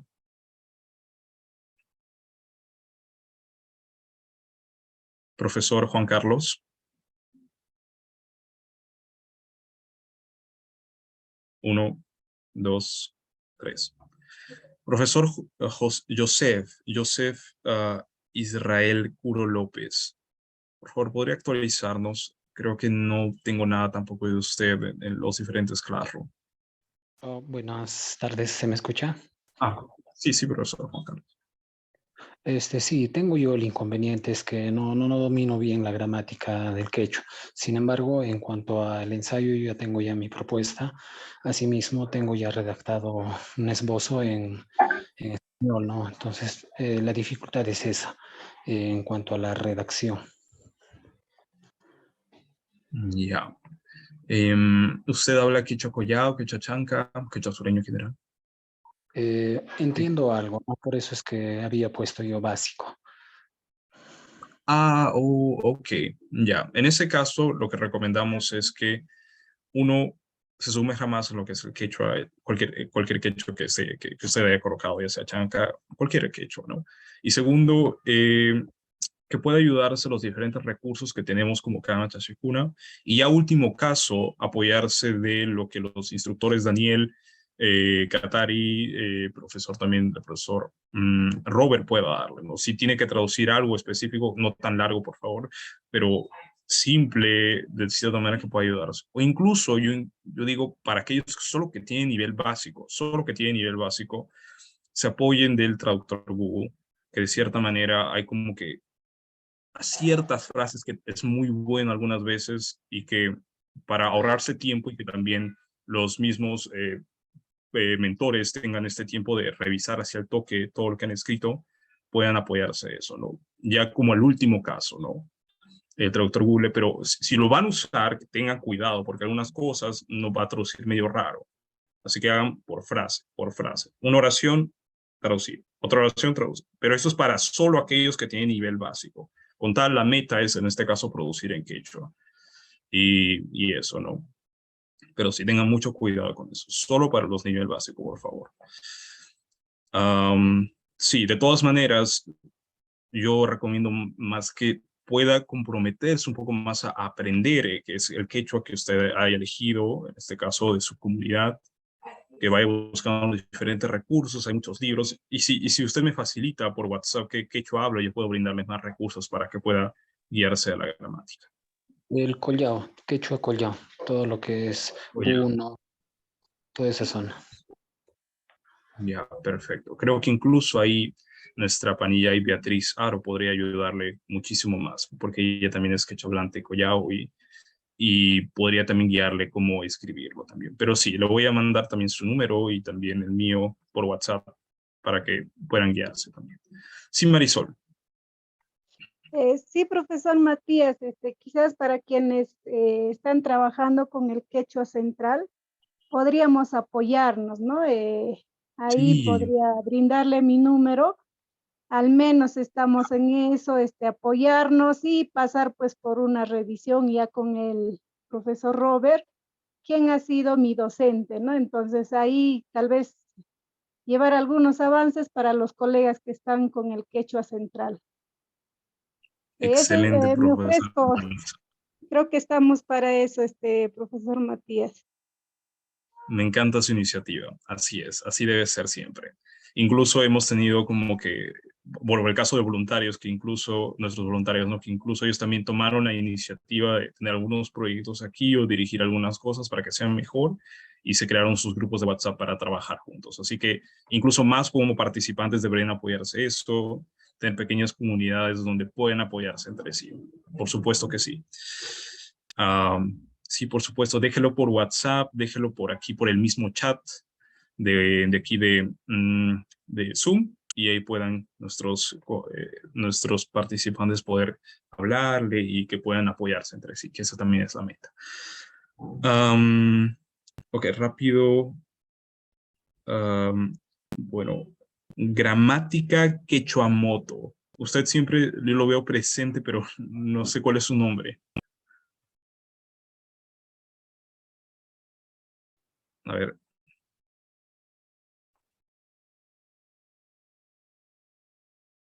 No. Ok.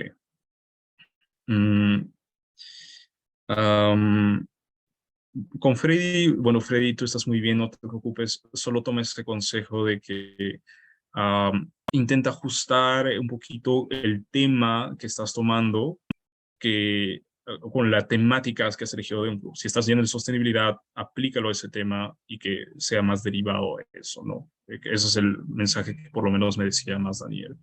Y que hay un poquito eso es falta arreglar, pero lo demás no me dijo nada más, así que está bien. Creo que también te dejó algunos comentarios y tomes en cuenta. O incluso háblale directamente por su número y creo que así podría ser más fácil. Gracias, profesora Marisol. Ahí dejo su número para que puedan apoyarse con Quechua Central. Elizabeth Pascual, así rápido.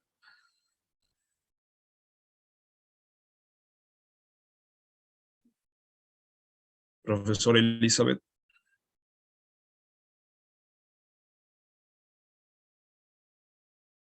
Buenas tardes. No llego a escucharlos Sí. muy bien. Sobrecortado a ratos. ¿Ahora me logra escuchar bien? Le preguntamos por sus avances en el ensayo. Sí, yo acabo de enviar hace unos 2, 3 minutos el acumulado. Ah, perfecto. Excelente, entonces lo vamos a revisar.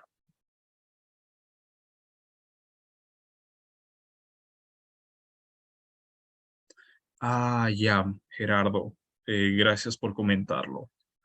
Ahí, a ver, puedo hablar con el profesor Dolores Ayay Chillón, que él, bueno, es de Cajamarca y puede apoyarle, ¿no? Si me puede dar como el de específico de quechua norteño, ya sea de Cañari, Sincahuasi o de Cajamarca, puedo ayudarle incluso más. Pero si me especifica por ahí, ya estaría perfecto. Profesor Bernardo, hábleme por WhatsApp, me especifica qué quechua específico usted quisiera, como quechua norteño, ¿no? Quisiera traducirlo y ya me dice para que busquemos apoyo.